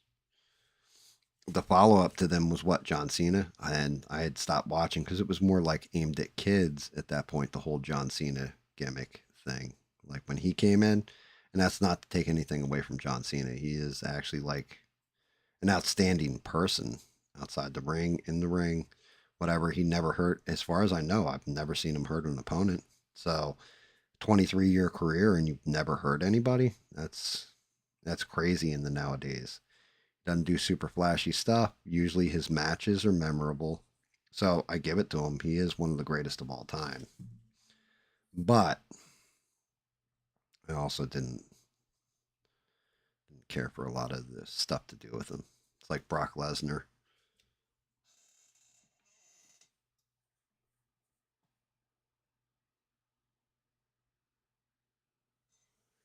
Yeah, good call, Beans. Shout out to them. Shout out to Devin. Shout out to Danny. Danny Boss, hope you're doing good. Atomic, I hope you healed from your eye stuff. Duke, wherever you went to, hopefully you're good. Hopefully your pup George is good too. Gone but not forgotten. And Steve, wherever the hell you are, man. Steve's the one that blows my mind. Like Danny, I knew it was up. Devin, I'm just like, yeah, I bash ABL a little too much for you. It's all good. It's whatever. Um, like I said, I think with Duke, I think Duke's upset because I debunked his whole that he was super excited about that Malaysia flight, but when you look into the science behind it, yeah, it's impossible. Plus, the video was kind of bullshit. Um, and Steve's the one that blows my mind though, because he was like legit. I'll see you on stream tomorrow, and then we never saw him.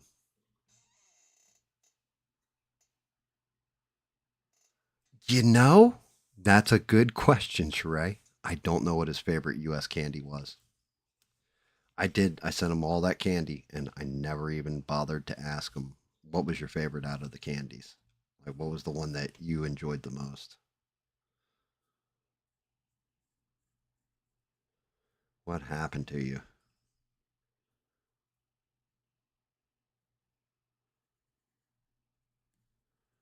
Like, what happened? What happened to the candy? Was it good? Did it show up all melted? Like, I mean, he was eating the shit out of it too when I talked to him when he called me about the broken model. Still can't believe they broke that fucking thing. It was like 4 streams worth of paintwork on it too. And that thing looking sexy. They broke the hell out of it.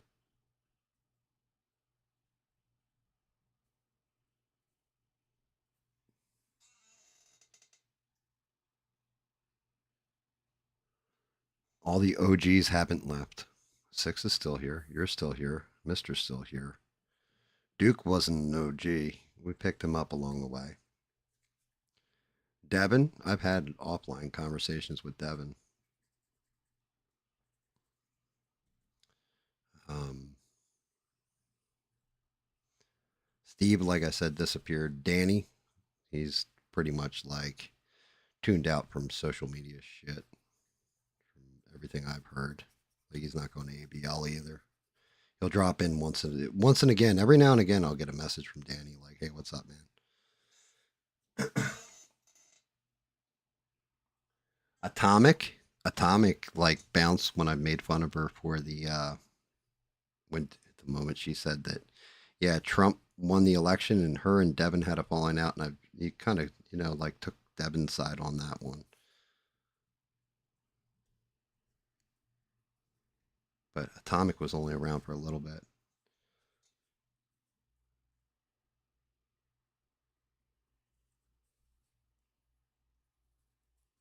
But I'm guessing Danny will be back.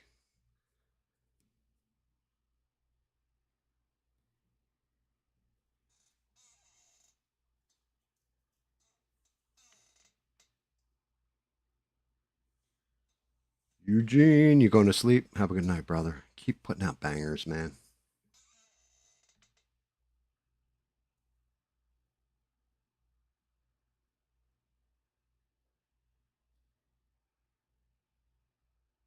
Yeah, I meant talked in like a message because she had said something about negativity, and I was like, okay, what do you got for negativity? And it was legit. Like she was like, yeah, I don't like the fact that you criticize like Jesus and stuff like this, and I'm like, yeah, or joke about Jesus, and you take the piss out of ABL a lot, and I'm like, yeah, and just kind of explained it to her, and it was cool. It was cool. It was a decent conversation. Like that's cool. It wasn't like fuck you, I hate you. It was like, yeah, when it comes to God, personal relationships, and I find it to be funny because I don't take religion all that serious. Like Danny's got to kind of take religion. Well, I can understand why Danny's getting heavy into religion, especially after reading. Been reading that Bible a little bit here and a little bit there, and trying to see their point of view of why do people get so wrapped up in this and everything else. And I get it, and I get why they take it serious, but I can't take it serious. Sorry,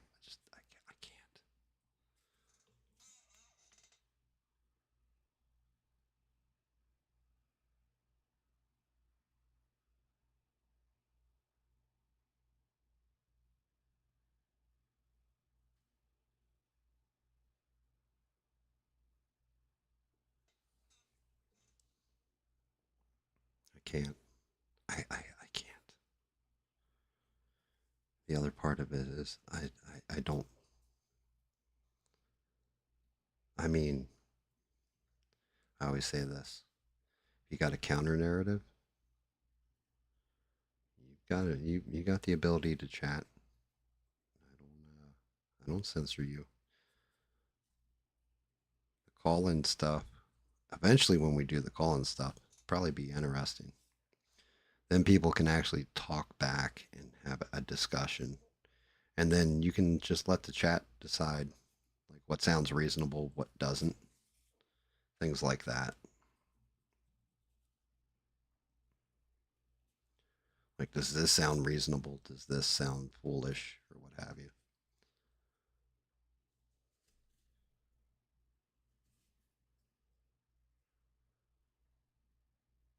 The only thing is, it's the internet. So when I set that stuff up, make sure you got a thick skin if you're going to call in and defend a theory or defend some point of view. Make sure you're bulletproof because I may be, I can be defeated, but the internet and chat usually remains undefeated.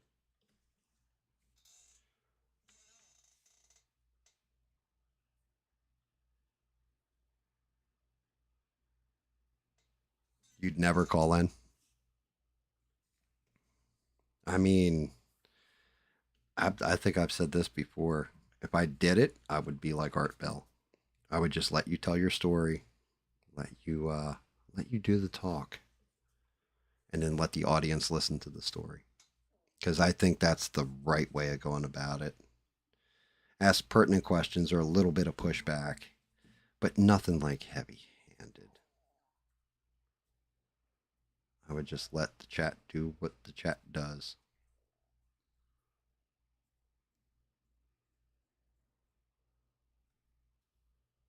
It's probably the best way of doing shit.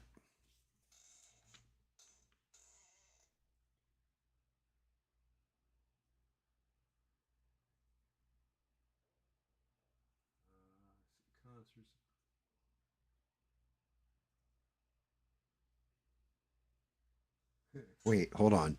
You called and tried to. You called in where? I mean, that's just it. You call with a message of positivity. Some people are going to be like, "What the fuck?" Yeah, but what's crazy is all those people you named. I shout them out damn near every. Well, I won't say every show, but damn near. I still shout them out,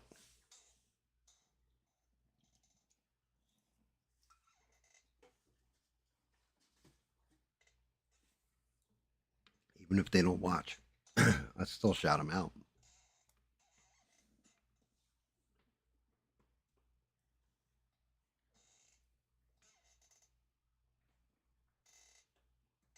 Yeah, see, Bob would probably sit there and talk to me for like 6 hours. I'd have to do a whole show just based around Bob's stories. Some of the shit he's probably seen just from his time in the service, before, after, what have you. He's got to have some great stories.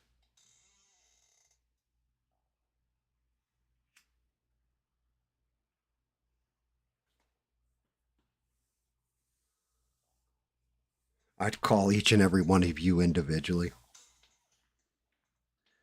That could get interesting. What the hell color?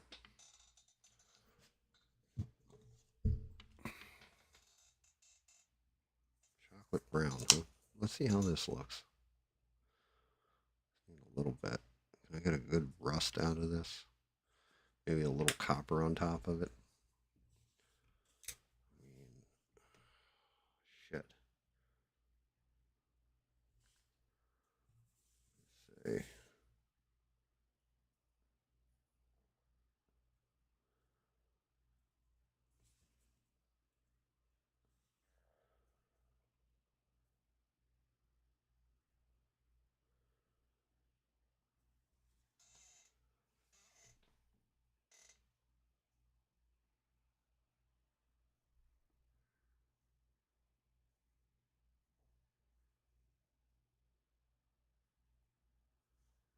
Yeah, I mean, I would get Bob, like Bob would be interesting to talk to.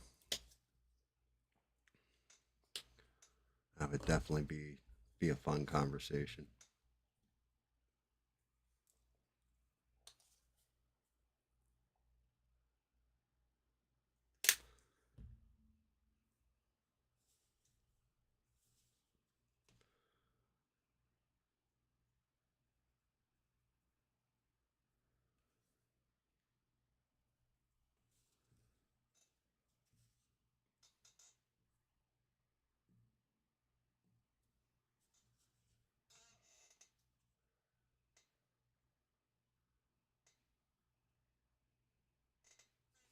Well, I mean, getting clowned in chat. That's just it. Like the whole thing is, this is one of those things, and I've said this behind the scenes too. And I actually said it when I was talking with Devin. I was like, I talk on a microphone for 6 to 12 hours most times. Of course, some dumb shit's gonna come out of my mouth.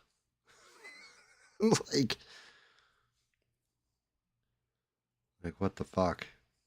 Anybody who talks long enough, you're gonna say something fucking stupid. You're gonna get roasted on the internet or roasted by your friends. That's just the nature of life.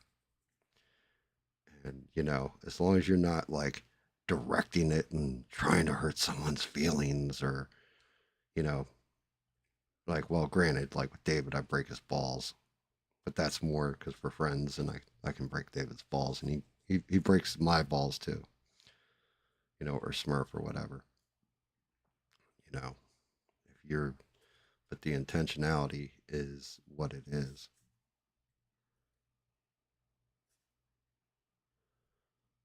I always tell people if you think it's easy, do a stream. Do it. Not don't give me this. "Oh, I did it for like 2 hours. I streamed. No, do it for fucking 6 to 8 hours straight, and then increase your stream from 2 times a week, drop into 1 time a week, up to like 5 times a week, and tell me that shit's easy. And that's why I always give credit to guys like Tim Pool. Yeah, he's gonna say some dumb shit. He's always gonna say some dumb shit because, but at the same point in time, he also grifts off that dumb shit. That's the difference. Like I don't grift on top of it.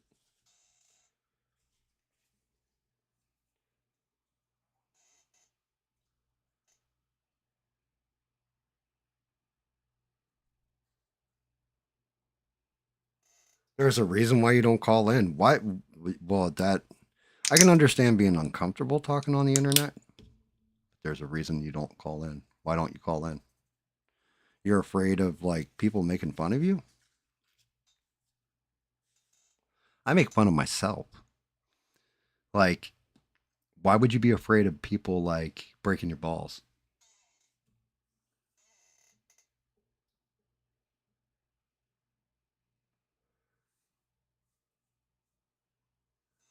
Yeah, that is lol cow shit. I only made 30K and please send me more money. Yeah, you got it in one, E Rock.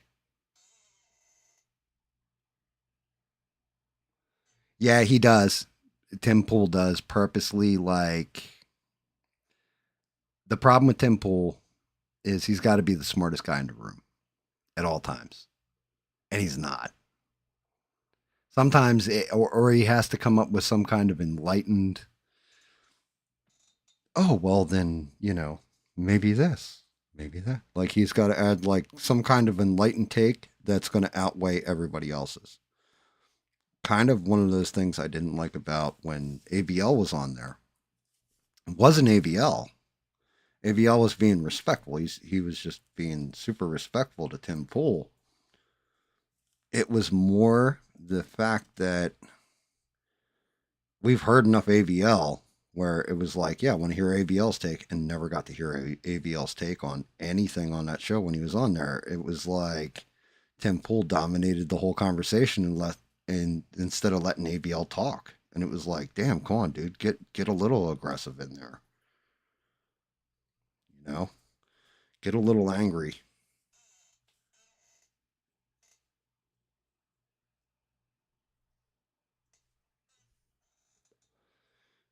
People don't watch for hours to get their balls broken.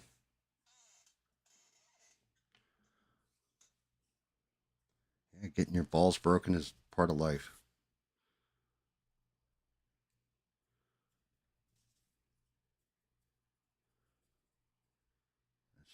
That's just the nature of the beast. But I mean, you call if you want to have a conversation. You can. I can set you up in the Discord. You can call in. I'll let you just talk. I'll just listen. I'll interject here or there, but I can just talk or let you talk, and I won't do any ball breaking. I'll let the chat break your fucking balls. Because again, the internet and the chat are undefeated. As an old Sicilian chef once told me, "Non c'è rumpa una minchia." Don't break my fucking up balls.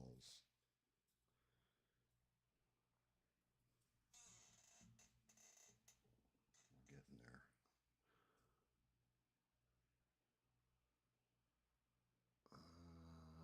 Interior needs it.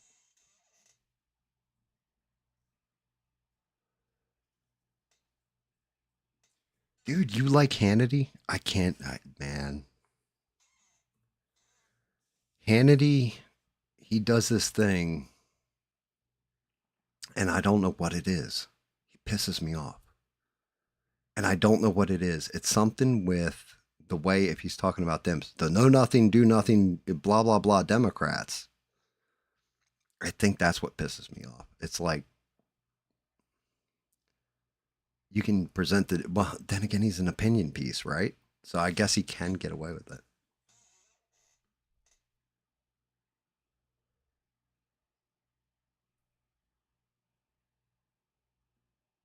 Yeah, it does sound better in Italian, doesn't it, Troy?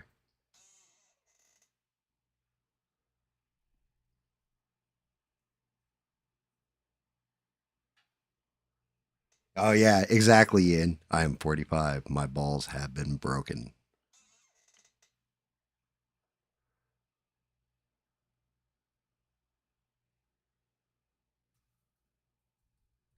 Oh, yeah. Okay, fair enough. If you're talking about like how he treats actual in studio guests, you're right. You're 1,000% right on that one, Ian. Hannity is like, even when he had Newsom on there, it was like they had a decent conversation when they're in the same place, right? Now, if he's not an in show guest, then he'll kind of go off. And you're like, oh. But I remember one time he went at Tulsi Gabbard, and I was like, damn, dude, you're kind of a jerk off for that one. Like, it was the way he went after her, though.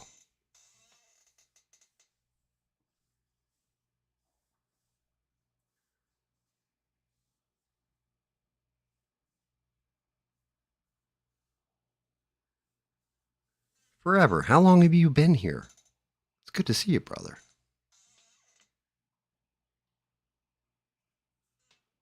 Non sei rompe una minchia. Um,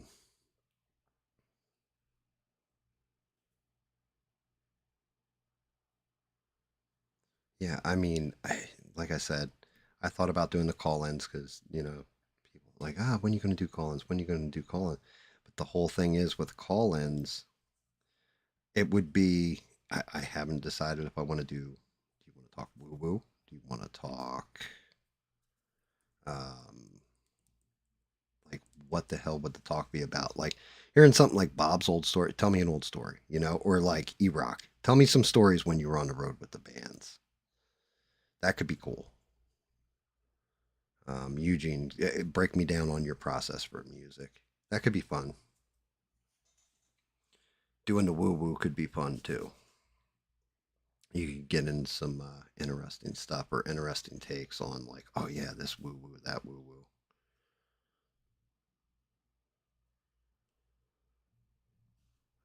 Let's see, and yeah, that works. A little black spot in there. I do a little bit of that redonkulous silver.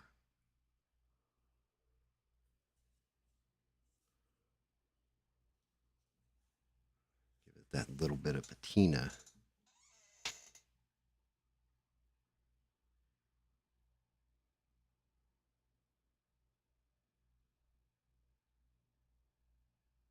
I can believe it, Ian. I can 110% believe it.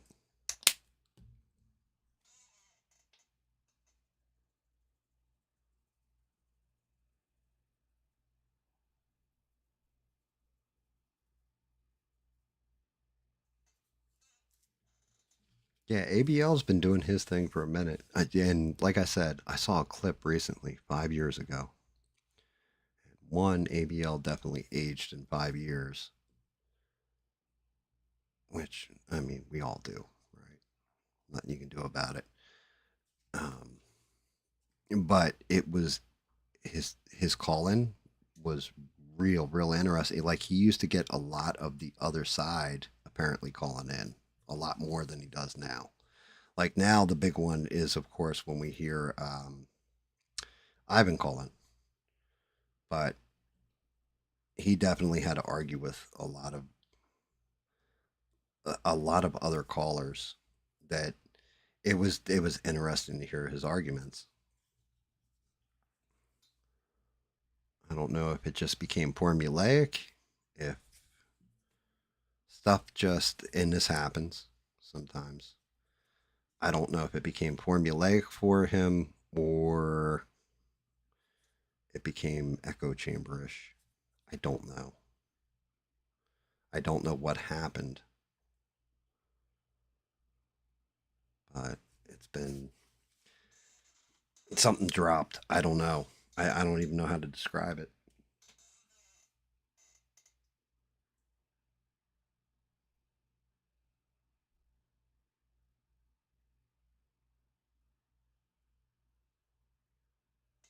Oh Jesus Christ, E Rock.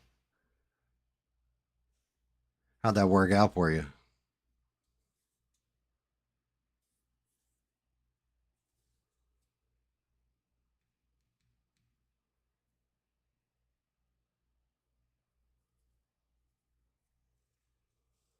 How did that work out for you?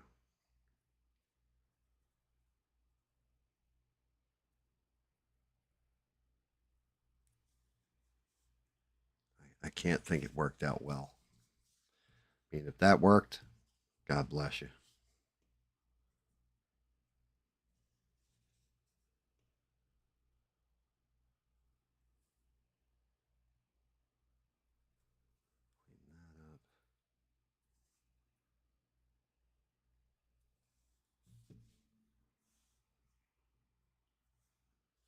Nice and shiny.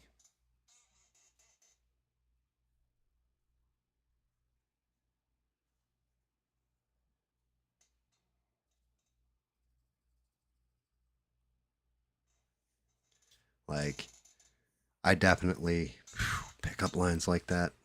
I dropped them a long time ago, like even before I had met my wife. That's you got to be a special kind of smooth to pull shit like that off.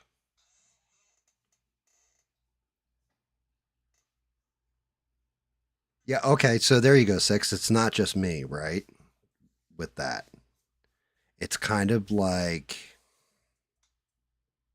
hmm, like I'm not saying it's bad, right? It's just like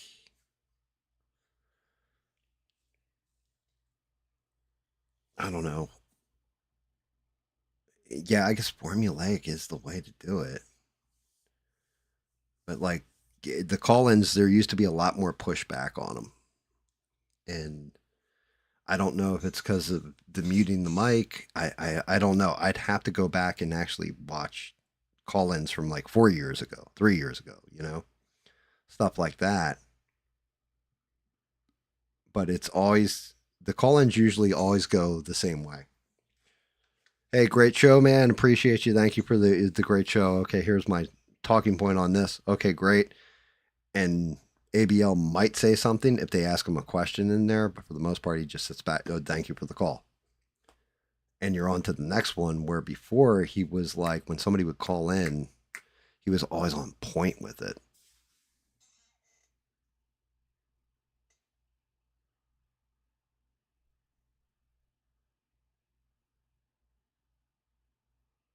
Jesus Christ, forever.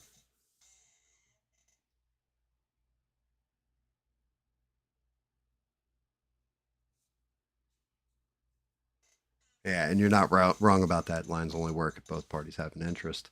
And then like shit.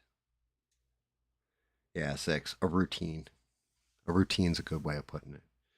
It's times like this where I need Smurf with me because I'll be like a whatchamacallit, and Smurf will be like a routine.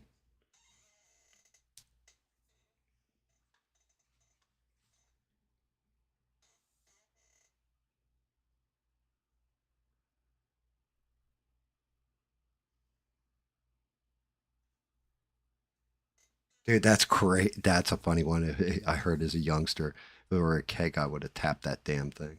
Nice.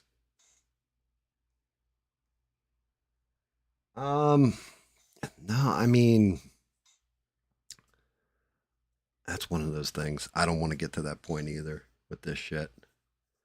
I might step back if I start getting to that point where it just becomes a formula. like where it's like, okay, everybody tune in. All right, here you go.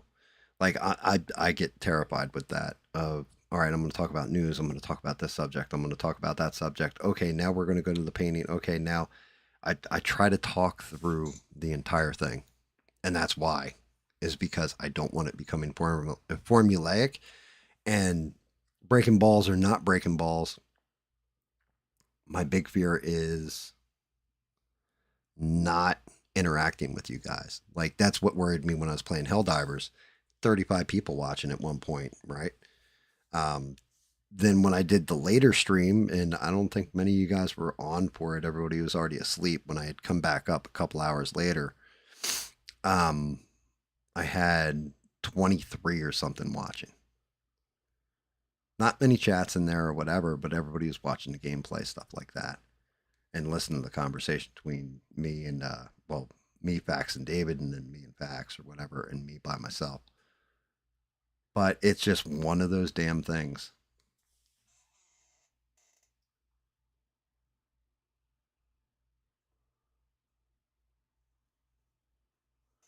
I'll take it, six. You can be my second. You can be six Smurf.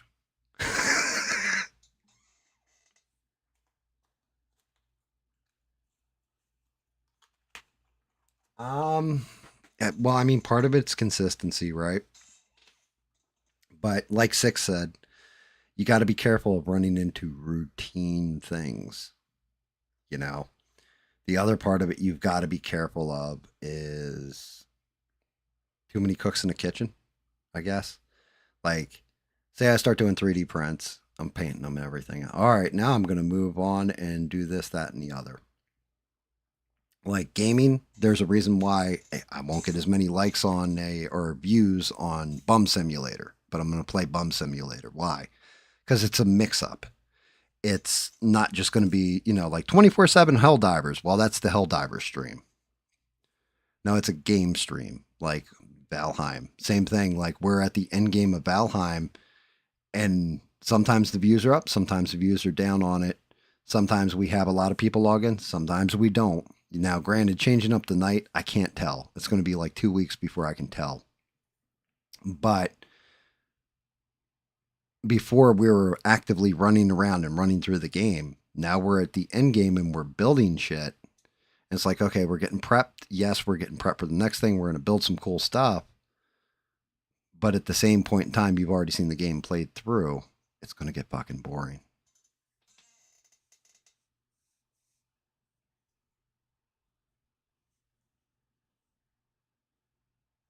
Yeah, I do. I feel awful like with Helldivers. Like I said, unfortunately, I'll catch one out of every 10 chats. Or when we're loading up, I'll be able to go back and kind of look through the chat, but it's advanced so far that you can't go back and catch everything. So it's like when you actually that's just one of those things. If you got questions, stuff like that, always make sure it's at a load screen.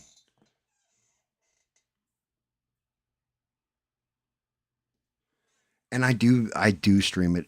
So Thursdays, well, tomorrow, I like I said, that might be off tomorrow, depending on how long I'm out shopping. Because the whole thing is, we need to get the shopping knocked out before fucking Saturday. Like I can't wait till Saturday this week. Normally I'd go Saturday morning and all that stuff, but because it's Labor Day, like there's no way. Just no goddamn way.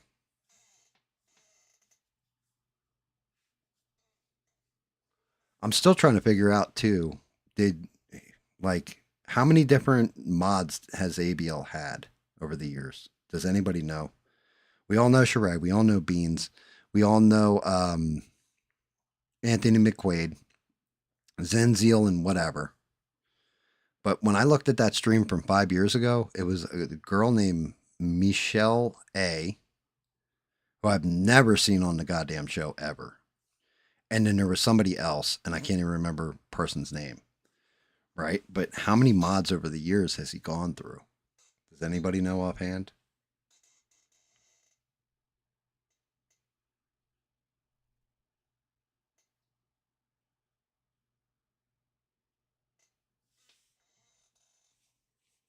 Yeah, well, I mean, streaming and have no an ABL streaming too is, dude, that's a rough one for me because I don't want to feel like I'm counter streaming them either on Wednesdays, but it's what Smurf has, and that's what we can do.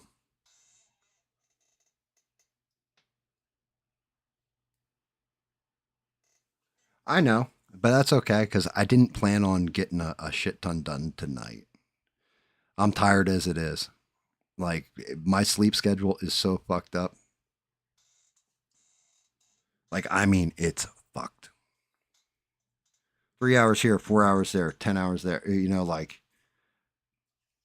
if you go back and just watch Tuesday and look at the actual math on just the stream hours I was up for, it's like something like 17 hours from the time that game launched, and I started at like 4 a.m.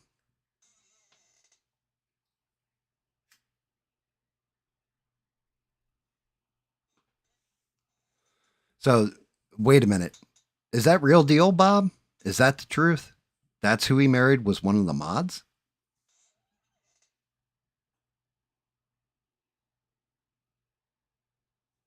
Oh no, it's not even about wearing on me. I'm fine. It's oh,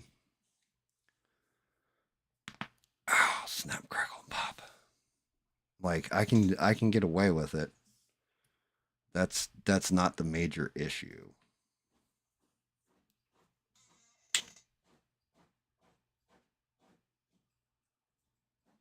It's like it's more the randomness of the hours. You know, you cut yourself to the bone, like David said. Anybody who's watching at that point in the stream, David Mon had actually said it. He's like, one of these days we'll be doing a 24-hour stream. He's not wrong. There will come a time where David and I are playing like maybe even Helldivers, and for whatever reason, I'm not going to stop streaming and just still continuously being playing. And David's going to be right beside me doing it.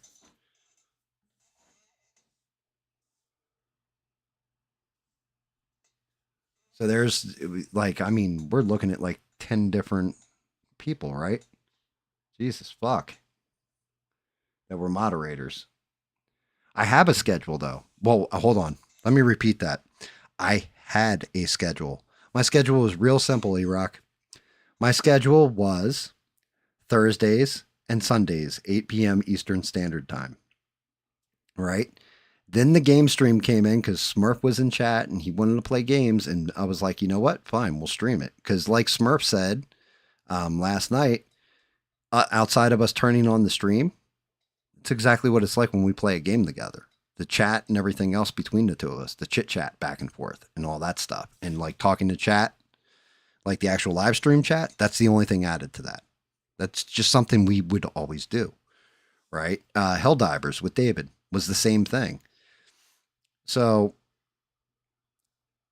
it added the Friday show, and then Smurf and I would stay up, Jesus Christ, like 12 hours playing because Smurf's a graveyard person, and so am I.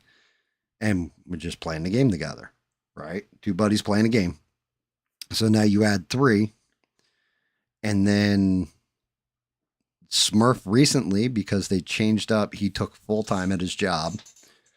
So he moved off of Fridays. The only thing is, the Friday stream is still there. So that's gaming.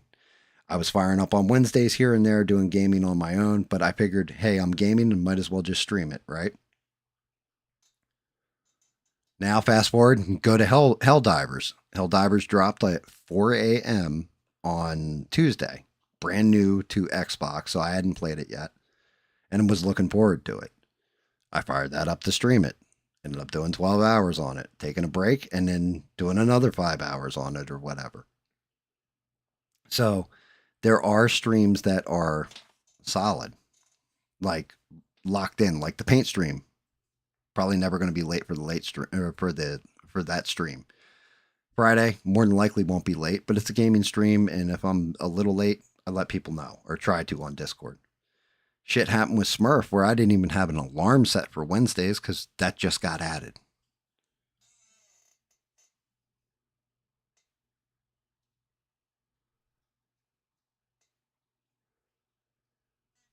Nah, you're not wrong. I mean, it is consistency. It's just there's been a bunch of additions recently.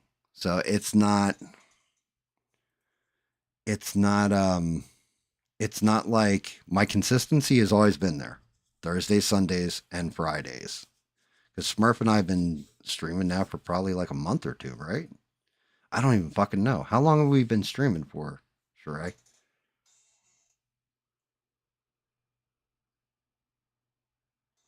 Sheree knows that time clock. But how long, have Smurf and I been playing, streaming shit like that? About 2 months. But it's just recently all this other shit got added. Like I was doing like Marvel Rivals on my own, and then Smurf wanted to do Valheim. So I was like, okay, let's do Valheim.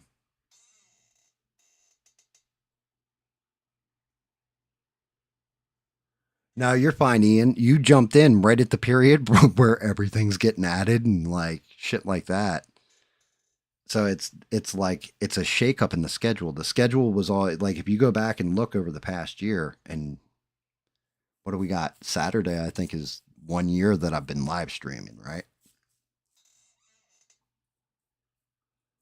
About that, not sure. Right. But you go back and you look at it, and it's like it was always like I did Thursdays for a long ass time and Sundays, but the whole thing was I needed to catch up on paint jobs. So I caught up on all the paint jobs, and then it was like, okay, well, I need to print more stuff out so I can do it in black. And then that's when it switched up, and I was just doing Thursday. I was only streaming 1 day a week for a while there. And then I started getting backlogged again, added back the Sunday show. And then, like I said, then all of a sudden that shit just, the Friday, I did the Friday, and that kind of stuck. And Smurf wanted to do Fridays with me. So now the Friday show became a regular ass thing. I don't even know why I'm calling them shows. They're streams.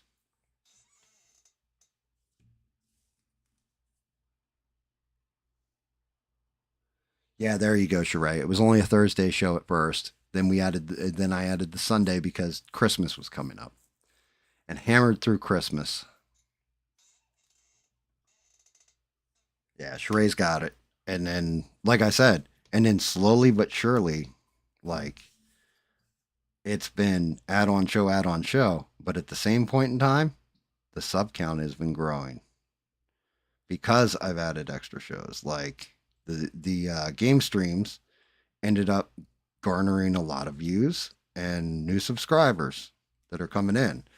Then they hang out and chill out with the community, which is why when I do a paint stream, I have anywhere from 5 to like 15 people that'll watch because it's more me bullshitting and doing news and pop culture or reviewing a movie I saw or just talking shit on the mic, whatever.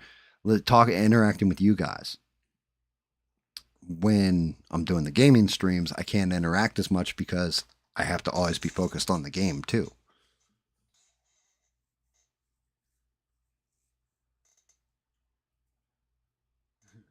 You're not a dick for that one, E Rock.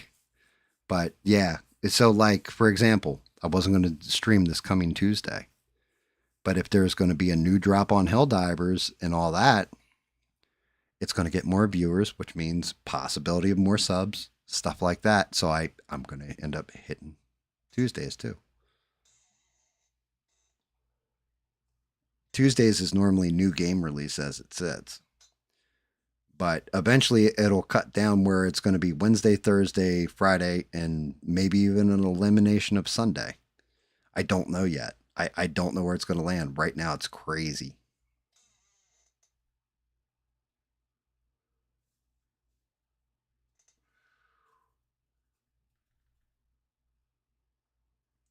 But like, I know next week's going to be a busy one because it's going to be Tuesday, Wednesday, Thursday, Friday, and then Sunday. And hopefully all right around 8 o'clock. And like the Wednesday shows, like I said, most of you guys are in ABL, which is fine. And I respect it. Like poor Sheree has been put through the. This is why I say, Sheree, you're getting 10% if I get monetized. If I ever get monetized. If I ever get out of here, if I ever get out of here, feel like giving it all away. But doing the thing, it can be rough. And again, I always say this: most streamers, like, look at ABL's schedule. What time is ABL done every week, guys? Roundabouts 11. Maybe if he's late, he'll go to 11:30. Right? It's supposed to start at 8. Starts about 8:15, somewhere in that neighborhood, and then goes to about 11, and then cuts it on what, Wednesday, Saturdays. Shout out to you, ABL. I know your schedule. Good on you.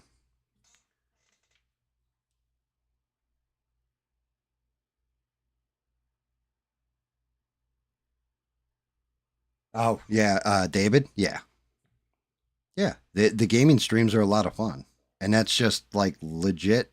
Me and the guys hanging out, basically, and playing. Like me and some of my friends playing. Twisted's an interesting character. If he ever gets in with us, he was on for like a minute there the other day. Matter of fact, first thing David did was go, "Hey, there's like Twisted goes, there's an explosive barrel over there." David's like, "Oh yeah, don't worry about it, man. I see it." And he goes right over towards the explosive barrel, and David immediately shoots it. Like, you get shit like that, we break each other's stones and game and stuff. We break each other's stones on the mic too.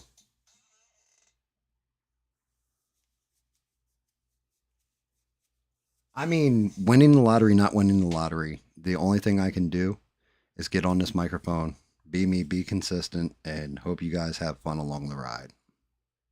And if you don't, like, that's okay too. Like, you do you. I got to keep it going because I'm not just doing this for like one person. Like, if so, then if I was doing it for an audience of one, I'm doing it for the wrong reason. You know, it's supposed to be all of you guys, not just oh well, some of us. Okay, well, there's gaming, so there's that for some people. There is the art end, that's for some people. Talking news and bullshitting, that's for some people.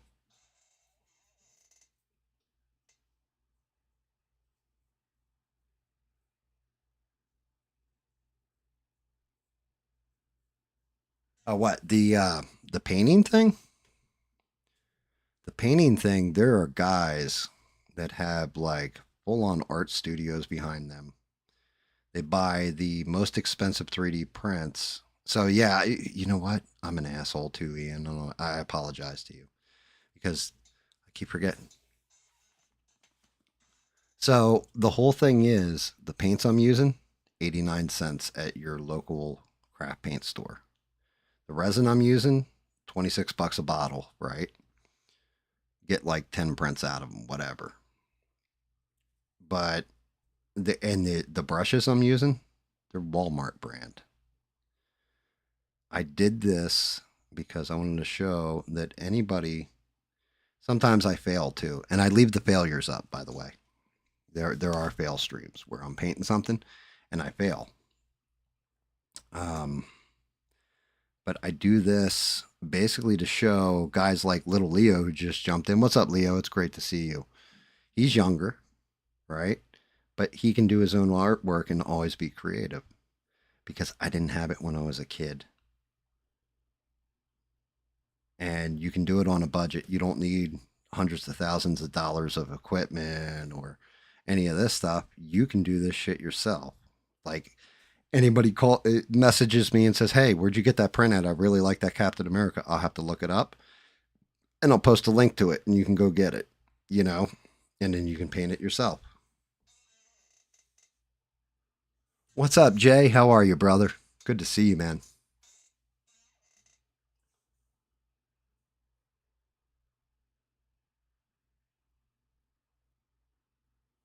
But the whole thing is like, there's people that come here and hang out just for the conversations and stuff. Different people have different reasons for being here, and I try to cater to all of them. Try to make it where like I said, breaking balls. It's just what guys do. It's just what we do with one another. Making jokes. Well, I like to laugh. I could do a real serious show. If you guys ever wanted me to do like a dead nut serious show, you let me know. I don't think you'll like it. I think you guys will all fuck this game. You know, I try to keep it balanced, light, fun, joke around.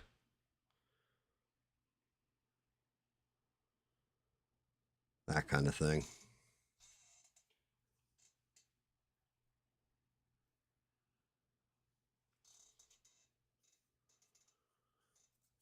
It's just the longer you know me and the more I like you, the more I break your balls.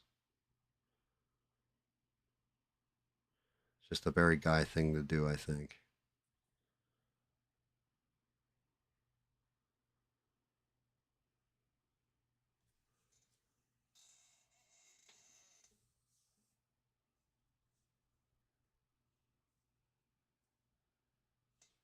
E Rock, get some sleep, brother.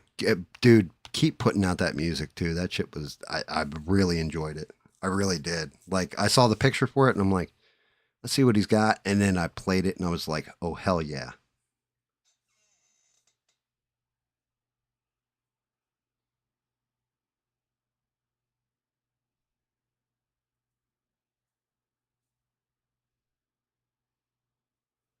Yeah, I mean, how it goes with us men, young men, old men.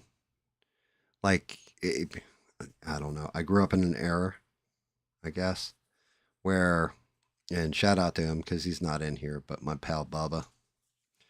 Bubba used to hang out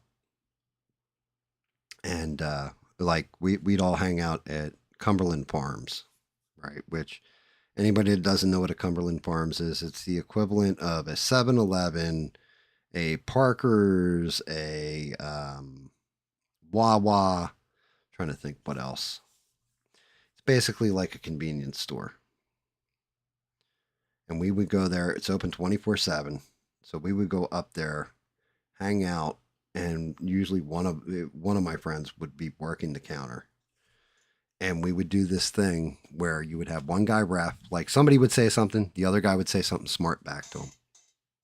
And next thing you know, it's like, oh shit, we need a ref.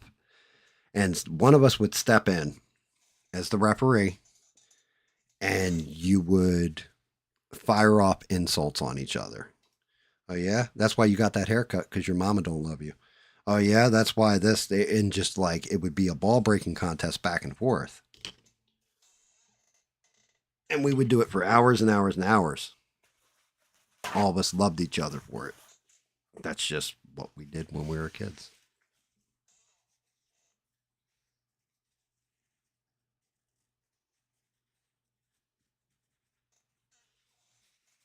And you know, it could it be insulting? It could. Could you really get hit, especially when it's your friends who actually know like your history of stuff?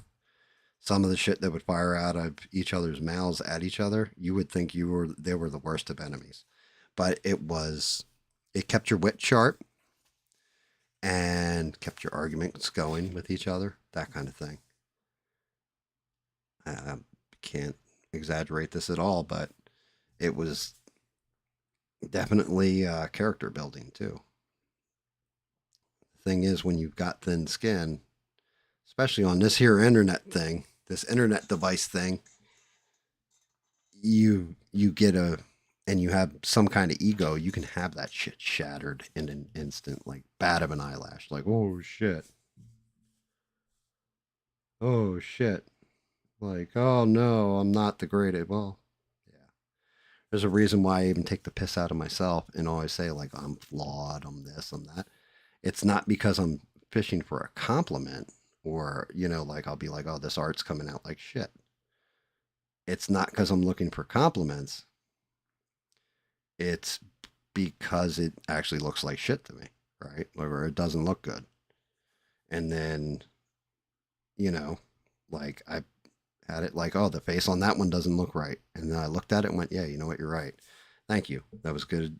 That was that was awesome that you called that out because everybody else is like, oh no, it looks decent. Because I guess people want to spare your feelings or whatever. But it's like, nah, just give me the raw honesty. It's not always going to be pretty. Not always going to like what you hear.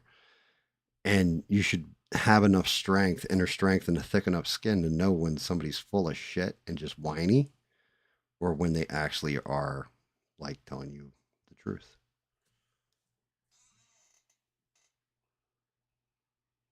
Nice, Jay. Be good, brother. Appreciate you as always. Dropped in. I think he smashed a like and then had to bounce.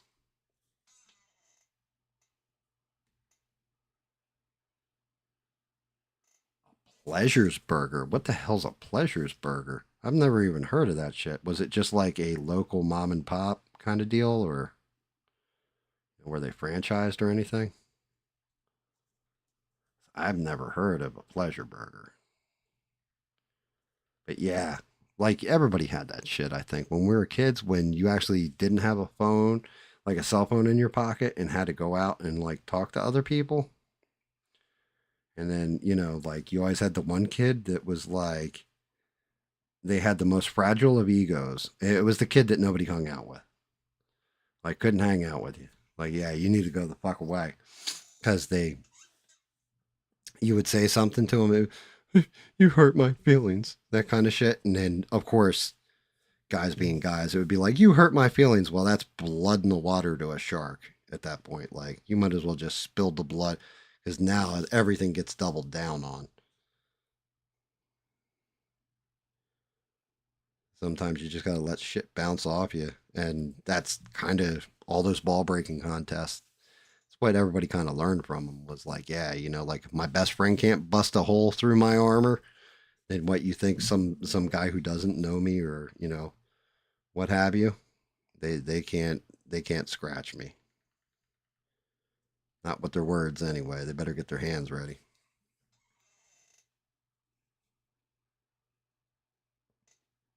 I didn't open hand smack the kid. I didn't do shit like that. Actually, to tell you the truth, it's crazy. Um, the kids that were weaker than me, a lot of times I stuck up for them.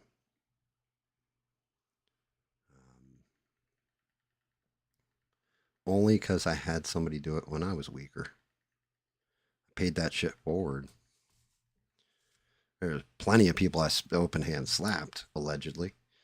But yeah, I didn't really pick on people that were smaller, stuff like that. I always pick fights either laterally or people that were bigger than me, which is why I got my ass kicked a lot too. You know, don't ever get that mistaken. It wasn't like I was the most amazing fighter. No, I got the shit beat out of me a couple times. But I usually pick fights with guys that had me outweighted, outclassed, older, stuff like that. Like I just had no fucking fear.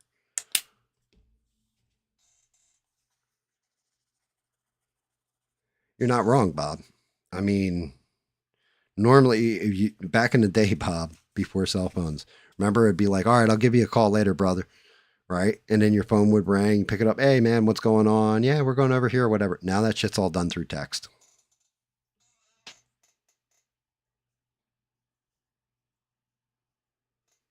That shit is all done through text.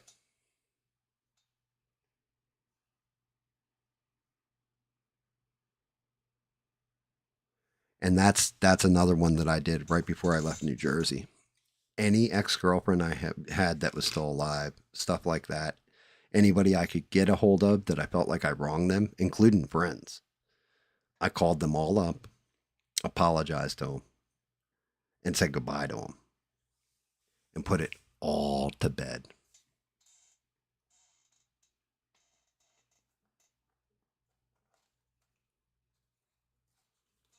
Yeah, I put bullets in every one of the people that could ever have been a beef with. Like I mean, dead serious. Even ex girlfriends. Like it was like, yo, I was kind of a jerk off in this relationship. Yeah, you were a jerk off, but I was a bitch. All right, we cool, we cool.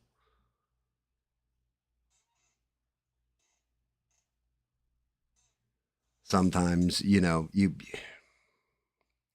got to put things to bed.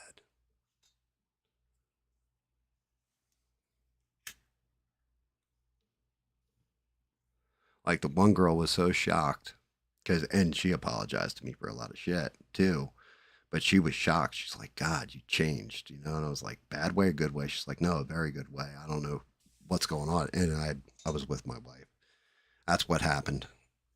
I had just gotten together before my wife was my wife, and it was cool. Like everything was basically me turning the page on life when I got married. Like I left everything behind, left it all in the past. Yeah, you got to put the demons to sleep. That's a good way of putting it. You got to own up to the mistakes because shit, we all make them, and own up to those mistakes, all that kind of stuff. I can't help it if I don't know it's broke. So like Beans had said, like shout out to this, that, and the other. Why are the OGs leaving? Well, some cases I know, some cases I got no fucking clue, guys. Because they didn't reach out and say, hey man, like you were out of pocket or whatever. They got in their feelings and they bounced, or they don't like the show or whatever. And that's cool. Bet, but they didn't say anything on the way out. They just left. So how the hell am I even supposed to know in certain cases why they left? I can speculate, but I don't know. No, it honestly with me, I've told the story before you, and I know you weren't here for it, but I hit flat rock bottom. Like I was broken,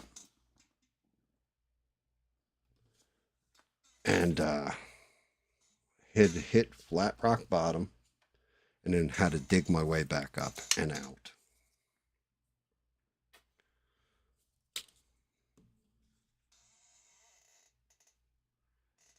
Man, that is the $1 million question right there. Do you sell this stuff? I don't. I give it away. So like even the one I did for David, I mailed over to him in England and the UK. Now there are people like E-Rock asked me to do something for him. He was like, "Yeah, but granted, he's not going to watch probably the replay on the stream, and he's not in the chat anymore. So I can honestly say I'm just going to ship it to him. I still got to do one for six as well. I think I got to. I've been looking for a decent one for him. I had a pyramid head, but no. Keep asking Sheree which one she wants.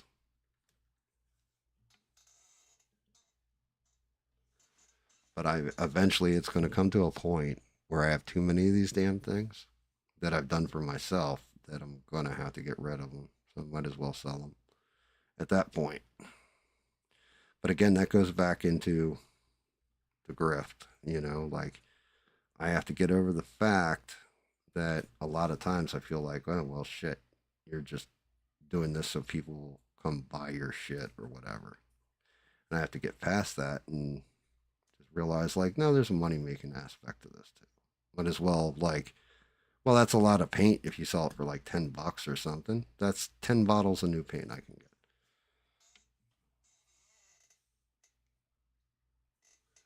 I mean, it's tedious, but is it? Like for me, I like doing it. Sometimes shit comes out really good. I get happy about it. It's more, I think, I spent a good chunk of my life breaking things and destroying them. Now I actually get to create something. I think that's part of it. You need to create stuff. Like I think it balances out some of the destructive nature that I had throughout my life, and that's again just me. Like all this has to get touched up. It's gonna look like shit, especially the star.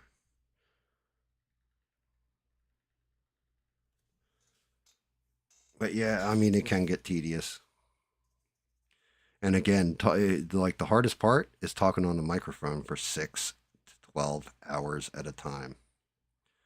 Because I don't know if you guys noticed this, but like take the stream last night. If you're in the stream port towards the end, for the last hour and a half, I think Smurf might have said 3 words because he got in his own building and wasn't talking, right? And I've told Smurf about that before. I'm like, man, you always got to be talking. Just keep talking, talking, talking. It sucks sometimes but that's probably why I started to fall asleep too. He was tired for one, of course, but if he had been talking the whole time, he wouldn't have been falling asleep. It's just a shame that we can't get Smurf a stream set up so you do some kind of like split screen where you can see what he's doing while I'm doing what I'm doing.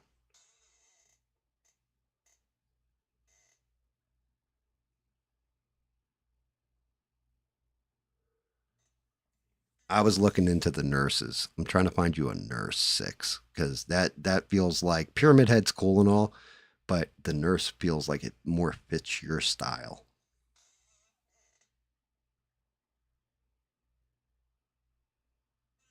Well, Ian, if you stick around long enough, eventually, you'll say, yeah, I'm really into this. And then I'll probably print out that model. Like Stranded. Stranded kills me. Stranded Lifeform, shout out to her.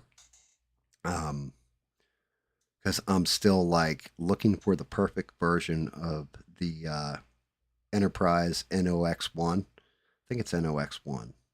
But the original Enterprise from Enterprise, from the show Enterprise for. And I keep finding them and then look at the model and I'm like, that's not a good model.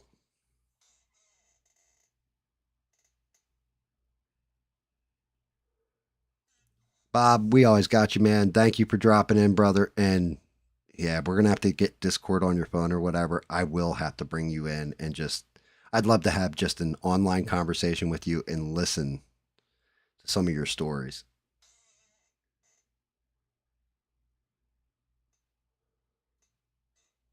And XO1. Thank you, Bob. Bob knows it too. Shit. Well, I should have known everything in Starfleet is actually like Navy ranks and insignias and all that stuff.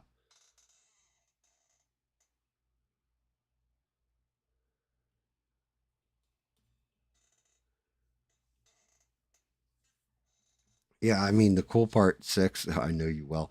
I don't know if it's I know you well. It's more the like the nurse is creepy because it's like if you just saw it from the neck down, a lot of times they're pretty sexy, and then as soon as you get to that face, it's like god damn, like that's some terrifying shit. Like you flip the script on me. I hear you, Ian. Wait, you're are you in the U.S. or U.K.?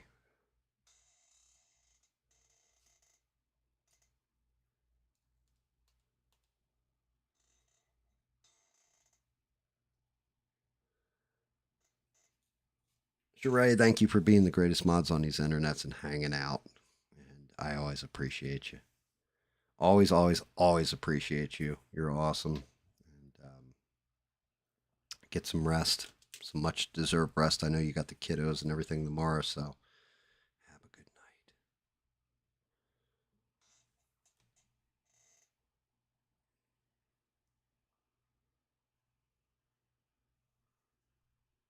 You like the Azure Lane Enterprise, really?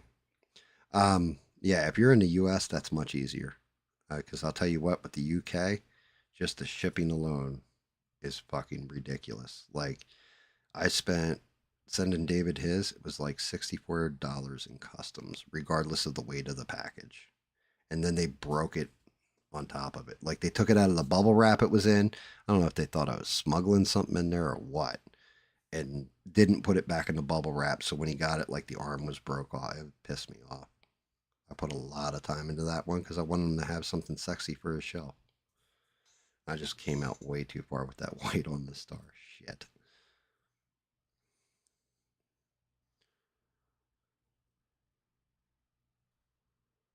But yeah, if you're in the US, it's actually a lot easier.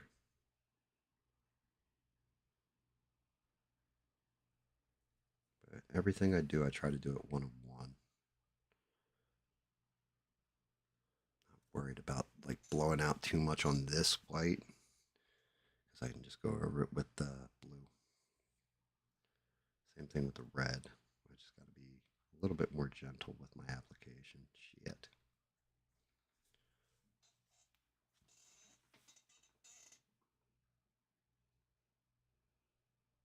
Jesus Christ. When you search Enterprise, it's the blonde girl with the bow. Dear fucking Lord forever. Man, you horn dog.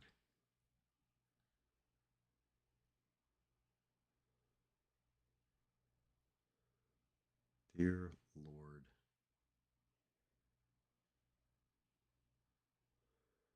I'm going to blow out this white a little bit more, I think. But it needs to get. The layering is rough as shit on this. It's got to get blown out. I can clean it up with the other colors. Ugh. That's why I try to start off with the white. I should have really gone in for 3 coats on it, though.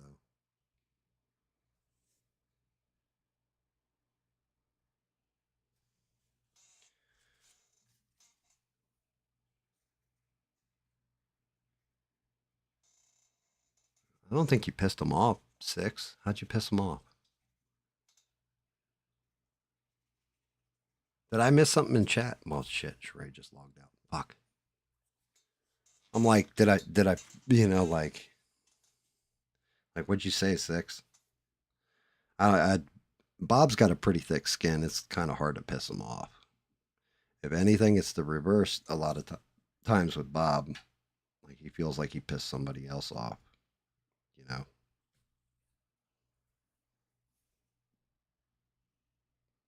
And I mean, you've been around Bob long enough.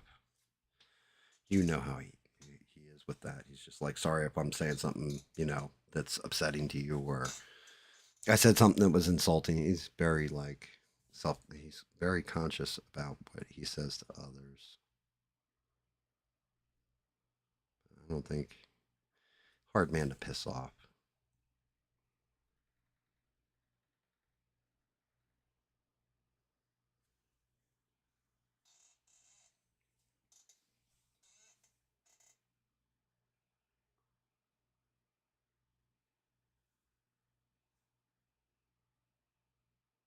Hit us with some Mudvayne bass, and yeah, that would be epic. Yeah, don't look at me. I'm not the music guy. I got six. I got Eugene, and I've got uh, I've got E Rock for the music end of things. Those guys are amazing with their musics. All three of them. That's a talent that I do not possess at all. Like my music stat is -3. Like it's bad. Oh, I remember that. I did see that, and he was like, "Don't call me Bobby. I'll kick you in the nuts or something." Yeah, I did see that six. That's funny. And they did female versions of famous ships. I've never seen that. That's damn, what the hell website are you seeing that shit on? Forever. That stripe is a pain in the Z rear end. I mean, painting the Iron Man's going to be a bitch too. I definitely need this star layered in thick as all get out. So I don't even care if it blows out.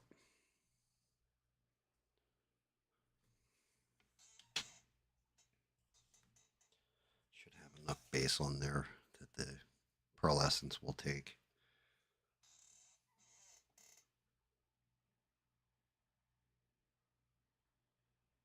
Now, Bob was kind of quiet tonight, actually. Like he was chiming in here and there. He's a quiet dude. Sometimes he's quiet, sometimes he's not.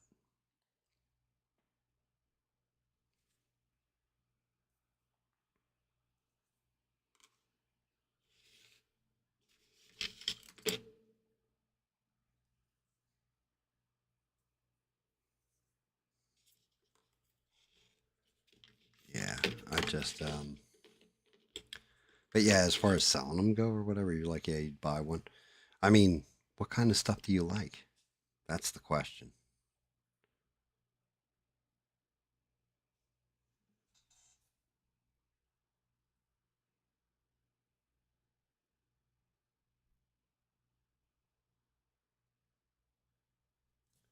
Like, do you like superheroes? Do you like anime? Do you like sci-fi shit? Do you like Dungeons and Dragons stuff?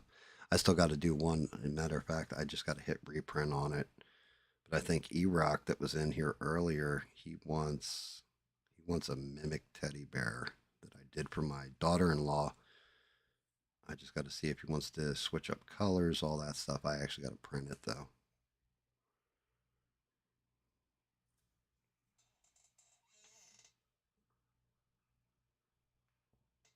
Yeah, no shit, six. Yeah, I got nothing but love for Bob K too, and all you guys. Guys are epic.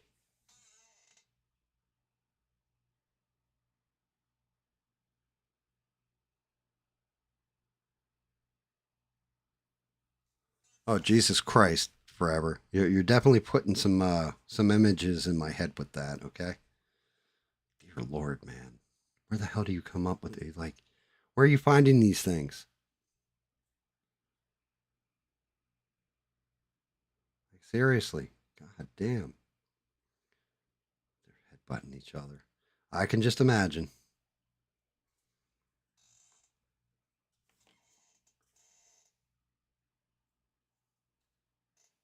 Six has his own channel. You can search just like his name. He should come right up. But you can hear him playing the drums. He never shows his face either. He's like me. I don't show my face. I'm old. Nobody needs to see that. Nobody cares what the fuck I look like. And if they do, well, it'll be a mystery. I almost showed my face for my birthday and decided against it. I was like, yeah, you know what? Nah. But Six always has his mask on. You never quite see his face. He's a man of mystery. He's our wild card. Wild card, bitches. Wee-hoo.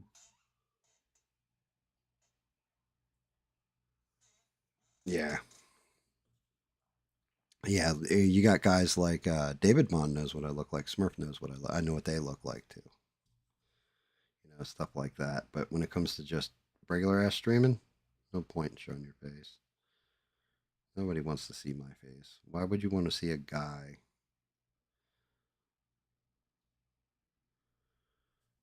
Um, I think that's part of it. I think that's part of one of those things. I don't want to be Mr. Beast. I don't want to be famous like that. I don't want to go to the grocery store and be like, "Oh, you're Gam from Gam catches up. I saw you on the internet." I don't want that shit. Just being quiet and like, "Oh yeah, I know that voice, but is that you?" No, not me. But you got a jacket that says Gam and it's black leather and it's got his symbol on it. Yeah, well, I don't know. Found it at the flea market. That's my excuse.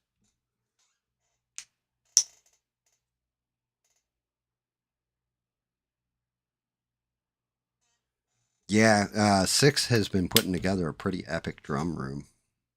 By the way, shout out to Stranded too. She usually watches on the replay.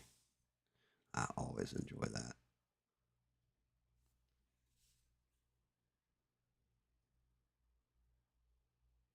But yeah, Six has been working on an epic ass drum room. He's been posting pictures along the way. That star is not right. I think there is a blowout there that just is not correct.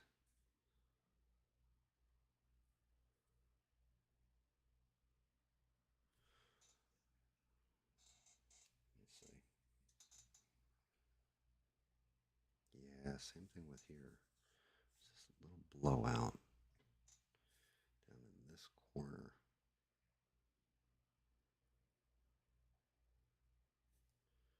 Right there. It's got to get blued.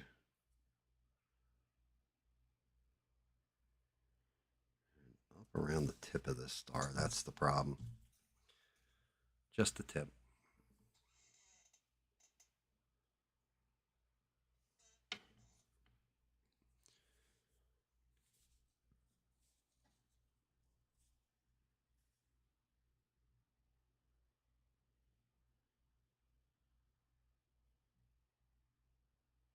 Yeah, shout out to good old Smurf too.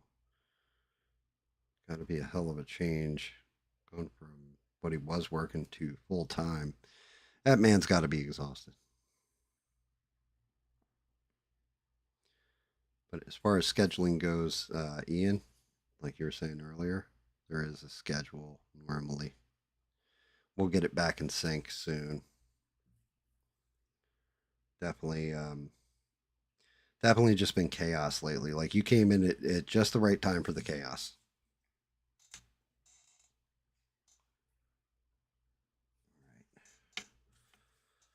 Almost got the start tagged out, and then the fun part. Once this is sealed and all that, it'll look okay. Like the shield will look all right.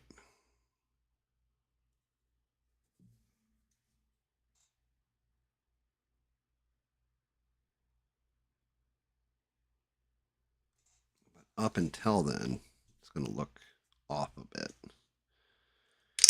However, if I metalicize this, it should look good.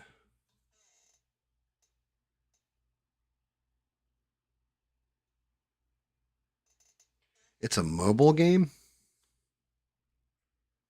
Do they have the one of my favorite ships in modern times, the Rocinante from The Expanse?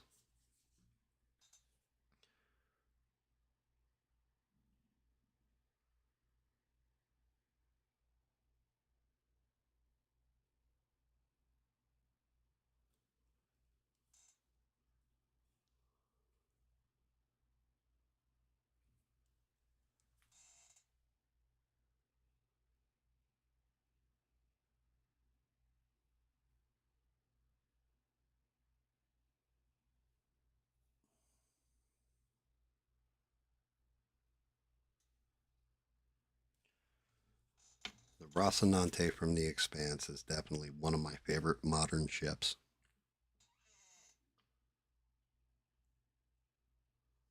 Oh, the Enterprise aircraft carrier. Okay, that's a bit different. Yeah, I really loved The Expanse when that shit came out. I thought they did a pretty fantastic job with that show. Like they did it where, because you had the large thrusters on the back end of the ship, you couldn't just like, if you're flying fast as shit, you can't just like, oh, well, I'm going to turn on the front thrusters and slow down. You had to turn the ship completely, like flip it 180 and shoot the heavy thruster back so you stop yourself. It actually took into account space physics.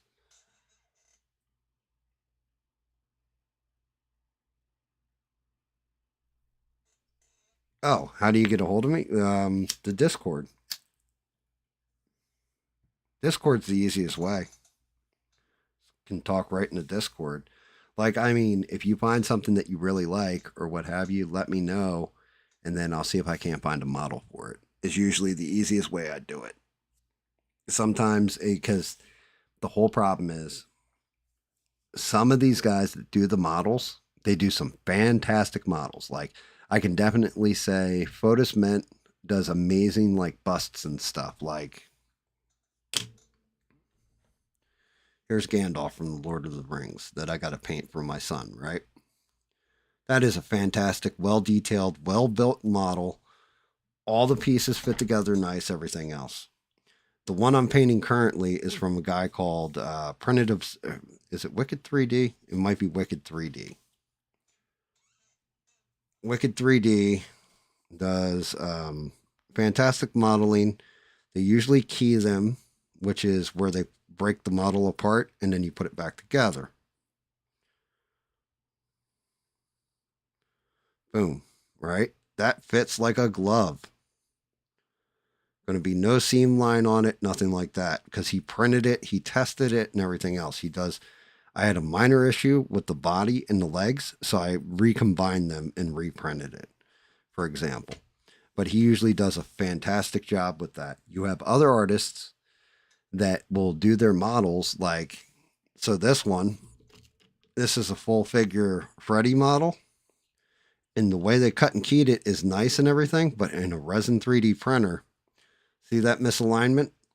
I'm probably going to have to pop these out and glue them back together once the base is done. The top of the base isn't bad. Right here in the base, the seam lines aren't terrible, but you have a little bit of deformation when you do a 3D print. So you'll have little eccentricities like that in your print where the model doesn't fit quite together right. Now that could be my 3D printer, just like the way I supported it, it didn't hold it right, what have you. Sometimes things deform. Same thing with like the base here. That fits in pretty good. But as you can see, there's like break lines in there. Because like this goes like this. This is going to go here. And then Iron Man's going to be flying over it. This goes off on the side here, I want to say somewhere. Like there's two little holes here for this piece of girder that's busted. So it really depends, but yeah, if you let me know, like, oh, he's into, I don't know, Iron Man, Punisher, whatever, let me know, and I can look and see if I can't find it. I paid exactly $0 for these models. Artists put them up. They have more detailed models. You got to pay X amount of dollars either for a subscription to them to get their models, or you can just buy one model by itself. But it depends. The models can range anywhere from, I've seen them as low as $1 to a couple $100. Like there's one guy who paints this shit like professionally, uses the airbrush for everything, whole 9 yards and all that stuff. And he's, hey, shout out to him. He's amazing with it. And his stuff is usually fantastic when it's done. But he'll pay like $200 for a model. And I'm like, I'm not doing that. Not unless that shit's going to be dead nuts perfect every time I print it.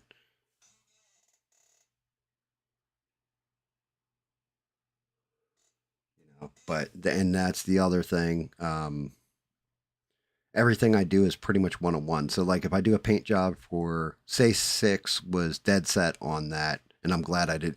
I had a second pyramid head, and that shit cracked because it was hollowed and it didn't work right. But say I did something like that for six, and I did one for my daughter-in-law because I did do a pyramid head for the daughter-in-law. The paint jobs are going to be different every time. Like it's always one of one.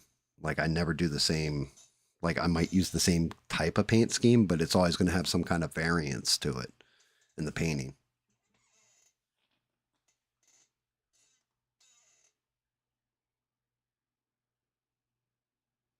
You just saw an ad. Yeah, see, but you see that end part right there? Get 15 free models with subscription. How much is the subscription? That's where they get you because then you have to keep resubscribing. Printed Obsession is another really, really good modeler. But when it comes to fantasy art and stuff like that, there's some people that their shit's out there. I do, well, I do sign them. I initial them on the bottom. I put my actual initial on the bottom of them.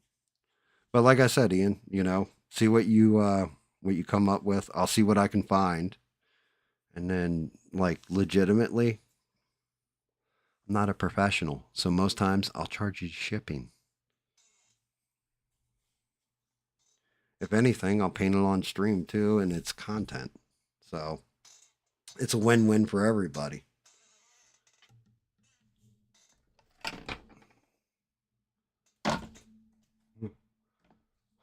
I eventually got to paint this one for the wife. I even forgot it was here. It's a Sphinx.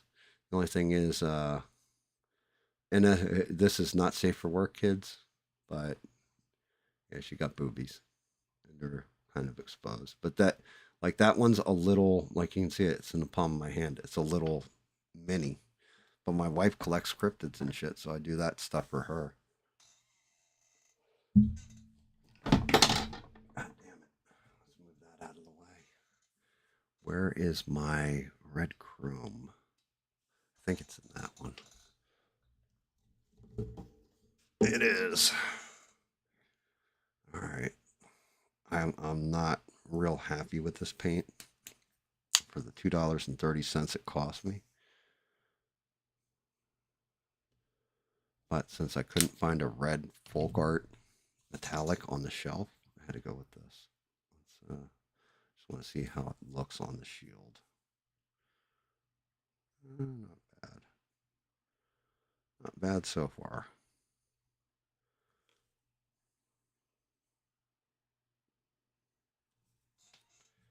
Let's see.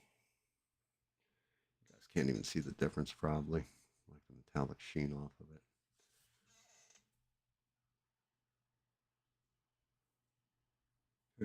I will, bro. You got it. Yeah. Like, just hit me up on Discord. Just send me a message. I think you added me as a friend, so you can message me. Just tell me what you're looking for, and I will see what I can find. I'll let you know. I may actually have to go to a thicker brush than this one.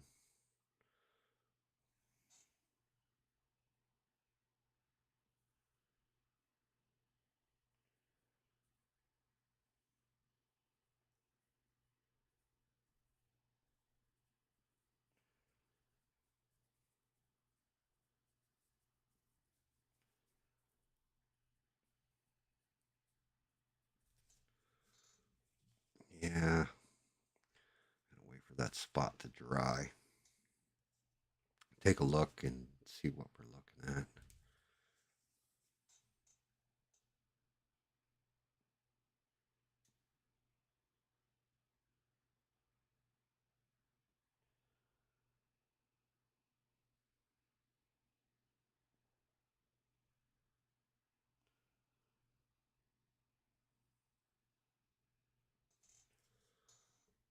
Let's see. Am I getting. All right, I'm starting to get a sheen off of it. Like I painted this completely out. That's looking better.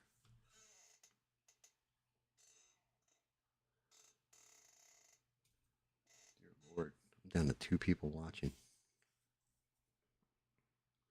I've done talked too long and said too much. Shit.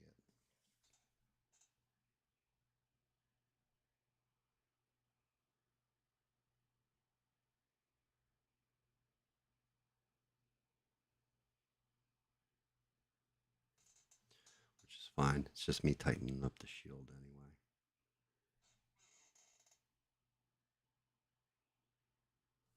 Let me call in right. I mean, I can move you into. I'd have to fire up Discord if you wanted to talk, but yeah.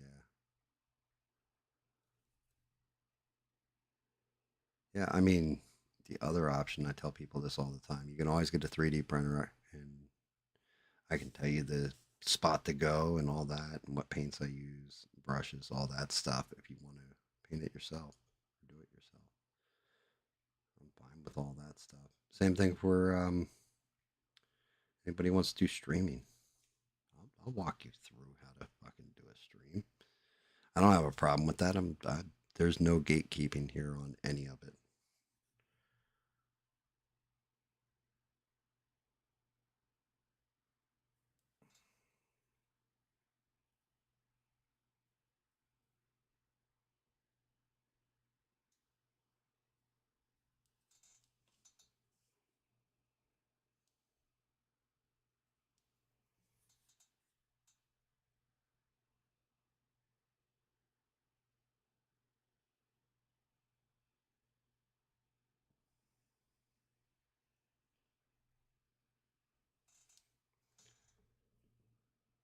Ooh, we're starting to get there. Six is farting around in the background. Yeah, I think it's you, Ian, and six right now. I think that's the only people watching. I think it's down to you two. I mean, this is one of the reasons why sometimes I'm just like I like doing the painting streams, but I'm also like, maybe I should cut the streams down to 1 day a week, stuff like that. But then anytime I do, I get the opposite end of it. Game, you're not going to stream Sunday. You're not going to, do this. Or you're not going to, like, God damn it, I can't win for losing. Like, no, keep going, man, keep going. Like, yeah, but then I run out of shit to talk about. I mean, plus, like, putting other, I'm dropping too many fries in the fire, or fryers, so to speak, or too many logs in the fire. You can say it either way. Like, I still have videos I've got to like cut together. I got to shoot them first and then cut them together. Because I definitely got to do the 10 best horror movies with twists, 10 best regular ass movies with twists, stuff like that.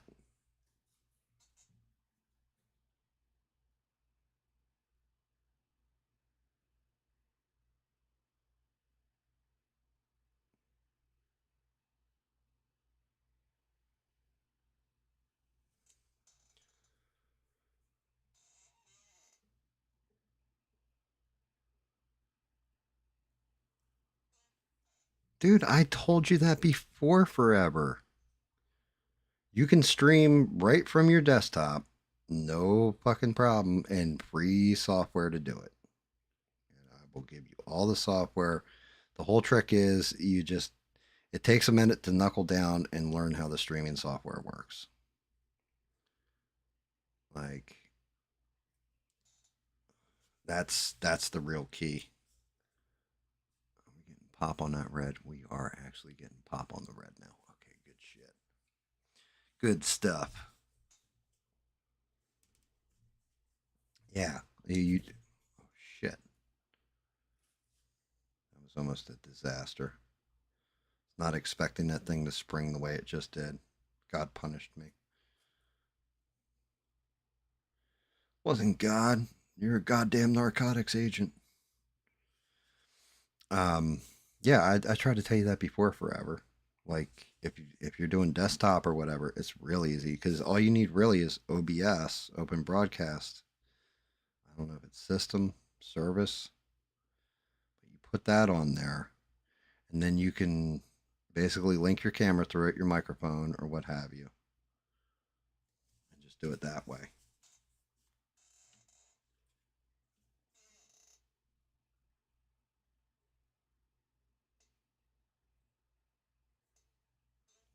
I don't know how. I've never streamed from a cell phone.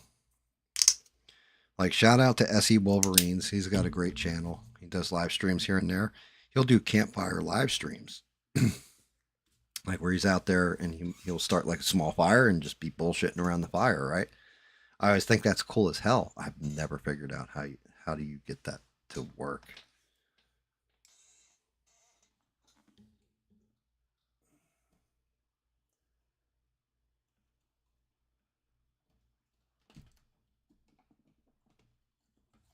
All right. I am hoping this is a turquoise blue.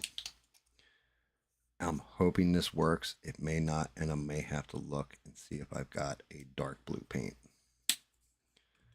We're going to give it a shot for the inner shield and see if it's coming up gangbusters or it looks like shit. I'm just going to do a small section real quick. Oh, no. No, no, no, no, no.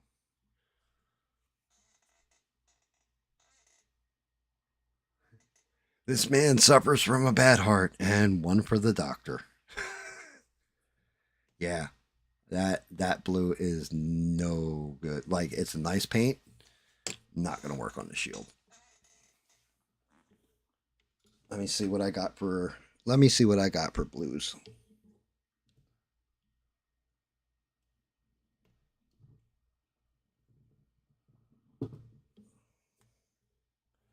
I don't know about using this shit. That's extreme glitter. Let's see what do I got that's coming up blue over there. That's a shifter blue. Huh. I actually wait.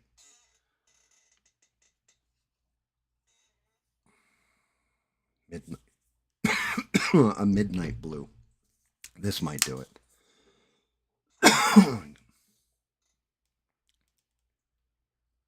I think this might be the color I'm looking for. We're going to hit that same spot. Yep, that's.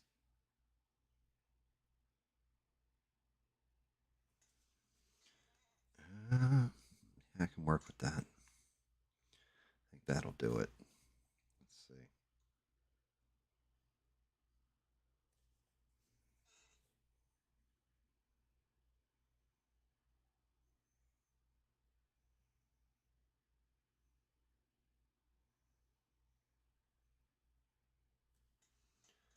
Yeah, I think that is the color blue we're looking for. Yeah, shit. Yeah, that's been a long running joke between Six and myself,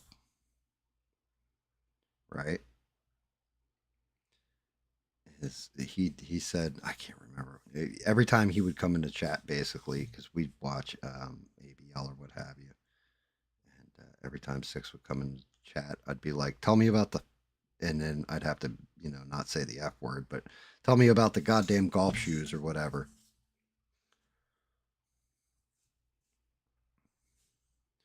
Hey, lady, how much do they pay you to sleep with that bear? That movie just has so many different little quotable parts. I knew it. You're a goddamn narcotics agent.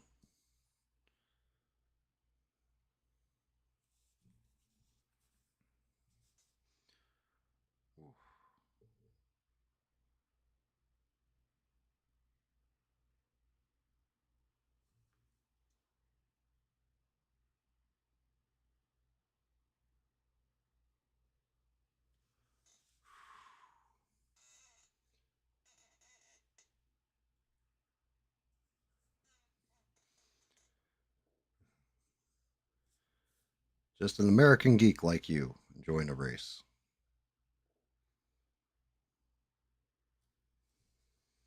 Can't stop here. It's backcountry.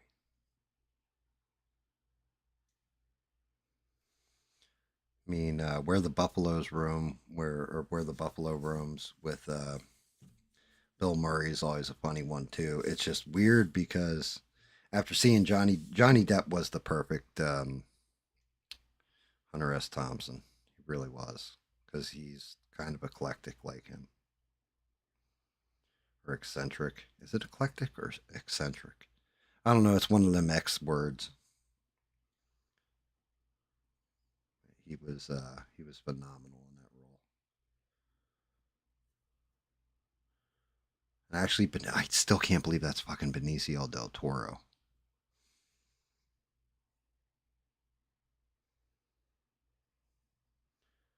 You had that young girl. You were. I can see it now. Talking to the police. You penetrated her with in every orifice with your uncircumcised savage member.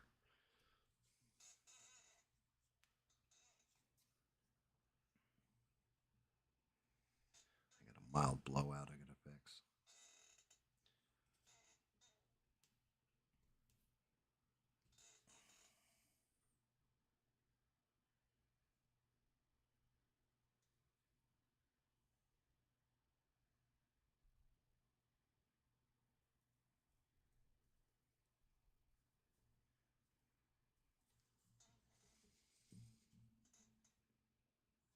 I think the shield's starting to come along.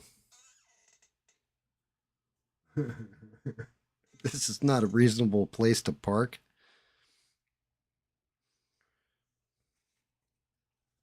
I always got a kick out of it. Now, I've never seen shit where somebody's head flies off like a barracuda, but when he's talking to the woman behind the counter when they first go to check in, that is what I tell people. That is what an LSD trip looks like. Like how her face is like expanding and contracting while he's talking to her.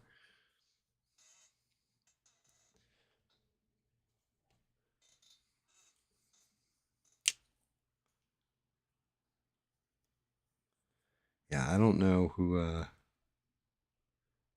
the hell did direct that movie? They did an amazing job with it, though. Now I'm thinking about it, like the whole thing, the way it's laid out, and all that stuff.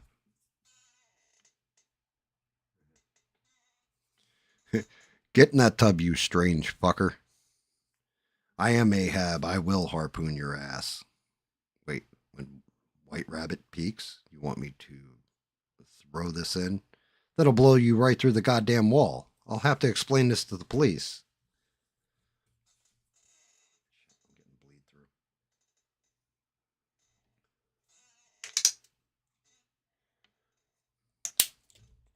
through. The how much do they pay to fuck that bear? Always crack me up. What's the big knife for? It's to cut the oranges. Need the oranges. Yeah, I don't know if I'm a fan of what's going on right now with this pearl essence on it, though.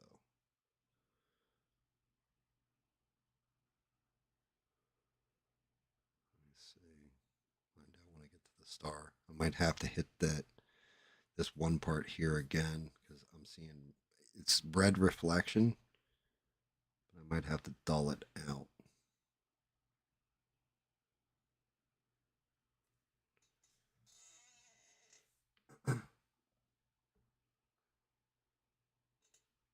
It was Terry Gilliam of fucking Monty Python. I mean, it makes sense. Like he's made some classic fucking films actually. Um, yeah, the role in Blow was interesting too. I haven't seen Blow in years. I saw that when it first came out. Well, actually, no, I didn't go to the theater to see it. I saw it on DVD or whatever at the time. Yeah, it's been a while since I've seen that movie. Yeah, Johnny Depp. I man, did you guys see the new? It's a trailer for it. And it's called Hyde, Hyde, like Doctor Jekyll and Mister Hyde. I couldn't understand half the shit Johnny Depp was saying in the trailer. Like, he's just doing like a weird voice accent or whatever. It's creepy though. Looks like it could be an interesting movie. That's one of those. Let's wait and see how it turns out.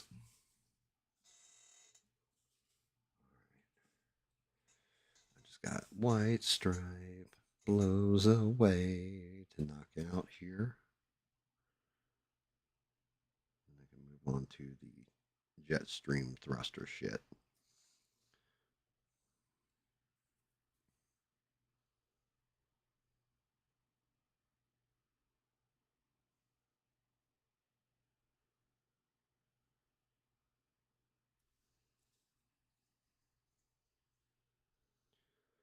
Pearl essence though, that's the only problem with it. Is as I go out towards the red. At first I thought I had red mixed in, and it's just because it's reflective, it's picking up the red from the other paint.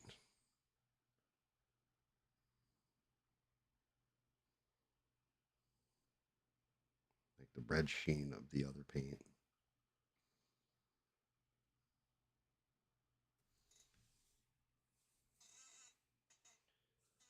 Definitely need to layer it down in there.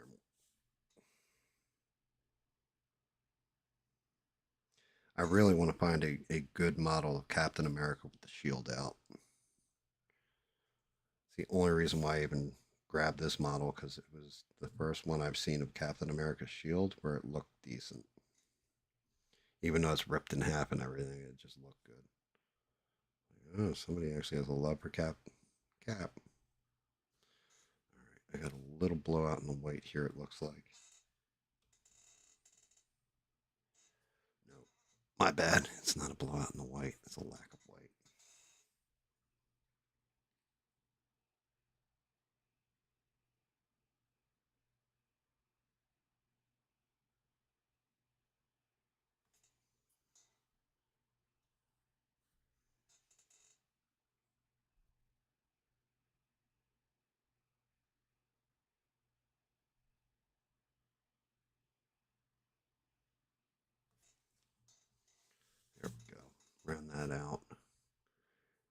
Unsexy looking shield.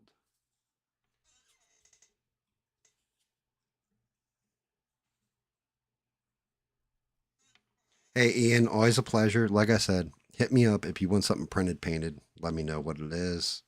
I'll see what I can find. I'll show it to you beforehand, all that. I'll let you know the size of it, all that kind of shit. In worst case, I might charge you shipping.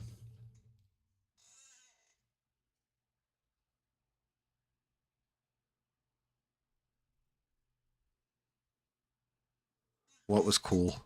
What was cool, Six? Sorry, my mouth was going. Like trying to hit that line in there without fucking it up worse.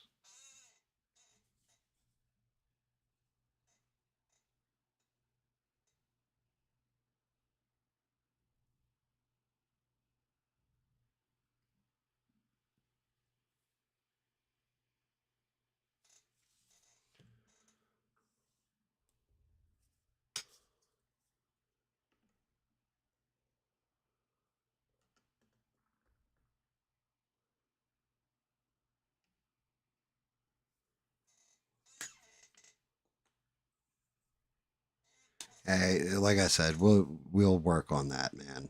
Like we'll discuss that. But I'm not. I'm that guy that just I have a hard time with that shit. So work on it. But see what we got first, because I can show you like cost of resin stuff like that. Maybe something like that. I don't know. We'll we'll figure it out.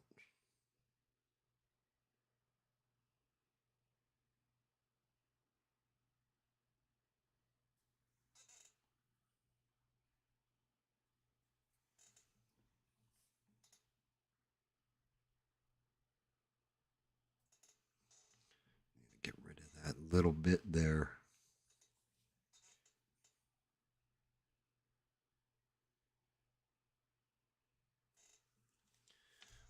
Can I undo the accident that fucked up my neck and my back, please? Because this shit would be a lot easier to paint that way.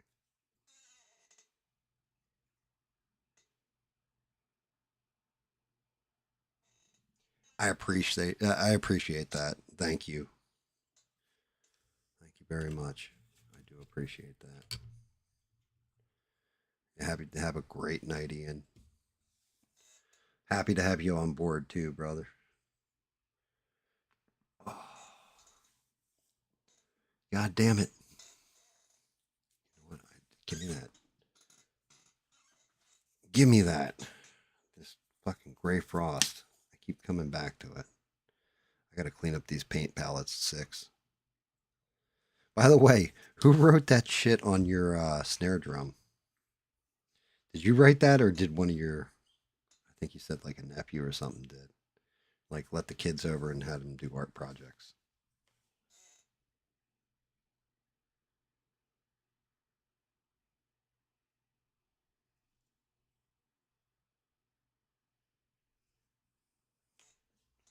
I can actually go bigger here. Oh, shit.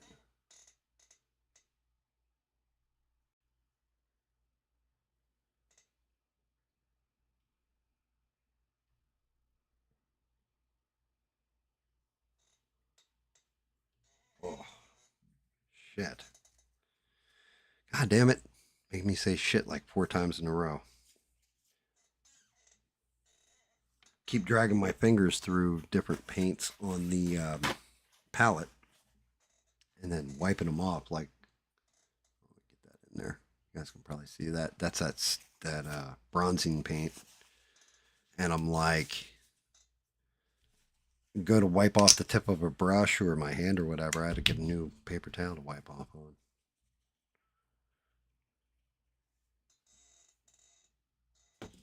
I can put that one down and go to this.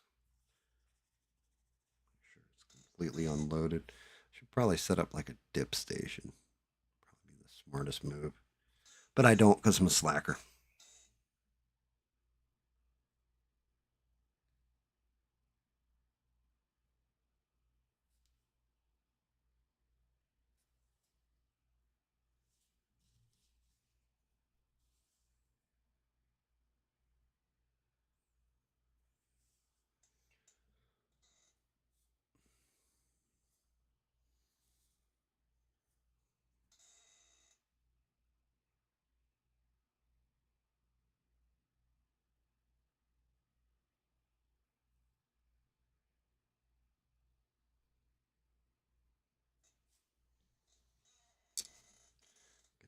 Fucking that blue white in there.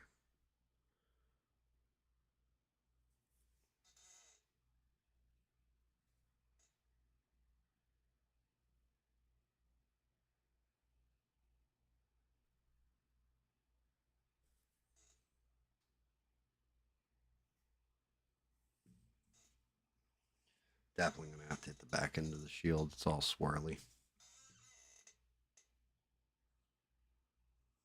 Yeah, I was wondering. You were like, that was cool.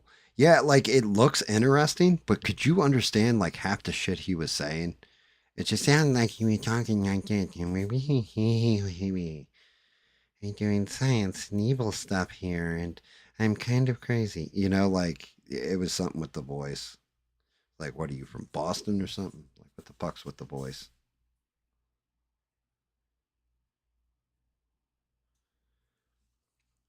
I couldn't quite tell.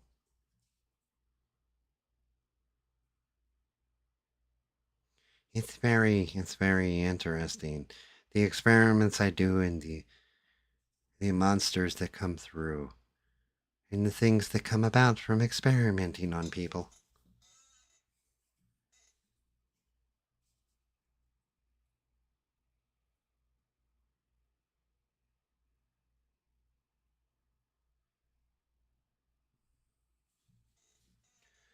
I mean, Johnny Depp lost so goddamn much money because of Amber Heard. But honestly, I haven't watched that trial back. When did that happened? Like 2022 or some shit now? Like 3 years ago, 4 years ago? Whatever it was. Kind of showed me what kind of piece of shit he is behind the scenes. Even though he won that, like, he wasn't accused of what he did, or, he didn't do what he was accused of, but he's kind of a piece of shit of a person.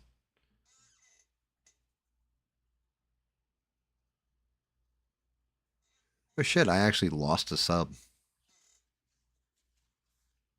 Oh. I guess somebody watching wasn't happy with what I had to say.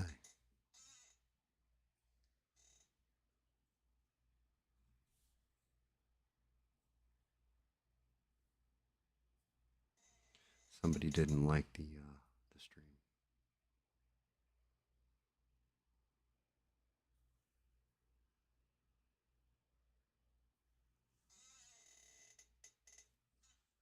Yeah,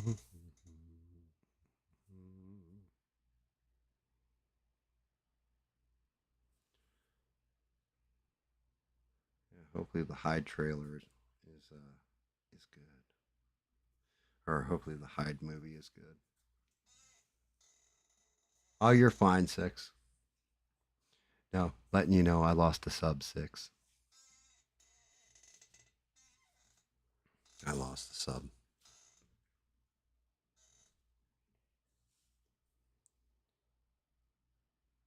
Painting and drilling, filling up shit.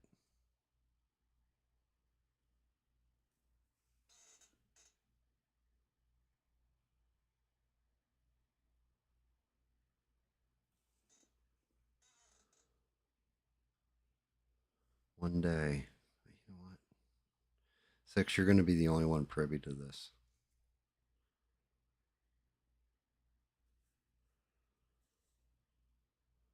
I think I'm going to do a silent stream soon.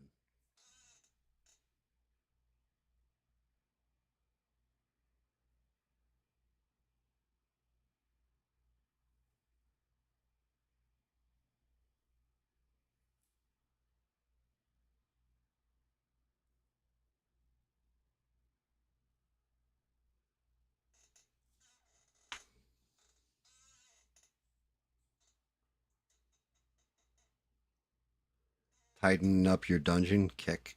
Nice. Yeah, I think I'll do a silent stream soon.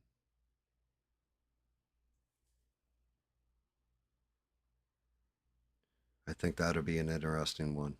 Like, what would everybody do if I just shut off the mic and didn't talk anymore?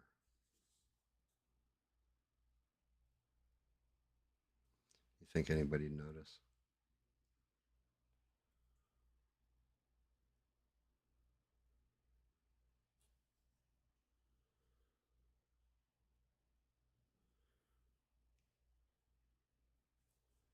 it was just shh, it's quiet in there. I went to his stream, but it was all quiet. I couldn't hear anything going on. He wasn't talking.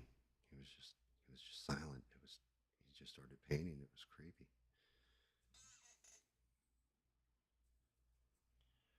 And I just type in like six six stole my voice.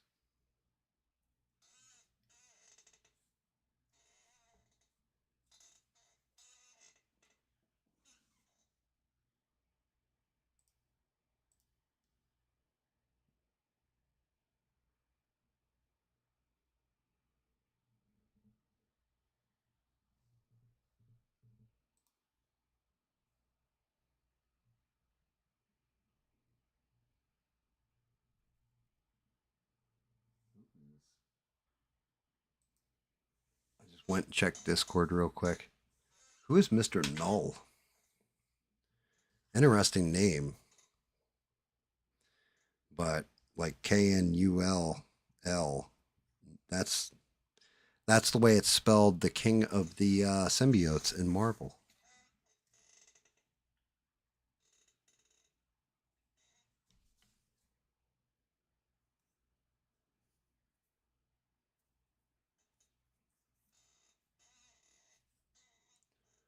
The king of the symbiotes in Marvel. I gotta look. I have to look this shit up because I need to look at Iron Man's jets because I can't remember if he just shoot like if it's blue on the bottom of the jet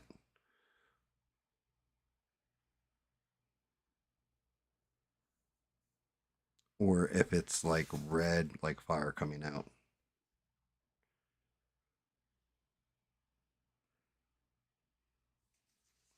So this is what I'm seeing.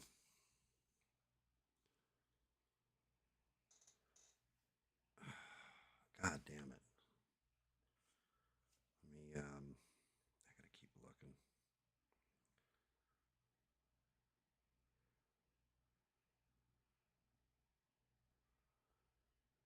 And then there's this one.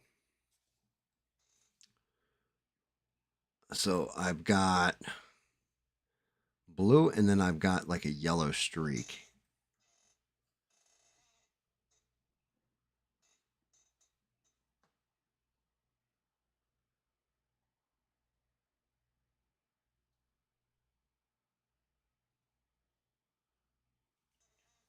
And then others have it just pure white. I'm gonna have to do this. Because I don't want to do it like it's fire. It's supposed to be like the energy from his boots. So hitting this shit is going to be, well, let's just say really interesting. I don't know if I want to go with the blue or if I want to go with the yellow.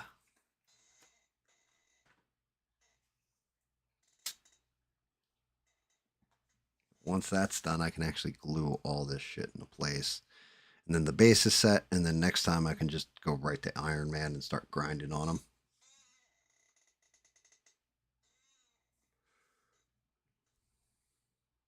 What color do I want to do? I think it's going to be yellow.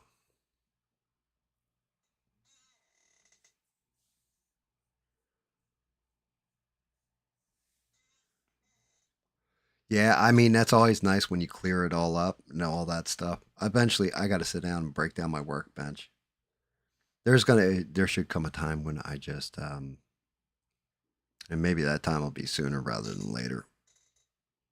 It won't be next week. Maybe the week after 6, the 1 year anniversary. Maybe I'll take a week off and just concentrate on getting the desk reorganized, the lighting different, stuff like that. Like redo a bunch of shit. So I have it faster access, because I do. I've got shit everywhere myself, so I know what that's like. You get everything nice and like, oh, everything's nice and cleaned up, and now I can get new spooky shit.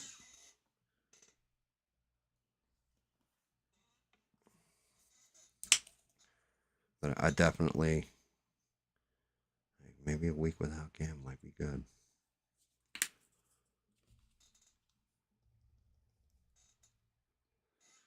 I mean, what do you think? Six? Good idea? Bad idea? I mean, I've got some momentum right now. I don't want to lose it. But at the same time,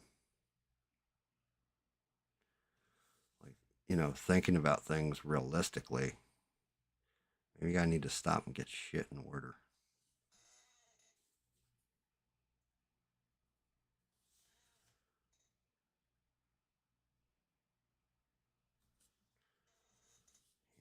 Like maybe disappearing for a minute might be a good thing. Definitely seems to clear the mind of some of the people that watch. They just disappear. Oh God, handshake. Stop shaking hand. Stop shaking.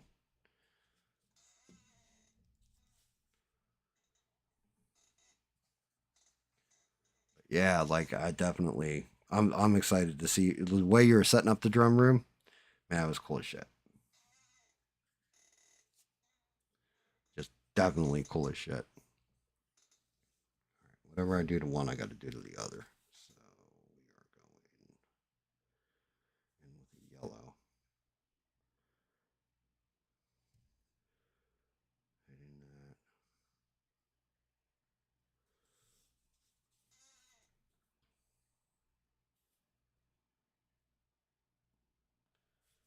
Hitting the blasts out.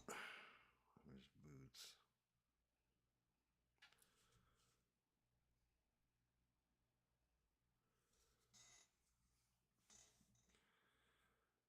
All right. So normally I would transition this.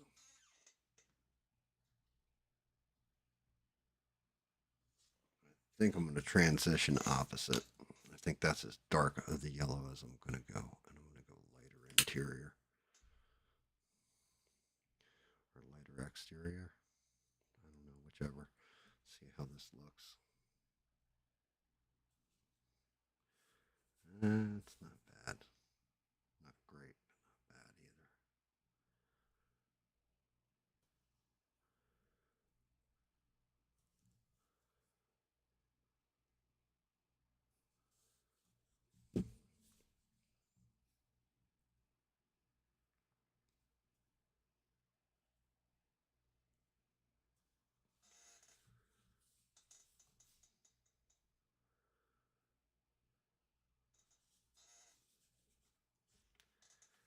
I don't know. I like it.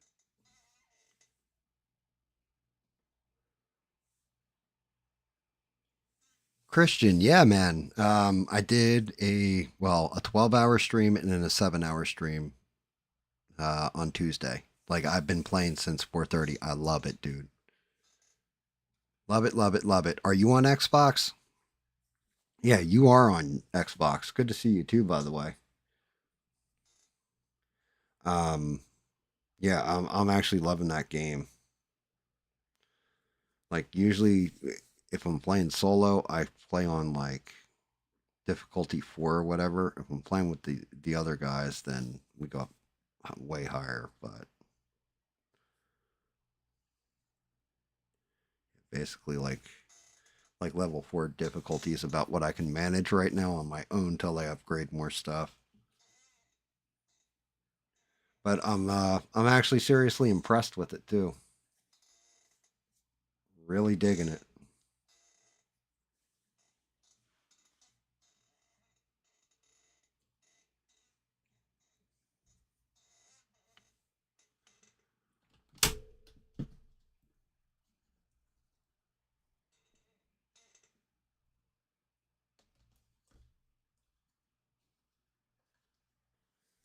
Really, really digging it.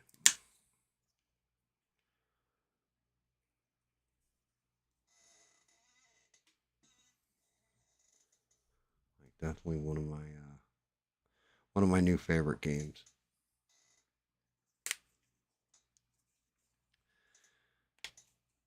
like I was saying this earlier, like if I were to review it, I would say it's one part Dead Space and the one faction. It's Terminator and another faction. It's Starship Troopers, definitely overall feel, but also mixed in with a bit of Star Wars and like every other 80s action sci-fi film that you can think of.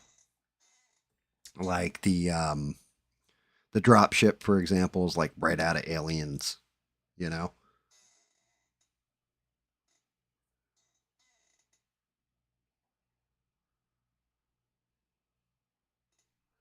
Dude, yeah, you get you some you can pull off the five with. Um and I mean granted, the one guy who hopped in cuz when I was streaming it, we had one guy on PC, shout out to Fax Machine, who had hopped in. Great people, right? And he's level 150. He's been playing 2 days since it launched on PC. So he came in and he was dropping all the weapons will unlock, all this kind of stuff, and like taking us through. Like I did, he got me up to where I can play at level 7 or whatever, like the extreme or whatever it is. I think it was extreme, but he was definitely an invaluable guide on that damn game, and that shit was epic. Like it gets crazier as it goes.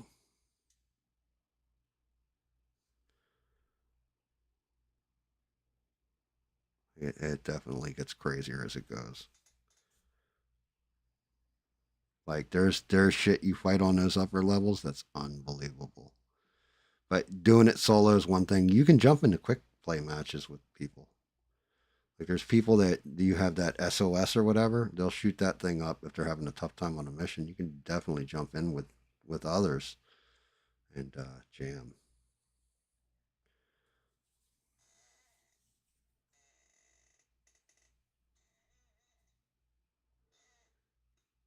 It's just the problem with the upper levels is they don't like nerf anything or like oh it's got like double the hit points or anything else. Everything stays the same hit points. They just add new enemy types that are a lot tankier, like have heavier armor on them, and then they overwhelm you. Like they just send out overwhelming odds against you, basically. So I love that game. I do love it. I have a shit ton of fun with it. It's amazing, amazing game. Thanks for smashing a like too. But yeah, playing solo. Solo's rough. Only thing I can tell you is the turrets. I don't know what level you're at, but yeah, your turrets are godsends when you're playing solo. All right, let me see what this jet looks like coming out of good old Iron Man's footsies. All right, I need more paint there. Or do I? No, I got to paint it all the way. It's not terrible. Might actually, if the red's still wet, I might hit red on this. See what the other one looks like. Oh yeah, that one's definitely going to need more paint on it. I have to get painted up to the peg. I said peg.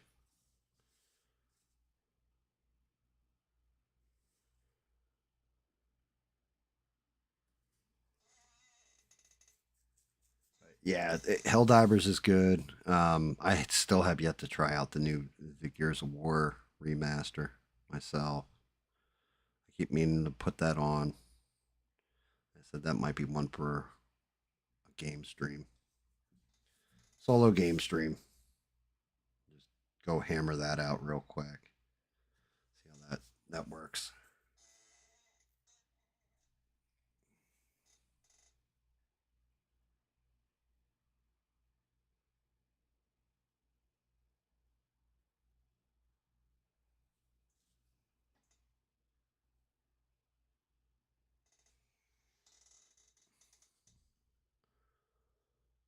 Oh, let's see. go all the way to a red blowout, but I think I am going to go to an orange.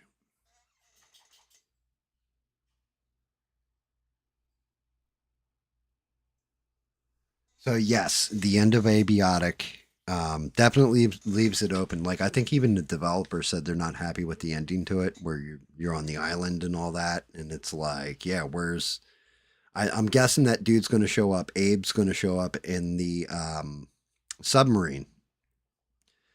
And once he shows up in the submarine, I think you're going to hop on. And then it's going to take you to a different area. You'll be fighting all that kind of stuff, or new stuff to add on to and build with. That game is, for as small as it is huge. Like it's amazing. They did. I think they did a fantastic job with it. Um, but yeah, Helldivers. It's so fucking addictive. It really, really is. And then grinding out super credits, all that, so you can unlock the war bonds. Because I refuse to give them extra money. You know, like I'm just that gamer.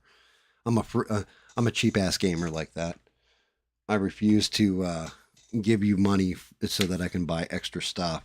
But they were smart about it because everybody would have been screaming about pay to win. Have a good night, forever. Thank you for always dropping by, brother.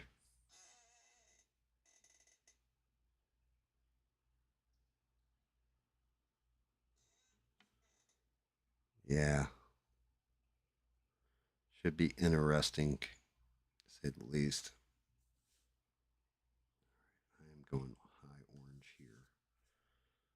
See if I can't get that boot thruster to look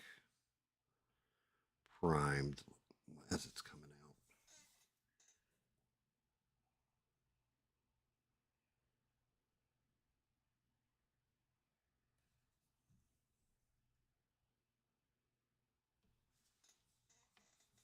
But yeah, abiotic factor, I was definitely happy with it. Happy with the playthrough. I did it in like I think 4 days or something.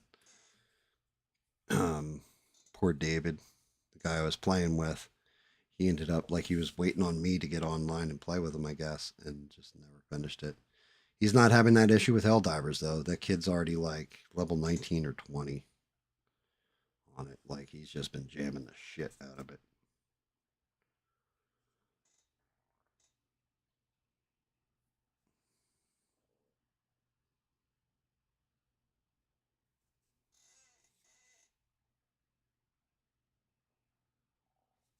Oh, shit. Can't even see what I'm doing.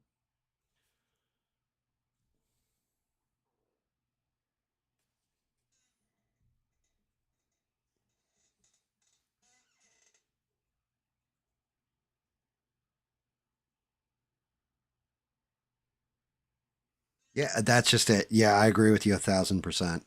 I think lately it hasn't been the AAA games that have been blowing my socks off. It's the indie games. But then again, Helldivers 2, that's a AAA game, I believe, for PlayStation anyway. And they nailed it with it.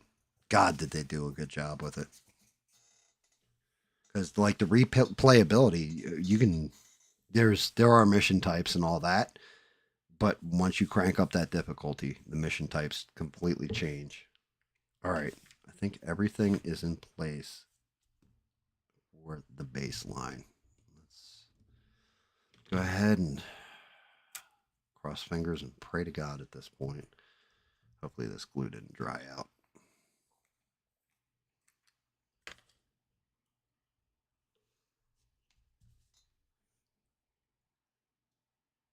It didn't dry out. This guy did a great job with the keen, so this should all pretty much be elementary once it's hammered in here. All right, first piece.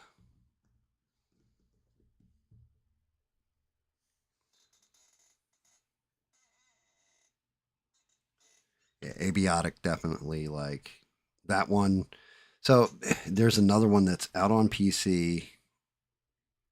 I guess it's in beta. I don't know if you like games like Valheim, like you like the survival type games. There's one that's like Valheim, and I can't remember what they said. It's like Valheim and Diablo had a baby or something like this. I can't remember what the comparison was, but it was definitely Valheim. And I'd have to look up the name for you, but supposedly it's amazing. Like they're like, yeah, it's a fantastic game, and that should be coming sooner or later. All right, we're glued.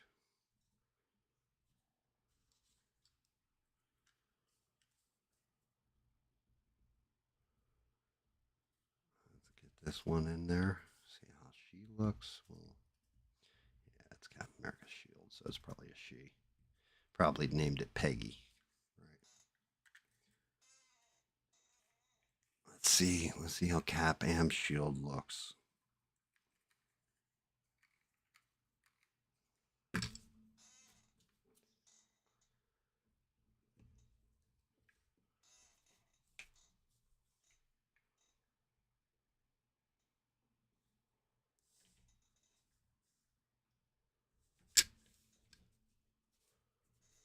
Oh, come on. There it goes.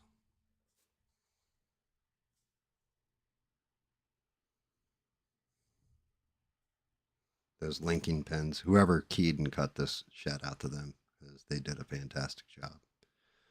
Although I am seeing one little issue.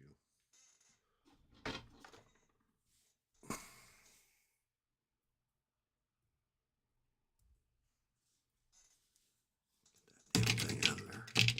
I think our base is set. Nothing in there tight. Oh, the base is looking good. Kind of give you an idea of what we're looking at. Captain America's shield all shiny. I think I'm gonna re-hit this silver up top though. That's gunmetal gray. That didn't work. It's this one.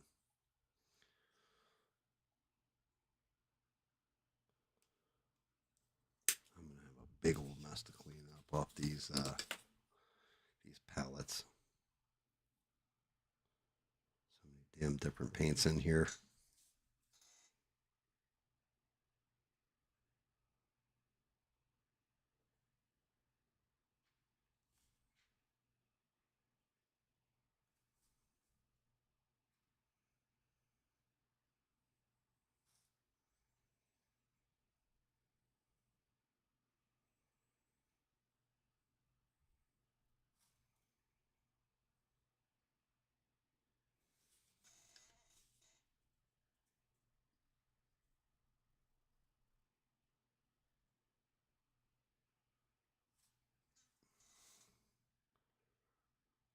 Hopefully I didn't.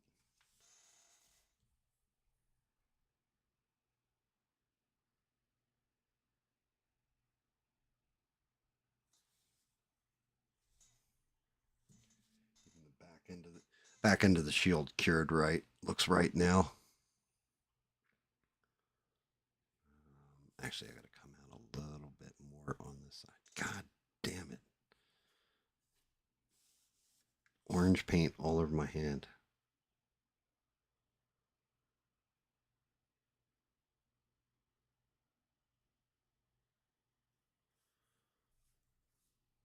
And a little right here.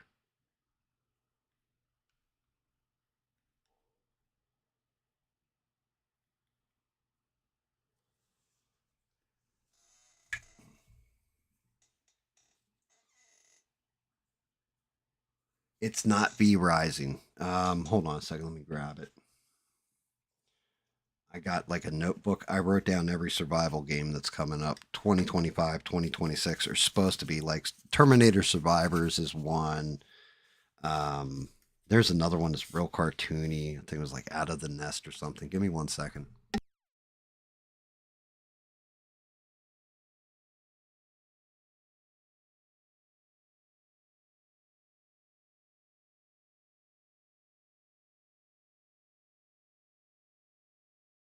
I think I hit everything, the microphone, everything, the whole way through. Um, Abiotic. Let me see. I just saw it. Abiotic. Okay, so coming out soon, you've got Subnautica 2. The Altars is already out. I haven't played it. Heard that's good. Cloudheim, Pioneer, Terminator Survives, Under a Rock. That's that cartoony ass game. Another game called Crosswind. That's a pirate game. That looks interesting. Jurassic Park Survival, where they put you on um, whatever the original island was in it. Awesome.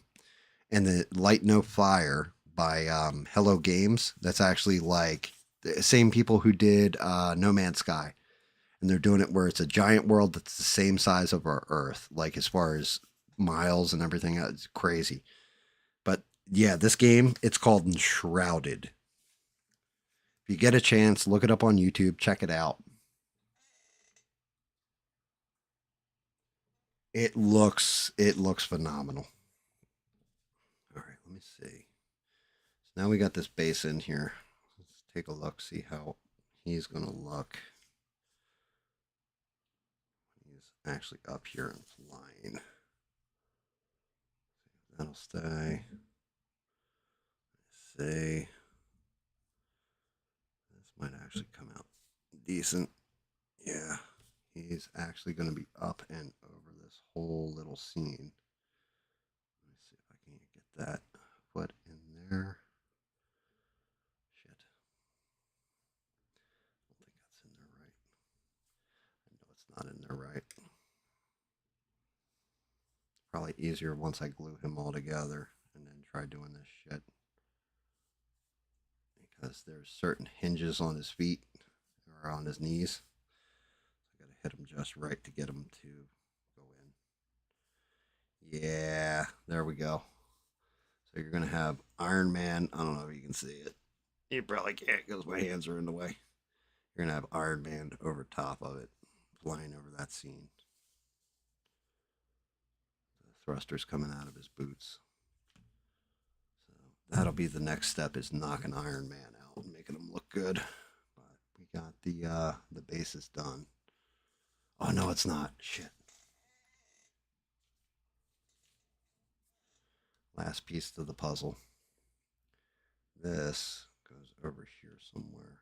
I just gotta find the right configuration for it. Because two of those pipes are hollow, so they stick like that.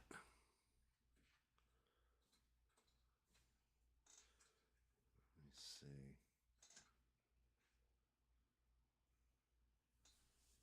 Let's see if I can't get this.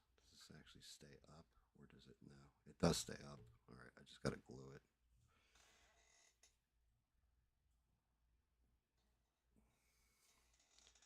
Yeah, this one's a cool one.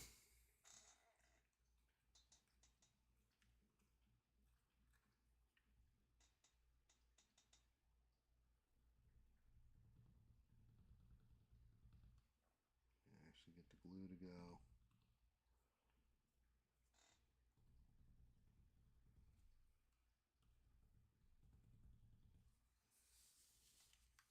All right.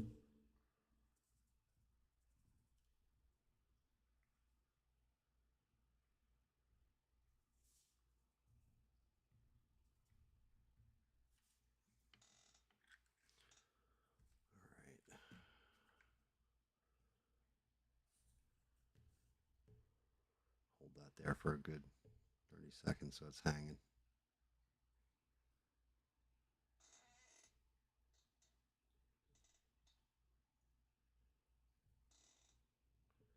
Oh, it's getting there. Oh, it's getting there. Come on. You can hold. Hopefully the glue holds. This little tube of glue I've got is almost empty. But I think I got enough there to make it stay. Cool.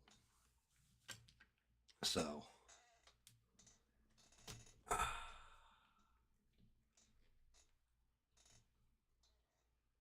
do you think, Six?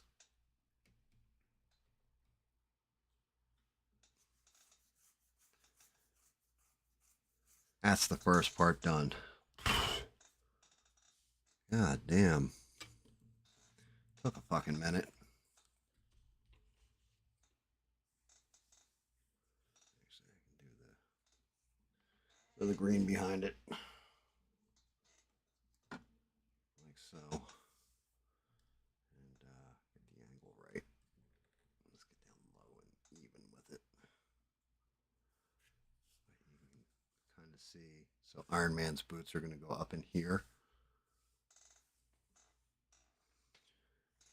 And then the rest of the diorama, like you have the girders, everything else. Actually, probably up a little, so you can actually see the girder and all that. This is the beginnings.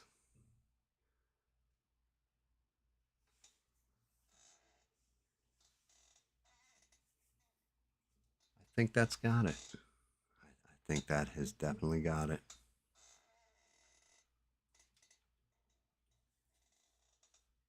Let me screenshot. Actually, I should probably change it over to Iron Man-O-Rama. Iron Man base. Let's see.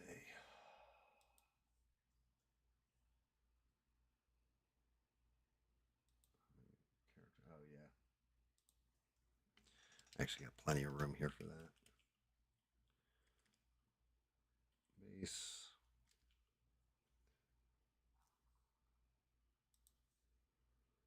Save that off.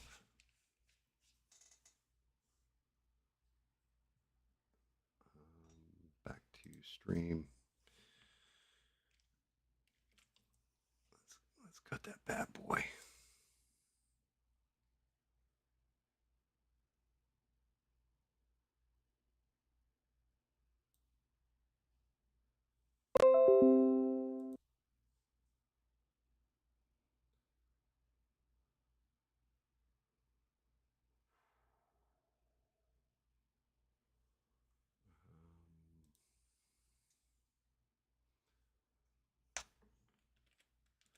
Name that cap.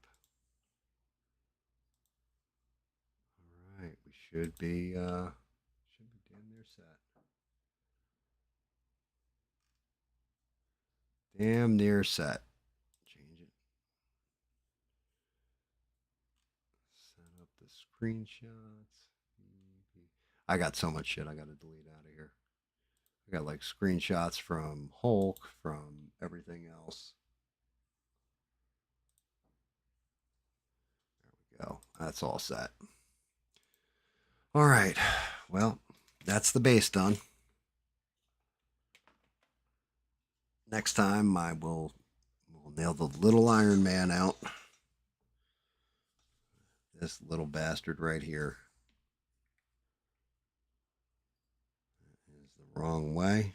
There we go. See if I can't show him off a little bit.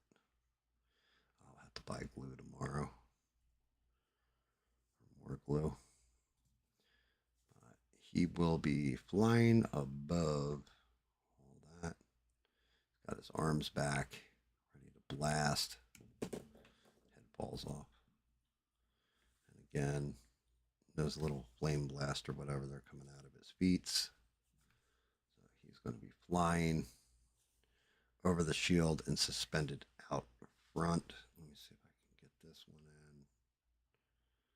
If I can get it in, that's what she said. And once he's assembled, it'll be a lot easier to put him on actual base.